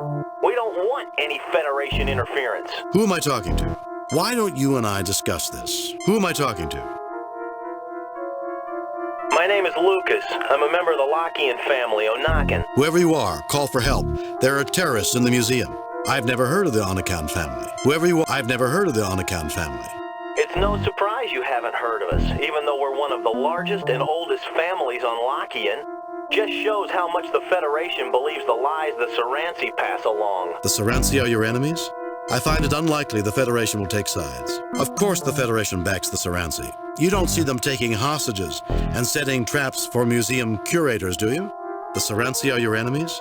Our bitterest enemies for centuries, and you're backing them. I find it unlikely the Federation will take sides. Of course the Federation I find it unlikely the Federation will take sides. If the Federation isn't backing the Saransi, how do you explain a ceremony giving the Saransi the Quelke? Obviously, the Federation believes their lies. The Kelke? You mean the probe? It is more than just a probe to us. The Quelke discovered Lockian generations ago. The entire race owes its existence to the Quelke. I knew it had great significance. I just didn't know there was anyone else involved. This is when the original planet was on the verge of being destroyed? I thought the Saransi ruled your race. Shouldn't they be the ones that controlled the Kelke? I knew it had great significance. I just didn't know there was anyone else involved. This is when the original planet was on the verge of being destroyed? We have as much claim to that probe as anyone. It sounds like you have a legitimate grievance. Does the Serenci also have a right to the Kelki? Then why is the museum handing the Kelki over to the Serenci? It sounds like you have a legitimate grievance. Then why is the museum And we can't let you stop us. This is something that has to be dealt with. This is your last warning. Release the hostages now or suffer the consequences. Then this situation should be looked into more closely by the Federation. We're here with the best intentions. You want peace? We want peace. Then this situation... Is that an offer? That's a guarantee. Obviously, I'll have to check with my superiors on this, but I'm certain something can be worked out. That's a guarantee. Then we have a deal. We will turn off the security override and give ourselves up. And trust the word of Captain Kirk.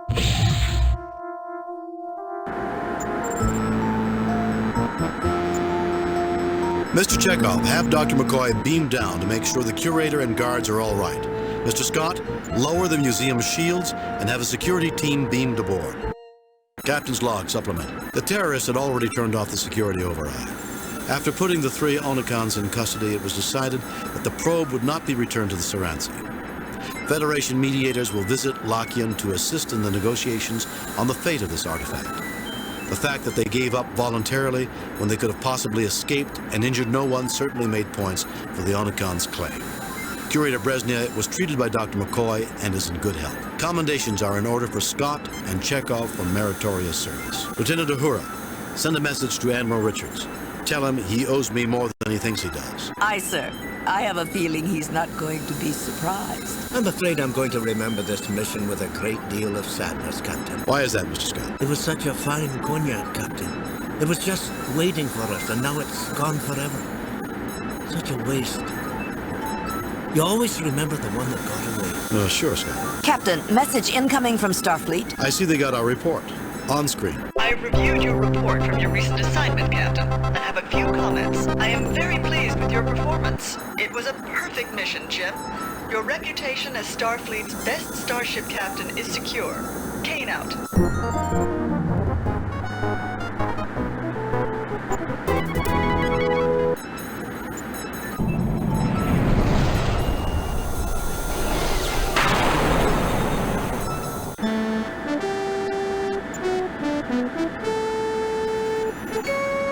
Captain's log, stardate 6169.3. While delivering supplies to outposts near Klingon and Romulan space, we received a distress signal from the Romulan neutral zone.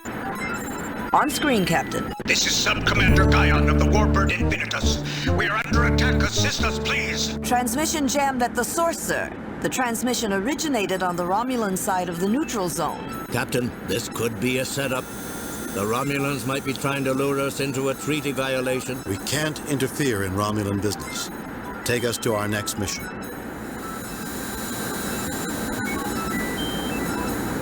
Set course, warp factor 8. I'm not going to ignore a distress call, even if it is a Romulan. We can't interfere in Romulan business. Take us to our next mission.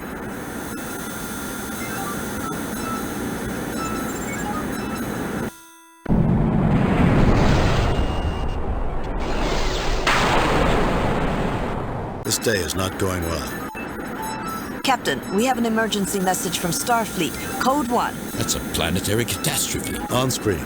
Captain, a very large alien ship is about to land on the planet Atibus in the Klingon neutral zone. The aliens stated that they intend to land in the midst of the capital city. Then the ship cut communications with us. Since then, all attempts to contact the alien craft have failed. You are the closest starship to Atibus. We want you to evaluate the situation and safeguard the colonists. We need you to make contact with the aliens.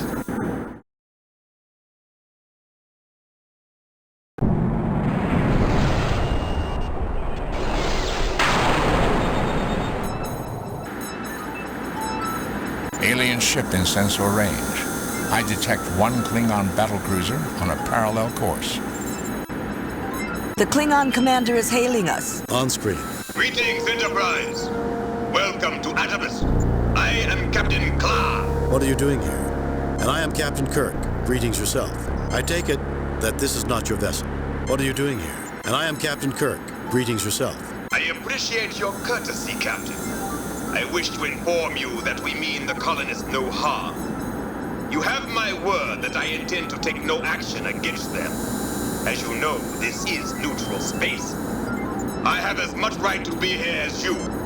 If you do not question this right, I believe that we are capable of bridging any misunderstandings that might arise in this delicate situation. I have always admired the Federation's diplomatic abilities. I believe we both have more important matters on our minds. Until later, Captain. Well, it never rains, but pours. Mr. Sulu, take us into a parallel course with the alien ship. Aye, aye, Captain.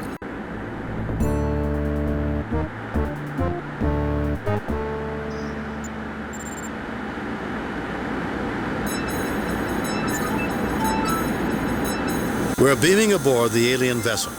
Have Dr. McCoy meet us in the transporter room. Spock, come with me. Lieutenant Uhura, if its communication system is malfunctioning, then we'll need you. Yes, Captain. Mr. Scott, you have the comm.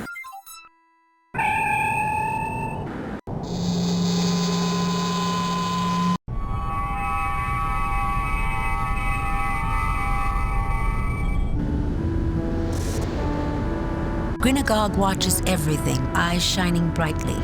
His legs are pulled up off the floor and he hugs his knees. An enormous grin never leaves his face. This person is staring at the surface of the table in front of him, blinking from time to time. His complexion is sallow and he seems tired. He never looks up, but occasionally flicks away a speck of dust from the otherwise spotless table. An ordinary-looking table, utterly free of even a trace of dust on its upper surface. A potted plant. A potted plant. A set of books. A comfortable-looking room suited for small gatherings of people. Captain, individuals on this ship appear to be suffering, perhaps from certain mental disorders. Were I to examine them, I might be able to determine something more.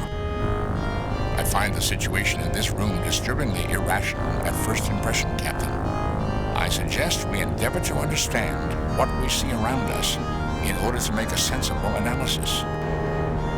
Captain, this place gives me the willies. I feel like I'm on a yellow alert without knowing why. I'm Captain James T. Kirk of the Starship Enterprise. What's going on here? Who's in charge? Nobody's really in charge. Maybe the phase. That's one of the things that makes me so nervous. Nobody's really in charge. I try to take charge of little things like making sure the lights work. I don't like the dark. Are you gonna be in charge now? Maybe you should talk to the phase first. The phase? What's the phase?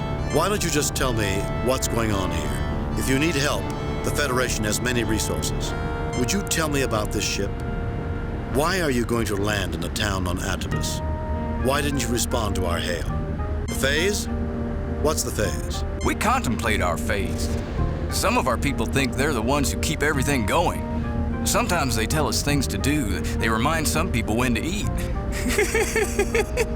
Otherwise, they'd forget.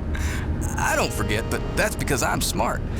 If you want to, you can probably talk to the phase in the oratory. The builders built the oratory.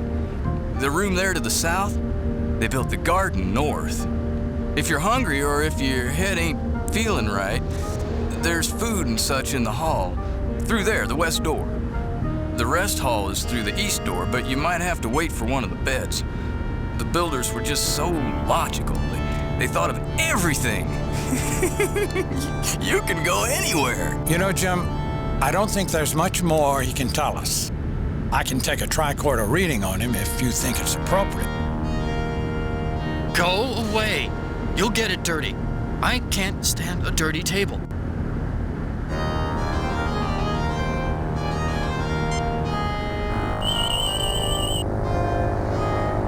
His mental activity is very high, but doesn't seem pathologic, Jim.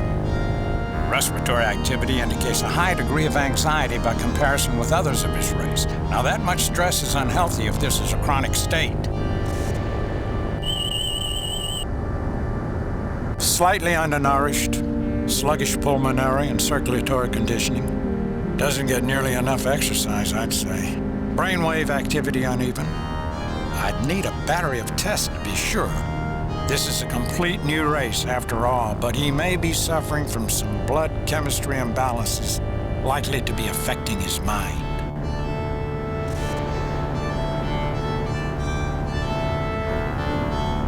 A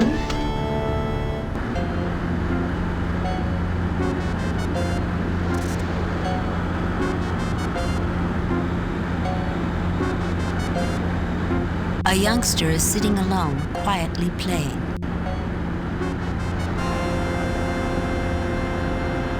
Hi there, I'm Captain James T. Kirk of the Starship Enterprise.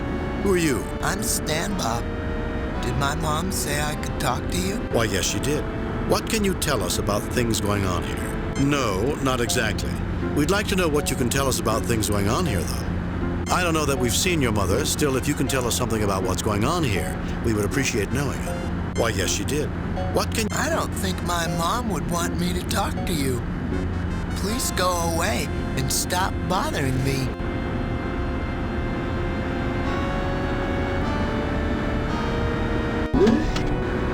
Get back! I don't recognize you, you strangers!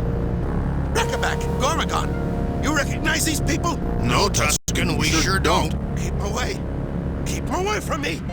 They'll hurt us. They're out to get us, I tell you. Have I ever been wrong? No, Tusken, you kept us safe, and we keep you safe. We won't let them get you. You people don't want to come any closer. Honest, I don't want to have to hurt any of you. It's just that Tusken won't like it. I hope you don't mind, but you really have got to stay back. Protect me. They're after me. We'll hurt you, so just stay back. We really don't want to hurt you, you know, but you gotta stay back.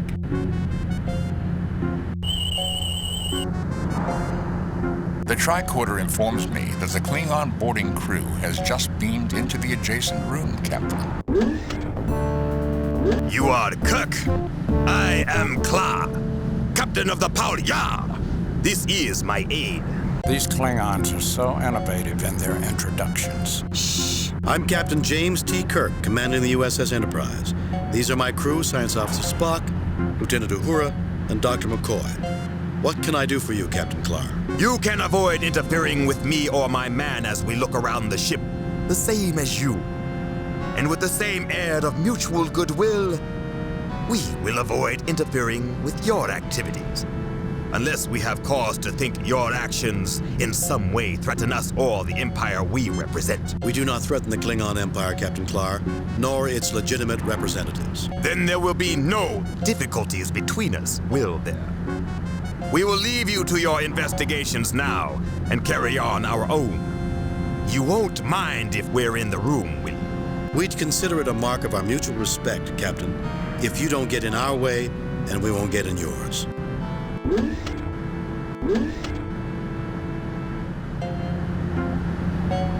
An overturned toy box.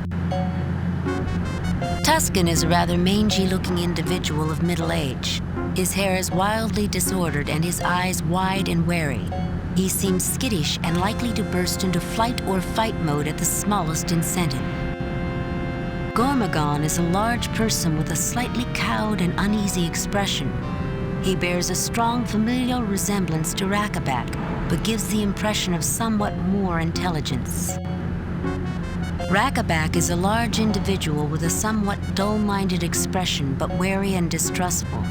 He bears a strong familial resemblance to Gormagon, who is standing close by. A fuzzy animal-shaped toy that looks a bit like a bear. A room which appears to be dedicated to leisure and recreational activities. At least that's what you can see past the crowd of people. You like chess? Any good? Jakesy's a whiz at it, even though he's pretty slow about everything else. My brother Rackaback took away his stuffed bear. Jakesy won't come in here to play no more. This is my greatest game ever. I'll give you the bear if you can beat me. Yeah, you can have the dumb bear if you beat my brother at chess, and if you don't cheat.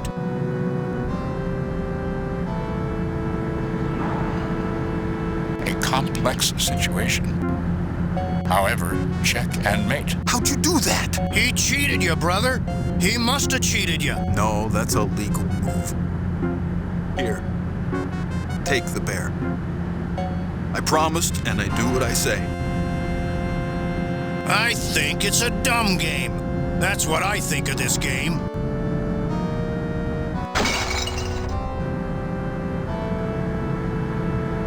I think it's a dumb game. That's what I think of this game.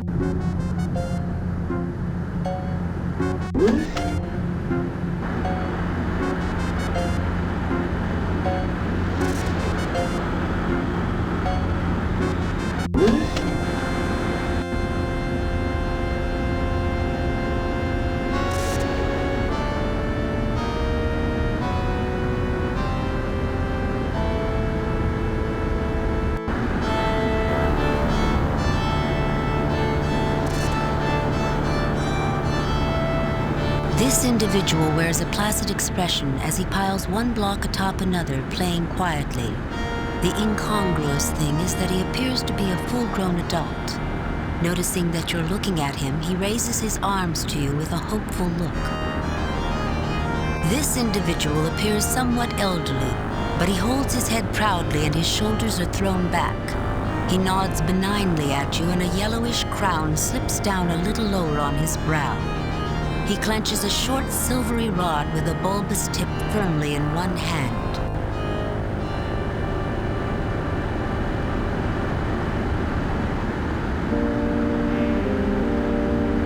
What a noble-looking woman you are. You have my permission to speak. You stand out remarkably, bearing yourself like a queen. Yet these Carls do not treat you as royalty. Surely you have royal blood flowing in your veins? Bloodlines do not dictate who we listen to. We weigh a person's worth by their actions. My leader here is Captain Kirk, an admirable man. Speak with him. My ancestors ruled in the lands of Kush and Timbuktu. We may speak as peers, you and I. Royalty recognizes royalty, does it not? Look on me and decide for yourself. You will know. Bloodline, my ancestors ruled in the lands of Kush and Timbuktu.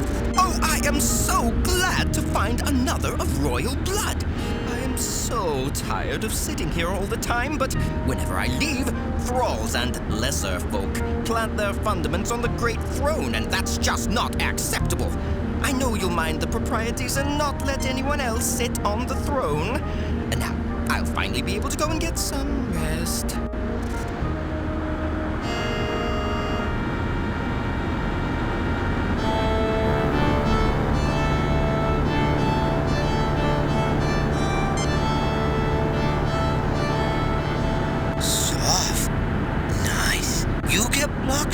He gathers together the blocks and gives them out to you.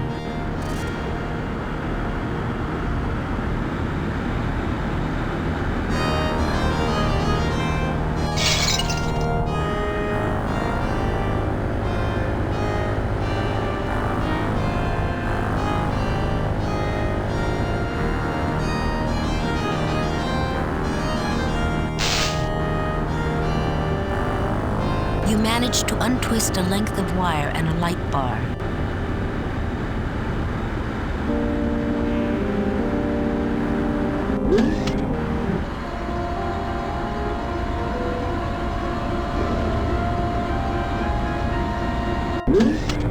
We are just here to look around, Captain. I'm sure you don't mind. Would it matter if we did? Your doctor's discourtesy, though indirect, does no credit to your party, Captain Kirk. I would have expected better when we have done nothing to warrant rudeness. We need not interfere with one another's activities, I think. These plants look green and healthy, with strong stems and shiny leaves. A large countertop well-suited as a workbench with what appears to be mechanized assists and a hookup close at hand. A small data terminal seems to be part of the design. These plants look brown, pinched, and wilted, although their root systems are as well developed as those in the other hydro bins. Attached is a sealed metal keg with a feeder hose attachment on top. A trace of greenish mold rims the connection joint. No effect. The feeder hose comes free and a mechanism pulls it out of the way. But a terrible stench rises out of the container, smelling like many things died in there long ago. No effect. Testing your strength, you attempt to remove the container from its housing. Unfortunately, it is permanently attached to the rest of the machinery.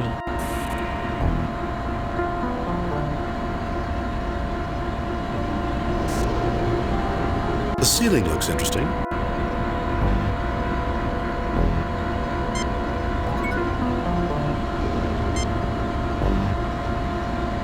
A long twist of insulated wire. A round metal keg with a feeder hose attachment on top.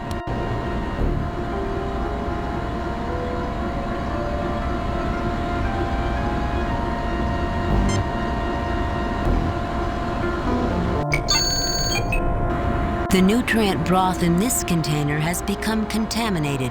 It should be disinfected before the container can be reused.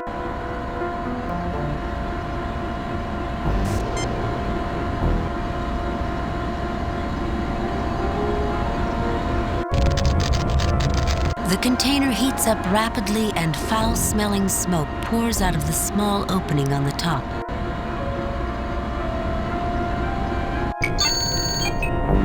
This container must be refilled with nutrient broth before it is replaced for use.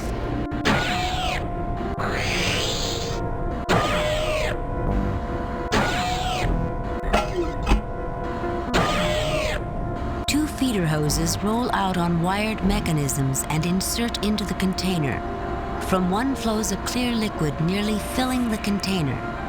The other hose just makes burping noises.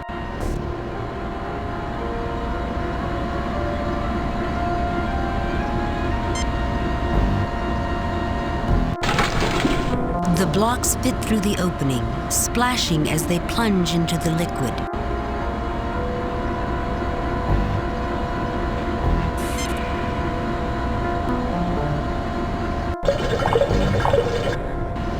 The container heats up slowly and the sound of bubbling echoes from inside. You stop and the container quickly cools. I think that did it, Captain.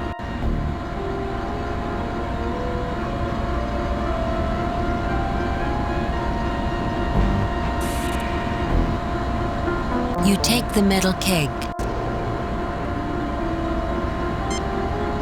No, I don't think that's necessary. You settle the container back into the niche it was removed from. The feeder hose, looking shiny and clean, rides out on some mechanism and reattaches to the newly filled container. You hear gurgling and see the nutrient broth begin swirling through the liquid medium. The dying plants seem to perk up before your very eyes. A hydroponics room, Captain. The console against the wall appears to be a workbench. This might be a nice little garden if they added some rustic wooden benches and a little fountain, I guess.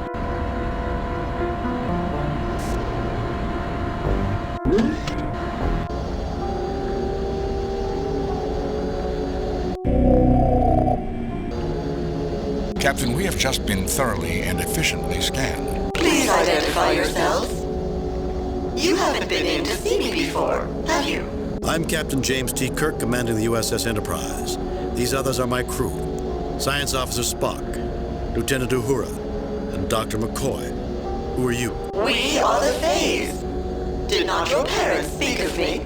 Captain, note that it identifies itself only erratically in the singular I, and a blend of voices typifies its communication. Are you suggesting it is a hive mind, Mr. Spock? Or is the voice synthesizer simply programmed for a harmonic chord of voices? Inconclusive. It may also be that an array of otherwise independent machines have been linked to provide the requisite computing power, although that is an antique and unsophisticated method of achieving this level of intelligence at odds with the overall level of sophistication and evidence.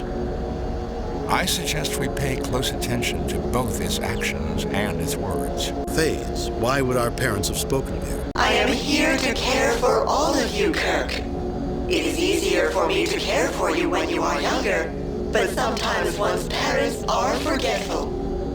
We understand. I will care for you now. You will feel better after you eat. Great. A food-fixating, mothering computer. It could, in fact, be very much that. Phase, you're about to land on a planet inhabited by sentients in the middle of a settlement.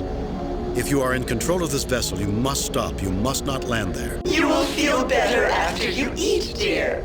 Run along now. I'm very busy.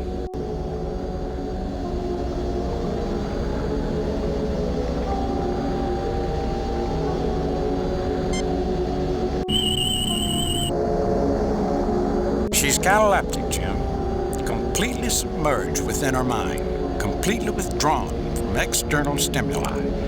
If I were to put her arm up in the air, it would stay there until I moved it back down. Psychological damage or something physical? I can't be sure, even with rather extensive tests. But from the tricorder readings, I would say some psychological shock ruptured an inherently fragile cognitive structure. In ancient times, they would have said she was skittish or prone to a nervous breakdown or weak-minded. There are a myriad of childhood developmental blind alleys that might restrict her adult pattern creation representation Bones, stop. You're starting to sound like Spock. You do not have to be insulting, Captain.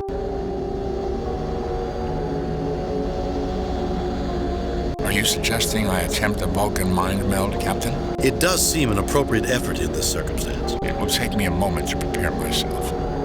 Doctor, please monitor her life signs. The procedure does entail some risk. Not only to her, but to you too. Am I right? I assure you, Doctor, I will retain sufficient distance to avoid being dragged into something from which I cannot withdraw. Go ahead now, Spock.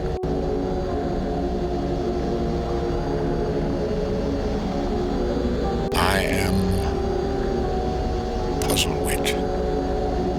I am the one who reads it all. I do not understand. I try. I read it all. So many ideas. Always jumbled, though.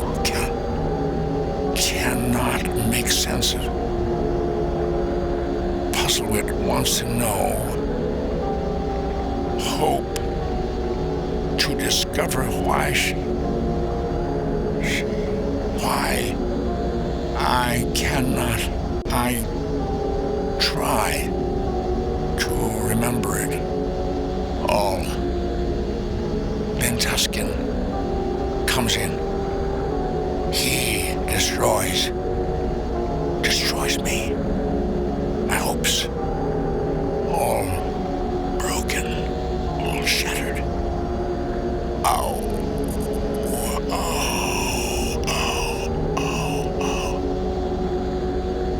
I'm broken in countless pieces. Doctor? No physical injuries, Captain. Not to him or to her. Tusken's scared of me. Scared. For no reason. He thinks I know.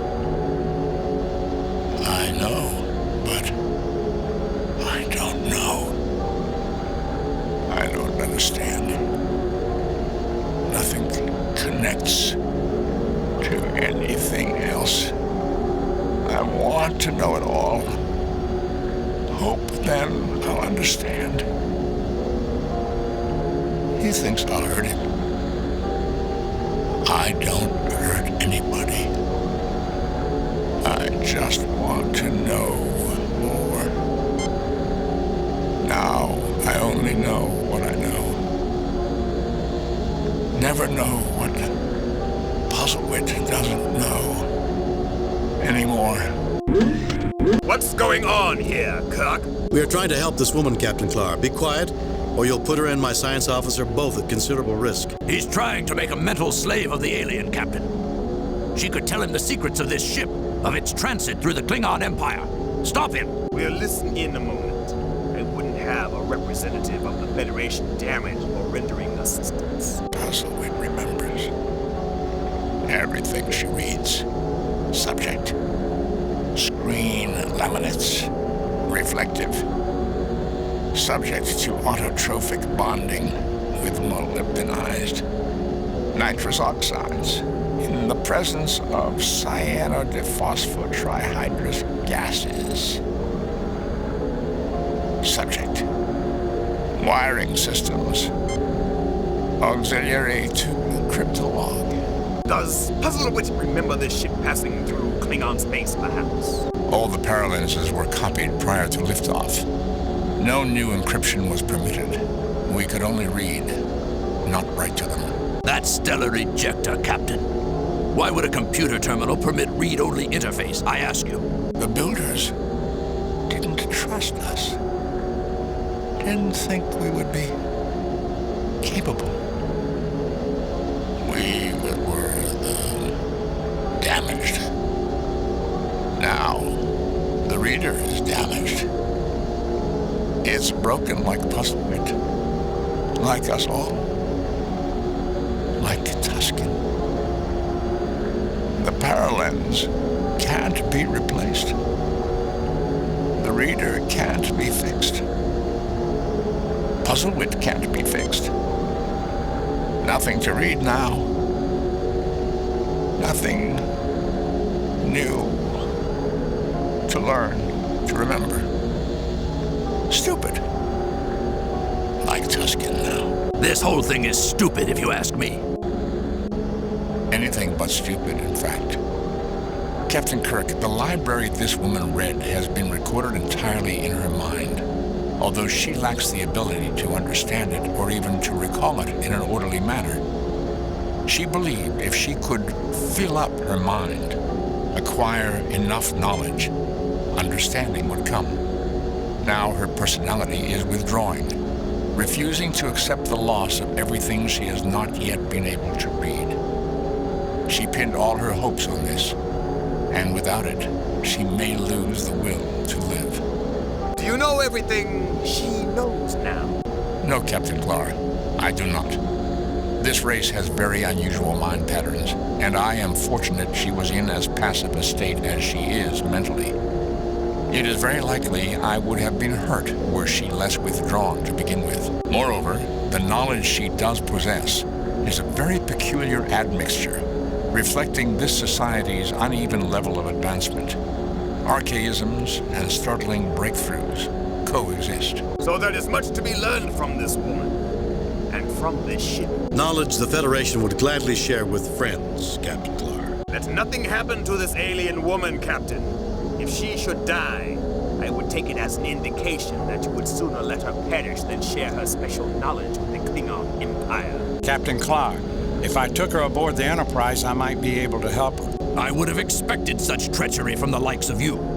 You'll start an interstellar incident like this. I thought some of the folks on board this ship were paranoids. Gentlemen. Captain Clark, we don't want this woman to die any more than you do. Not because we want to milk her brain dry, but because she's an important being in her own right. Just as important to the universe as, well, as your companion here. Maybe more so.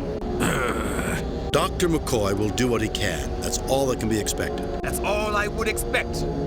Goodbye for now, Captain. Expect to see us again.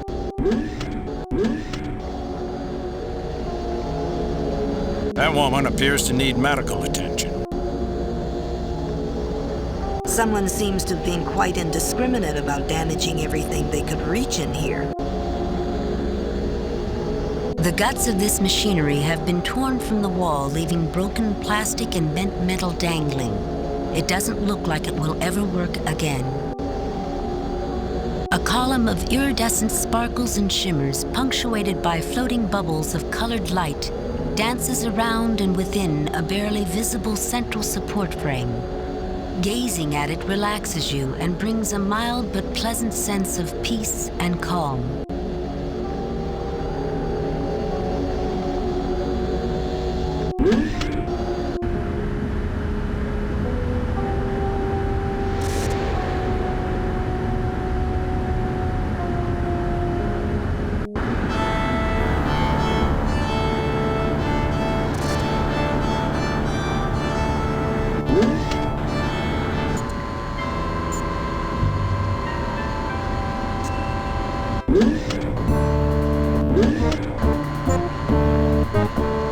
A wan-looking female stands dejectedly, her shoulders slumped. Her whole appearance expresses deep worry and bone-crushing weariness. Hi there, I'm Captain James T. Kirk of the Starship Enterprise. Who are you? Are you feeling all right, ma'am? Can you tell me what the problem is? You look so sad. Would it help to tell us why you look so... Hi there, I'm Captain James T. I'm called Ma. My son is Stan Bob, and I failed him. I feel so badly. I'm a terrible mother. The woman's eyes brim with tears, and she can't continue the conversation.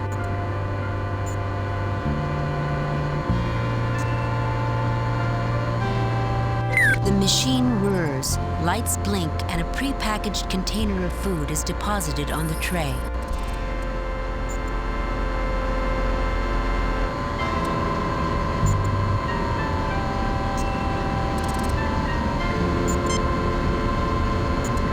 No effect. The box of prepared food is light and compact. A computer terminal with various access ports, a scanning rod, and a workspace. A large machine made from a red metal. An unremarkable piece of furniture offering nothing but a flat surface from which to eat while standing up.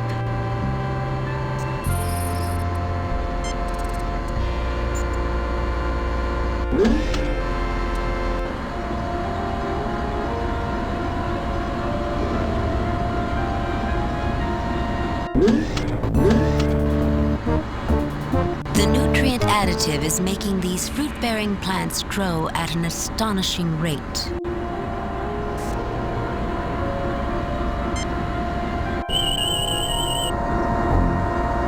This chlorophyll-based plant species has the capacity to produce edible fruits, which may offer significant nutrient value. These would be safe for human consumption, or Vulcan for that matter.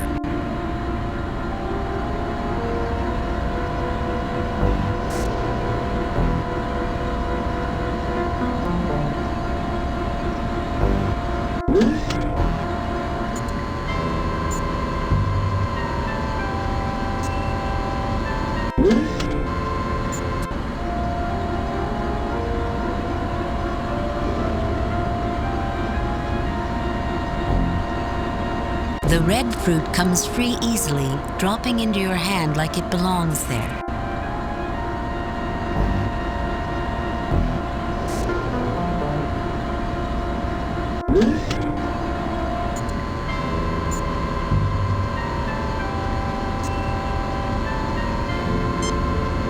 You got the plants to give fruit again, and I'd given up.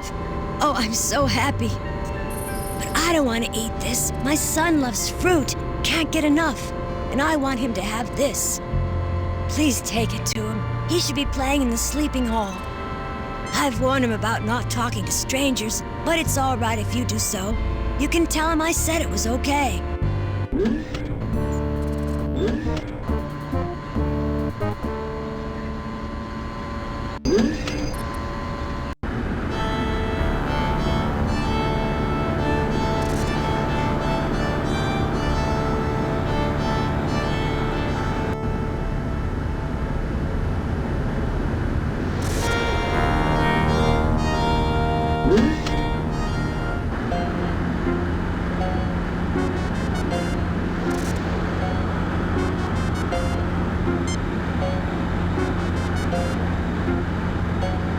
This is for me? Wow, thank you. Mom would really be happy. She has been so sad about not being able to give me what I like to eat. Even though I told her it was okay, she was really, really sad. Now she'll be really happy. Thank you. Hi there, remember me? Uh-huh. I remember. You want to ask me about something? Tell me about Tusken and his friends. Tell me about the playroom. Tell me about your mom. I think that's all for now, Stan Bob. Go on back to what you were doing. Maybe we can talk later. Tell me about Tusken and his friends. Tusken and his friends aren't nice to me. They're nice to my mom because they trust her, though. She's the only one that brings them food. Sometimes she brings me safe food too, but she hasn't lately. I get pretty hungry because the safe food I put away in a secret place isn't any good anymore. Tell me about Tusken and his friend. Tell me about the playroom. Tell me about your mom. Tell me about... I think that's all for now, Stan Bob. Tell me about Tusken. Tusken and his friends aren't nice to me. They're nice to my mom because they trust her, though. She's the... Tell me about Tusken. Tell me about the playroom. Tell me about your mom. Tell me about the food. I think... Tell me about the playroom. Tell me about the playroom. It's through there, through the east door. Tusken and his friends have taken it over. They play mean, except they don't play mean to my mom. That's on account of they think she won't let the food be bad. Tell me about your mom. Her name's Moll. She takes care of the garden, but she gets real sad a lot. She brings me fresh fruit, says it's good for me. I like fresh fruit, whole bunches. She hasn't brought me any in a while, and what I put away in a secret place isn't looking good anymore. Tell me about the playroom. Tell me about your mom. Tell me about the food.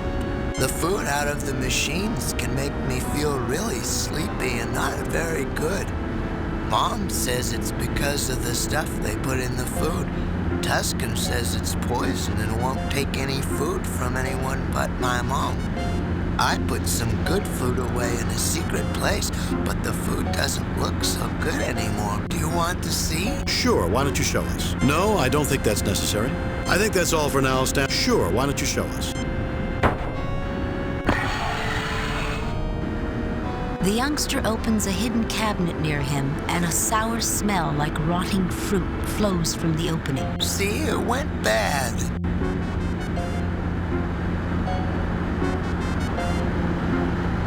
It's slippery, sloppy, stinky, and goopy, but you collect what's there into a large specimen bag.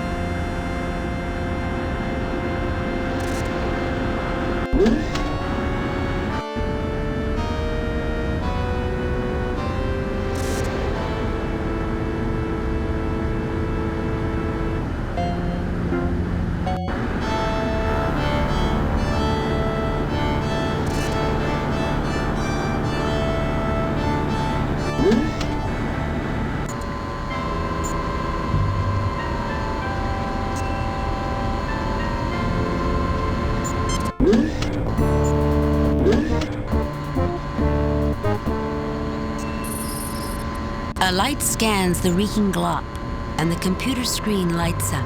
The alkaloids present in this organic mass can be reduced to a high-potency tranquilizer. The undesirable emetics and purgatives can be eliminated. The resultant drug should be mixed with prepared food and eaten to produce a soporific effect. Do you wish to prepare the specified tranquilizer from this mix? No, skip it. We'll just put this away and go on to something else. Yes, continue. Done. The drug is prepared. Bring over the food you wish dosed with the drug, and the tranquilizer will be added.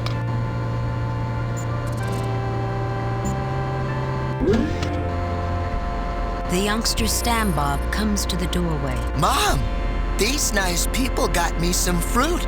It's fresh and everything, so you don't need to be sad anymore. Son, I'm so glad. It means the plants are healthy again, and you won't have to eat food I'm not sure is good for you. Thank you, strangers. I'm going back to my room, Mom, but I wanted you to know.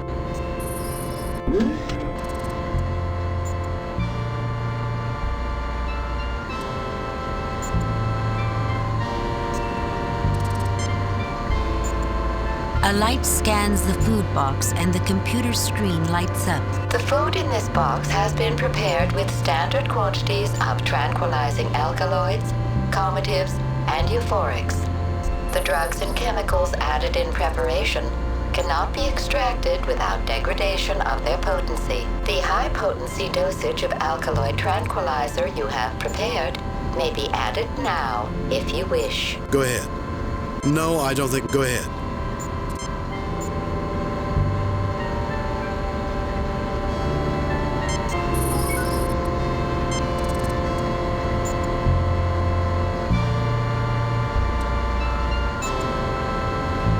have to thank you again for what you did for my son. I was feeling so depressed because I couldn't give him the fruit I know is better for him than what the Fays make in the machinery. I don't trust the machinery food, and that's why I tended the garden, made fresh food. Even Tusken will eat food I give to him, and he doesn't trust anyone. If you ever need help, just show me what you want to give him. Tusken will only accept food from you. You said you'd help us after we helped you. Would you give this to Tusken? It's heavily medicated, but that might help Dr. McCoy here to do something so he's better off. I'll take this to Tusken now because I trust you. Go back to him and show him your food. He'll call for me, and I'll give him this instead. He'll be a good boy.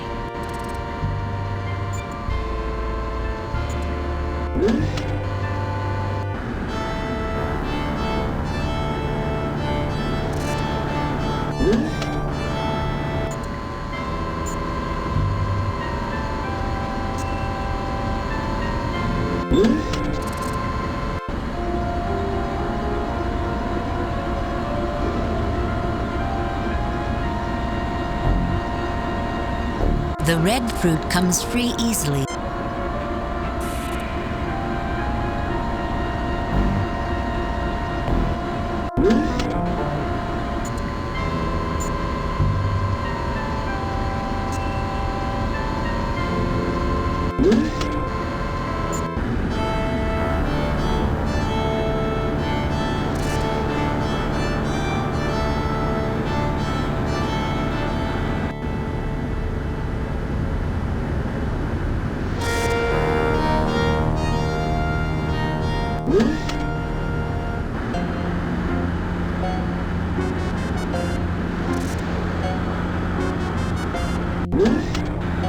Protect me!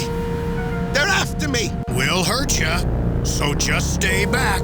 We really don't want to hurt you, you know, but you gotta stay back. See here, Captain Claw. I told you those Federation scum would be nosing around behind our backs. The Klingon observers seem interested in remaining to watch what goes on here. I am hungry. So hungry. It looks like good, wholesome. Maul? Where's Maul? I don't take nothing from nobody. Nobody except her. You do something to it. Make me different. You'd rewire my head.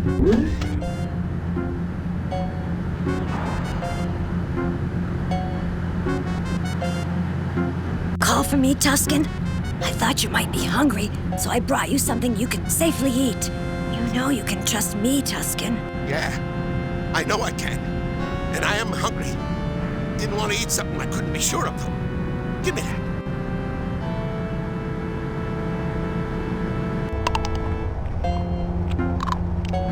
Now I want to take a nap.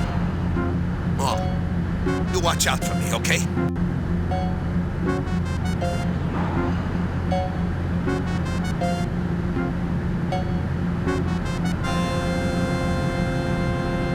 The Klingon captain gravely takes the fruit, smells it, and takes a large bite from it. Thank you.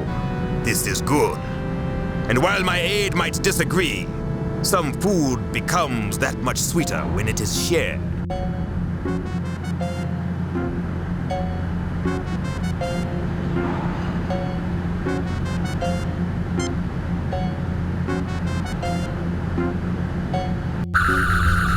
Rakabak falls, defenseless against the power of the phaser. An inelegant solution, Captain Kirk, but efficient. I listened to my brother Rakabak and to my friend Tusken. They say we have to protect this room and keep anyone from getting into it. Tusken's afraid. Well, Tusken's just confused. I don't think I should go into it right now, but he thinks if people knew all about this place, they'd hurt his mind. Actually, I'm sure things would change. It might be a change for the better, maybe. Maybe not. I'm not sure what to think of you.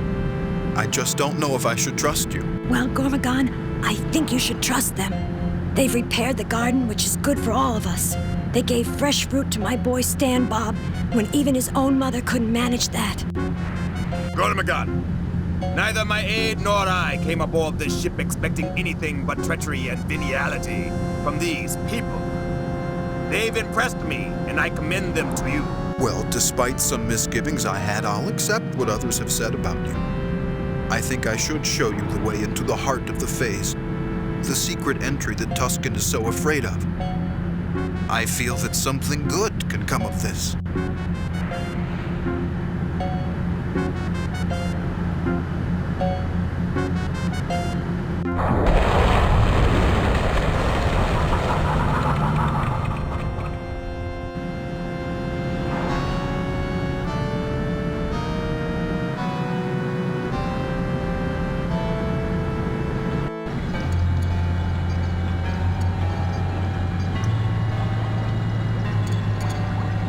This looks almost identical to the containers that house the phase.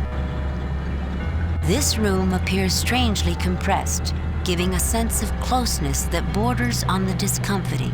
Every wall is interlaced with what looks like a web cage of electrical wirework, with almost organic-looking nodules and bubbles. You have the distinct sense that you're inside a machine and that it doesn't seem to occupy space in any natural fashion.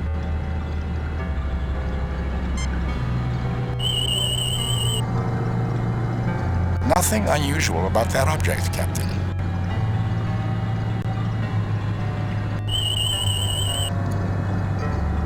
Nothing This is not a life form, Captain, but it does register with biomagnetics and considerable electrical complexity. This is the heart of a functioning, artificially intelligent construct. This room is thoroughly fascinating, Captain. I theorize that this is a virtual space replica of the interior workings of the artificial intelligence which the phase represent. The interface is seamless, and work performed in here is functionally identical to working directly in the computer. Like so much we've seen before now that is highly advanced technology, yet archaic 20th century style wiring carries the electronic information.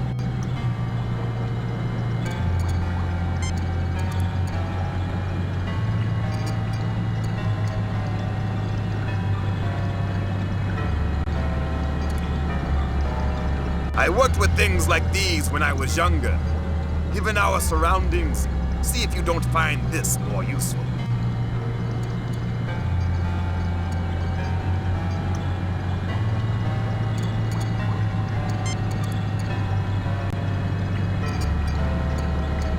Allow me, Captain. Let me do that. The information I acquired from Puzzlewit's mind indicates this could be a delicate operation, easily mishandled. I think you will find it fits just here.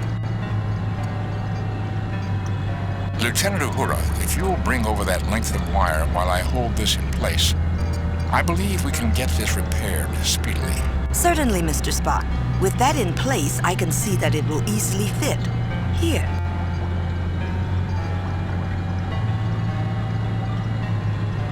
The final connection is made, and Uhura smiles widely. That's it! That fixes the broken connection.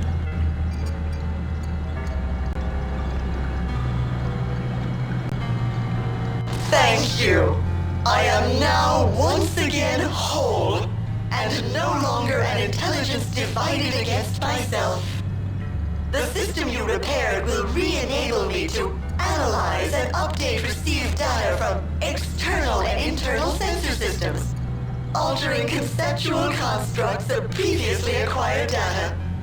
These systems appear to have been malfunctioning for some time, although it will take additional review to clarify all conditions. Much may have been lost permanently. Jim, do you notice? The phase isn't switching between I and we like it did in the oratory, and the voice is a single note, not a harmonic chord of blended voices. And it hasn't suggested we go get something to eat either. I am chagrined that my disabilities have endangered my mission. The compassion was launched with the best of intentions. If I can answer anyone's questions, I will endeavor to do so.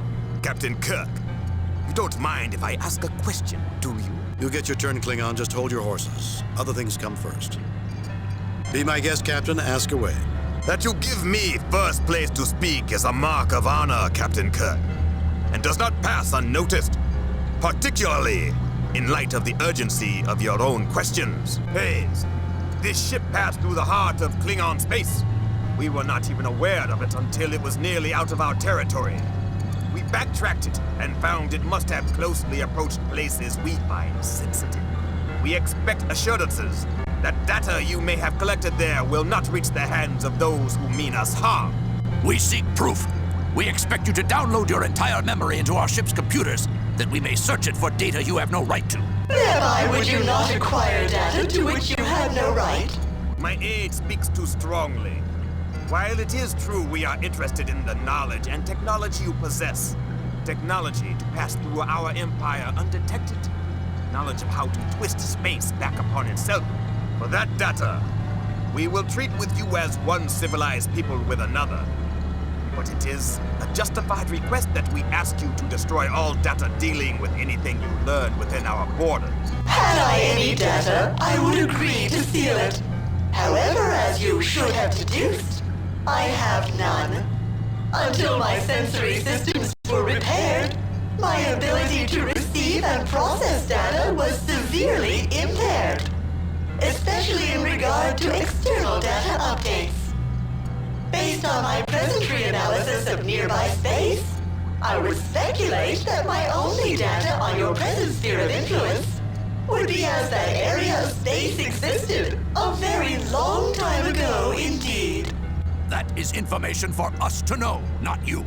Erase it. Silence! Hayes, we would welcome access to that information, but on the same basis as we would bargain with you for technological data. We have more to offer with you, I believe, than the Federation represented by these others.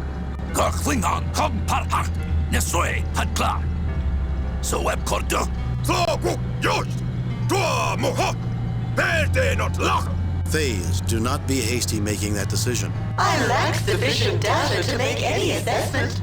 I can give no answer at this time. The primary reason we came aboard was to find a way to stop you from landing on top of our colony on Atibus, which would certainly kill thousands of our people. Now that your external senses are functional, have you altered your plans about where you intend to put the ship down? How did your systems become damaged? I'm curious about what your builders really had in mind, shipping off all these people off-planet. There seems to have been some shadier agenda. The eugenics wars of our own past produced some of the ugliest abuses in human history, and notorious characters like Khan Noonien Singh, whose name still resounds with infamy. How is this ship you call the Compassion justified? I'd be interested to learn more about those who built this ship. Their achievements certainly seem erratic in sophistication, but much of it goes beyond even what we are capable of accomplishing today. For example, the Paralance medium for recording computer data is something we are only now beginning to explore. I think there's much to be learned from these people. That's all for now, Phase. I assume we can talk to you if we have more questions. The primary reason we came aboard was to find a way to stop you from landing on top. No, Captain Kirk. I will certainly not set the Compassion down in a populated area, now that I can see it is there. I am at present in communication with the planetary authorities, and they are directing me to a stationary orbit until further arrangements can be made for my wards. Then are there other questions? Is the ship still set to land on Atibus colony? How did your systems become damaged? I'm curious about what... How did your systems become damaged? I am sorry I cannot explain this at this time. I do not even know if it is explicable, but I will search my memory for an answer for you.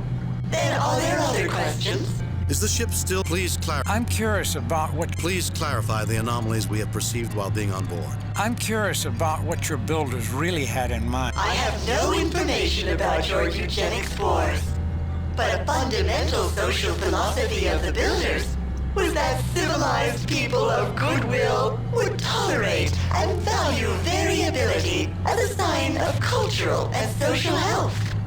That a civilization will be judged by its tolerance of disparate ideas, by how it treats those who cannot protect themselves, be they very young, very old, or otherwise challenged. By the measure of altruism extended to those less powerful, even when rightfully in possession of something desired. A central aspect of Vulcan philosophy is embodied in the Idic. Infinite diversity in infinite combinations. It would seem the builders pursued similar high ideals. High ideals, perhaps, but that does not explain why these people are in space phase. More than this I cannot explain. However, you can locate additional library data under the heading Compassion. Oh, I haven't made it available. I should have done that immediately. I can't imagine why I didn't think of it. Fascinating, Captain. That instance of forgetfulness makes it possible to speculate that the phase is not wholly restored after all. Then are there other questions? Is the ship still set? Please clarify the anomaly. I'd still like to know. I'd be interested to learn more about those who built this ship. Their achievements certainly seem My best recommendation is to examine the library records under Builders or Technology. There is more data than I can easily explain. Then are there other questions? Is the ship still set? Please clarify the anomaly. I would still... That's all for now, Phase. I assume we can... I would still like to learn more about these people. That's all for now, Phase. I assume we can talk to you if we have more questions. I will do my best, Captain.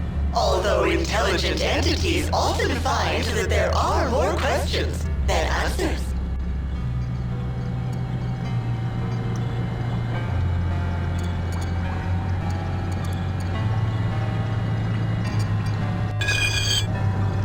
The crystalline lens feels cool and surprisingly heavy, with smoothly polished edges.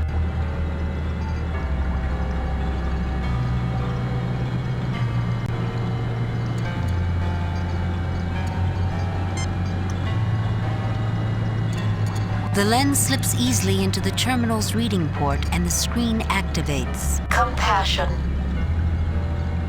Diagi, decision. Shambrum, philosophy. Builders, technology. Exit database. Compassion. The name of a Cetic class starship. The name signified the compassion for the travelers, all of whom were diagnosed with life quality inhibiting disorders of Class 3 or higher. After a full generation of debate on ethics, a consensus opinion was reached, the so-called Diagi decision. Final planned destination of the Compassion was a return to Shambrum in 4 generations. Compassion, Diagi decision, a landmark of planet-wide consensus. The first of such sweeping effect in the history of Shambrum after the failure of the individual nation-state and the rise of pan-world participation in self-rulership. All individuals suffering at Class 3 or higher were sent on extended extrasolar transshipment to await research into these conditions and their treatment. Now, just 1 minute, Phase. Are you listening? You keep saying you can't remember or you lack data or what have you. Even the library data seems vague, incomplete, and contradictory. If you don't know, then who does? Forgive the pause. I had to think long and hard to discover if you had correctly passed this final test. You correctly identify the heart of the matter. Let me introduce you to my builders. This is madness! Phase, what is this? Despite our misgivings, you have shown yourselves to be the representatives of spacefaring peoples we, the Brassica, would most trust to make first contact with. The contest has been in progress for some time, situations in which your true colors have been explored. The invitation has been made. You may return to your ship if you prefer, or you may step through whenever you are ready. Then, the final round begins. I think you have it right, Captain Clar. This is madness, Jim. I think, Bones, it's Shakespeare who had it right. Though this be madness, yet there is a method in it. I agree with the sentiment, Captain Kirk. There is something more going on here, far deeper than first appearances have suggested. I imagine you will accept the invitation. I will certainly choose to go, whether you do or not. I believe the invitation is extended to all. I will not permit that, Captain Clark. I will take all methods to prevent you. I will not go. It is certainly a Federation trick. You begin to sound like Tusken in the other room. Get a grip of yourself and act like an officer. Captain Clark, I will not let you depart. These human scum have tricked you. If I have to beat up all of you, I will. You, Vulcan, you understand orders. Help me knock out my mad captain, and I will take him away and out of your hair. Captain Clark, I will not let you depart. These human scum have tricked you. If I have to beat up all of you, I will.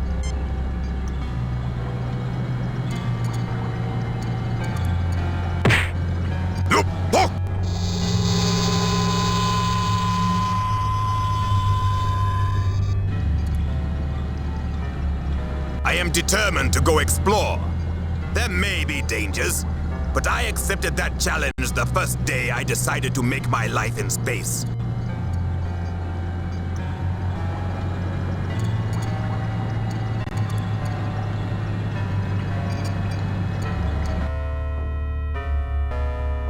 Mr. Scott, they've disappeared off the sensors. What do you mean, laddie? They've just vanished.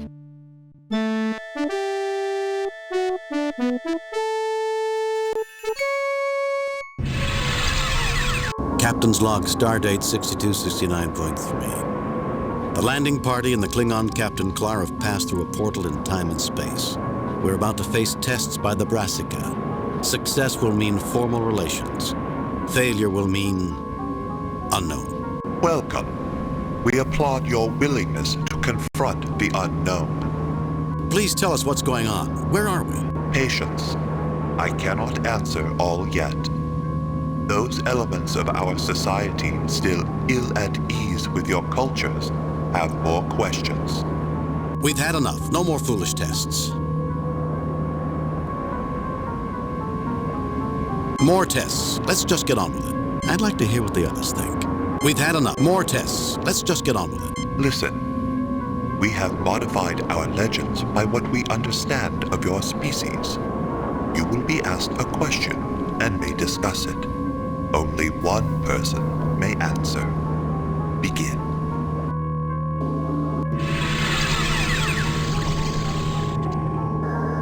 I make the first query. It is that question posed to the heroic companions we call the Gerent. Answer this. Who among you may go to the greatest pains in the pursuit of life? You may talk. I will withdraw until you choose to speak with me. Remember, only one of you may reply. The Brassican's question is not, properly speaking, a riddle. A riddle has a right and a wrong answer.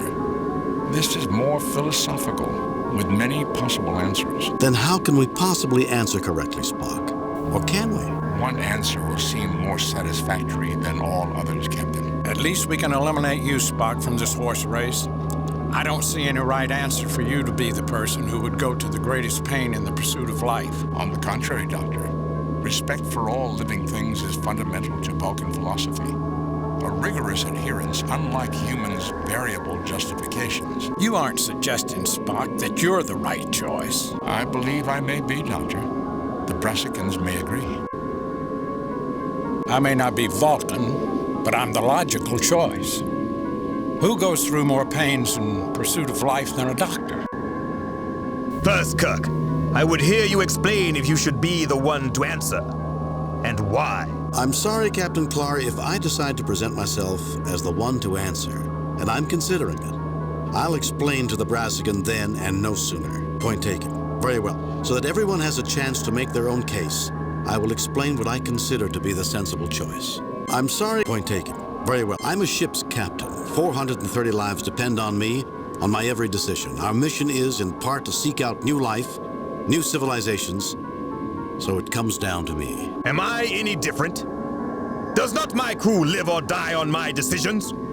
I explore space for the Klingon Empire! The starship captain stands as representative of the United Federation of Planets. Many races whose goals and visions for the future are pursued together.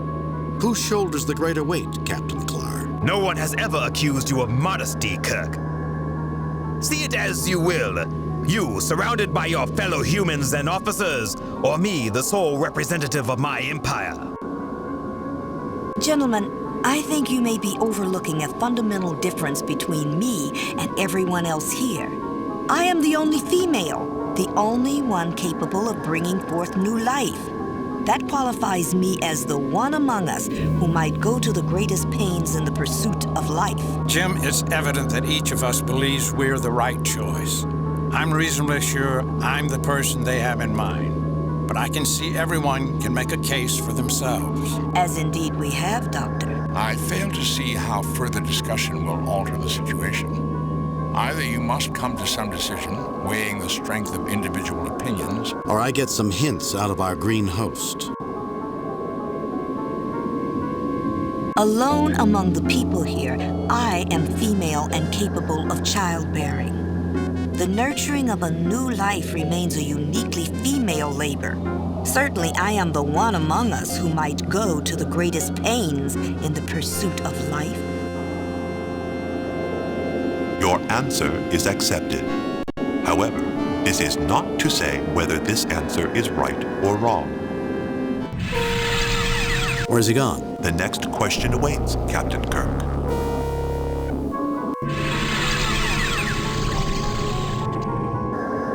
You are nothing like the Gerent, who hold a special place in our memories. The second question: who among you wrestles most intensely with the chaos of life? Talk amongst yourselves. I will answer questions if I can. In the end, only one may reply. As with the previous question, this is a question of judgment, Captain. Meaning there's no right or wrong answer. I suspect the Brassica would disagree with you, Captain. There is likely a specific answer they expect. I can only speculate. And? Each of us can best make his or her own case. As science officer, I believe myself likely. It is the very heart of science to attempt to comprehend the fundamentally chaotic nature of the universe. Chaotic?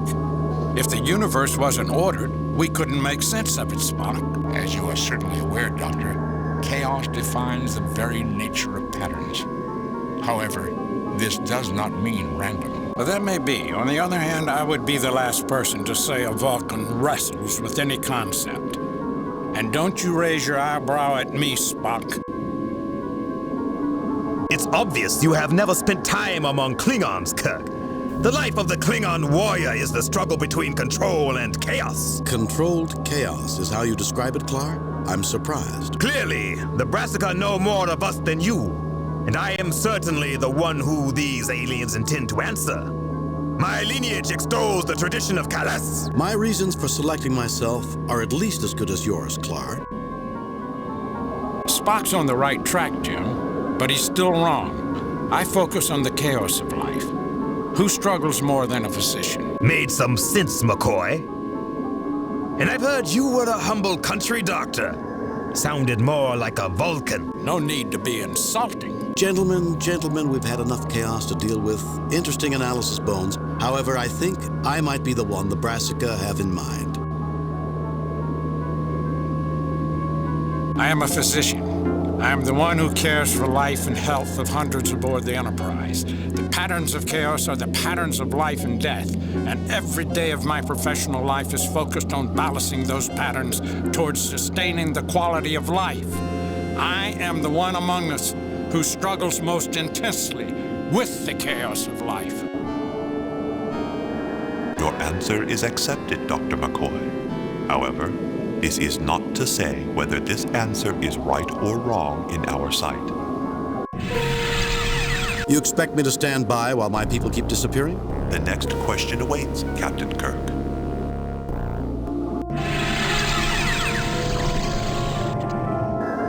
Congratulations, Captain. There are those among us who doubted you could make it this far. The third question is somewhat different, but our heroes, the Gerent, found the answer. Solve this equation. Pig plus X equals cow. Talk among yourselves. I will answer questions if I can. Only one may reply.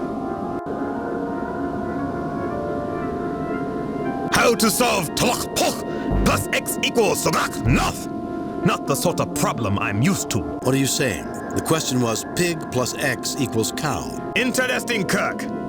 I heard Tlok Poch plus X equals Sorok Nav. To humans, it would translate to plant plus X equal hive paper. What did you hear, Vulcan? Chicken plus X equals reality. Each question starts with something edible. Pigs and chickens are farm stock, are they not? Many elements of Federation society do not consume animal flesh, Captain Clara. In principle, however, you are correct. But I believe the answer is, there is no logical answer. I don't think so, Spock. But I don't like yours either, Clar. Where's the relationship between a cow, hive paper, and reality? Difficult, I admit, Kirk. But they must be connected. I'm not impressed, Clar. The Brassica addressed me first. I think we need to answer pig plus X equals cow. You try my patience, Kirk. There's a pattern and an answer. A Tlok Poch grows a flower that Ka-Cha insects visit, and Ka-Cha make nectar and hive paper. So flour would work. And what does that do for my question? Or Spock's? Your officer was asked to solve chicken plus X equal reality. The philosophers of Bolare 7 maintain a celestial bird, something like a chicken, laid an egg from which the universe hatched. The idea of reality began as something egg-shaped, was an early theory of Klingon cosmologists. You're stretching, Clar. It all fits. The Tlok Poch flower is egg-shaped. Therefore, I believe egg is correct for all equations. Kirk, in a barter society, might not a cow be worth, say, a pig with a clutch of eggs thrown in? Clar, I come from a farm on Earth in a state called Iowa. Your solution makes some sense, but so would pig plus crate of apples equal cow. It's something else. If I may, based on the evidence, I remain convinced there is no answer. A time will come when we must answer. I'm willing to let either of you answer. The Brassica will allow only one to answer. Captain, you hear one question, I hear another. None are sensible. Logic dictates identifying the pattern. I believe the Brassica expect us to realize there is no pattern. Specifically, there is no answer. The question I heard was chicken plus X equals reality. This question is nonsensical, as is Captain Kirk's. Therefore, I deduce the answer is that there is no answer. Your answer is accepted. However, this is not to say whether this answer is right or wrong. You plan to make off with everyone? Do you really expect me to keep taking that without protest? The next question awaits, Captain Kirk.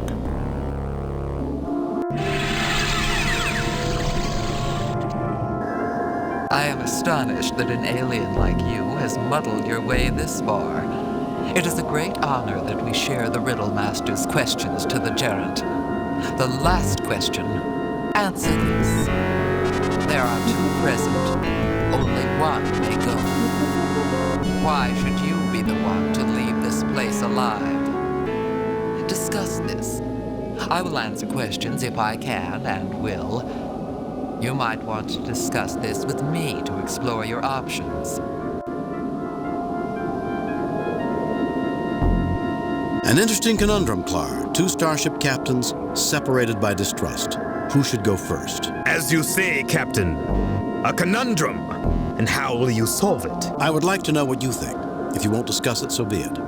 All right, I'll tell you what I think, and we can go from there. Since I represent the peaceful and unified Federation, I'm the only one possible answer. We would share the Brassica knowledge, even with the Klingons, but I doubt the reverse would be true. This is best for everyone. I might surprise you, Clar. I believe the Brassica will come to us in time. The Klingons need the civilizing influence they offer, and you're the best representative. I'll bow out, and you proceed. I don't like the choices. I want another alternative, but I'm not sure there is one. I feel the same, Kirk. I have a thought about how we might deal with the question. Go ahead, Clar, I'm listening. Forget it, Clar, I have my own ideas. Go ahead, Clar, I'm listening. They're asking us to choose one to proceed and one to remain. That's the implication of death for the one who remains. I concur. They want an answer that either I live and you die, or you live and I die. I say we answer, we both live, or both die. Good concept. What if they refuse? We choose it, whether they offer or not. And if it's not the answer I give? We shall see, won't we?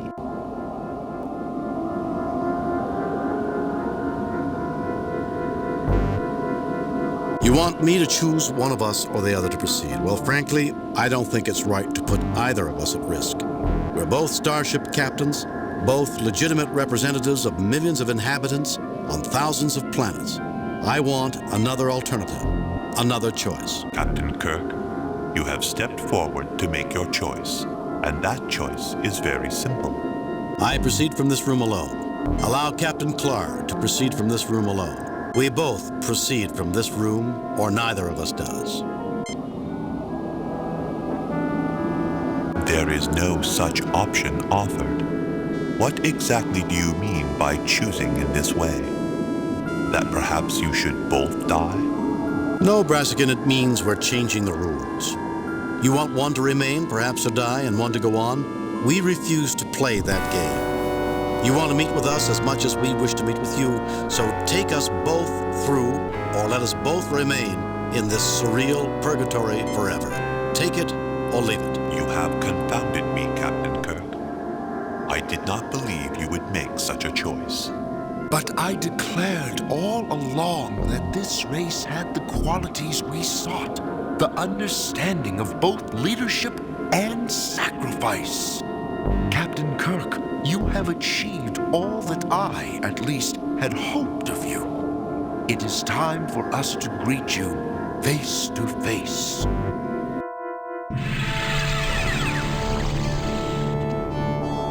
Greetings.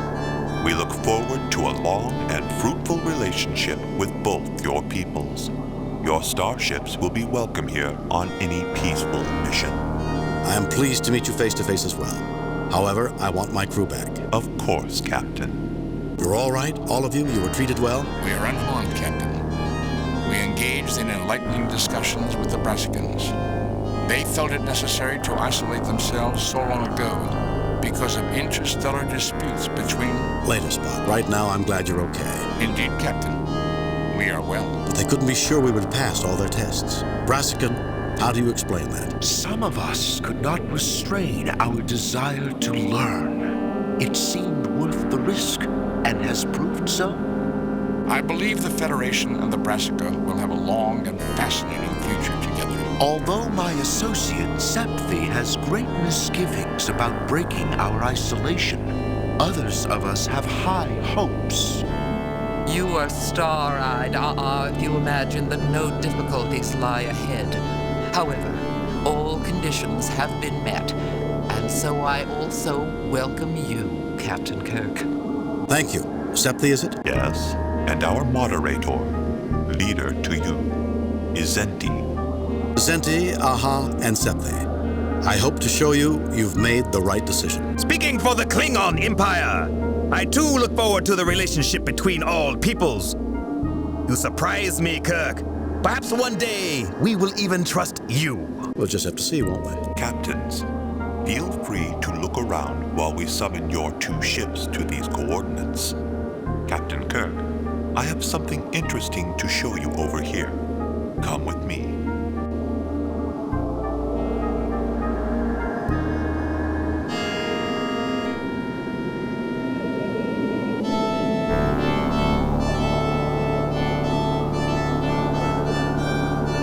Captain Kirk, I have misgivings about the Klingon race. For our mutual protection, here is a paralens disk of data which I want you to have. With this knowledge, you can come to our defense. Will you take it and safeguard our future? Yes, I'll take the disc. Not without knowing more about it. No, take it up with the Federation ambassador when he gets here. Yes, I'll take the disc.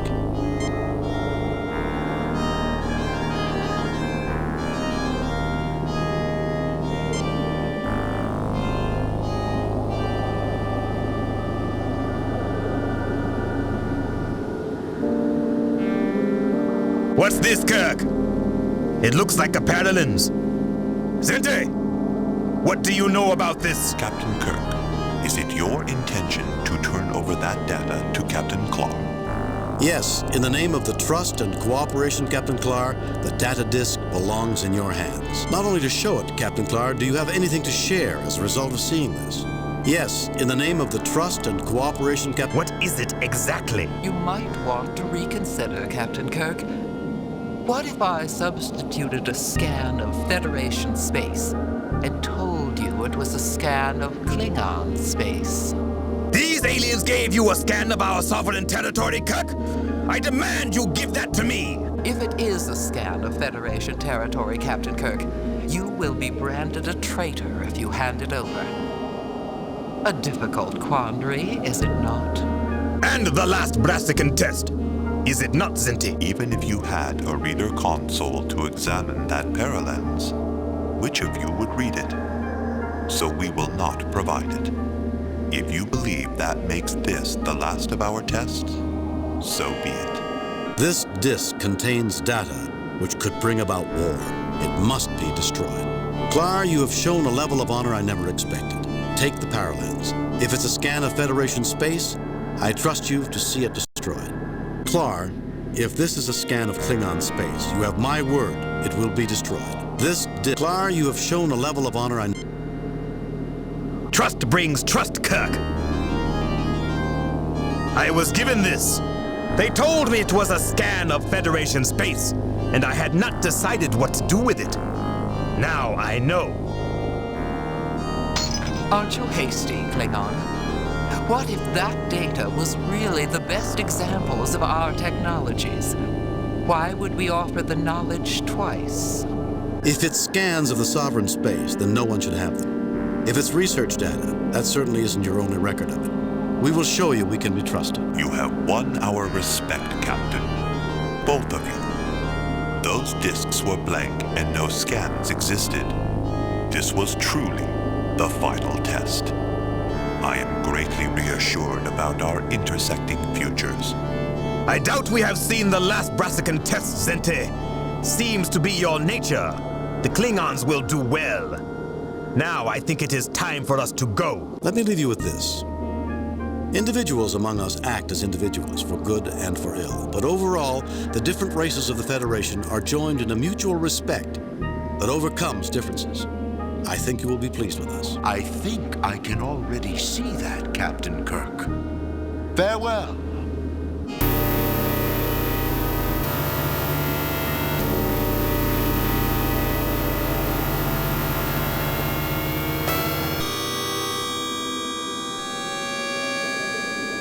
Captain's log, stardate 6270.5. We have succeeded in making formal contact with the Brassica. We look forward to a long and productive relationship with them. So, Lieutenant, you turned down the Brassica's offer to become the Federation official ambassador. Not in my job description, Captain. And they were probably just testing me. A formidable accomplishment, Captain. Establishing diplomatic relations with a new and advanced alien race. Improving our relations with the Klingons. Impressive. Thank you, Mr. Spock. Everyone's so cheerful today. Even Spock's in a good mood. This makes me nervous. Message from Starfleet, Captain. There's my answer. I've reviewed your report from your recent assignment, Captain, and have a few comments. I am very pleased with your performance. It was a perfect mission, Jim. Your reputation as Starfleet's best starship captain is secure. Kane out. Another message from Starfleet. On screen. Jim, we have evaluated your current series of missions, and we are satisfied with your performance. You've done some good work lately. Keep it up. Thank you, Admiral. That's all, Jim. Starfleet out. He could have been a little more enthusiastic. We haven't been doing badly. Starfleet was not built on adequacy, Doctor. They have always had high expectations. And so they should. We can always do better, Bones. I think I reached my limits a long time ago, Jim. None of us have reached it yet, Bones, but somewhere out there, there's a new challenge. And I can't wait to see what it is.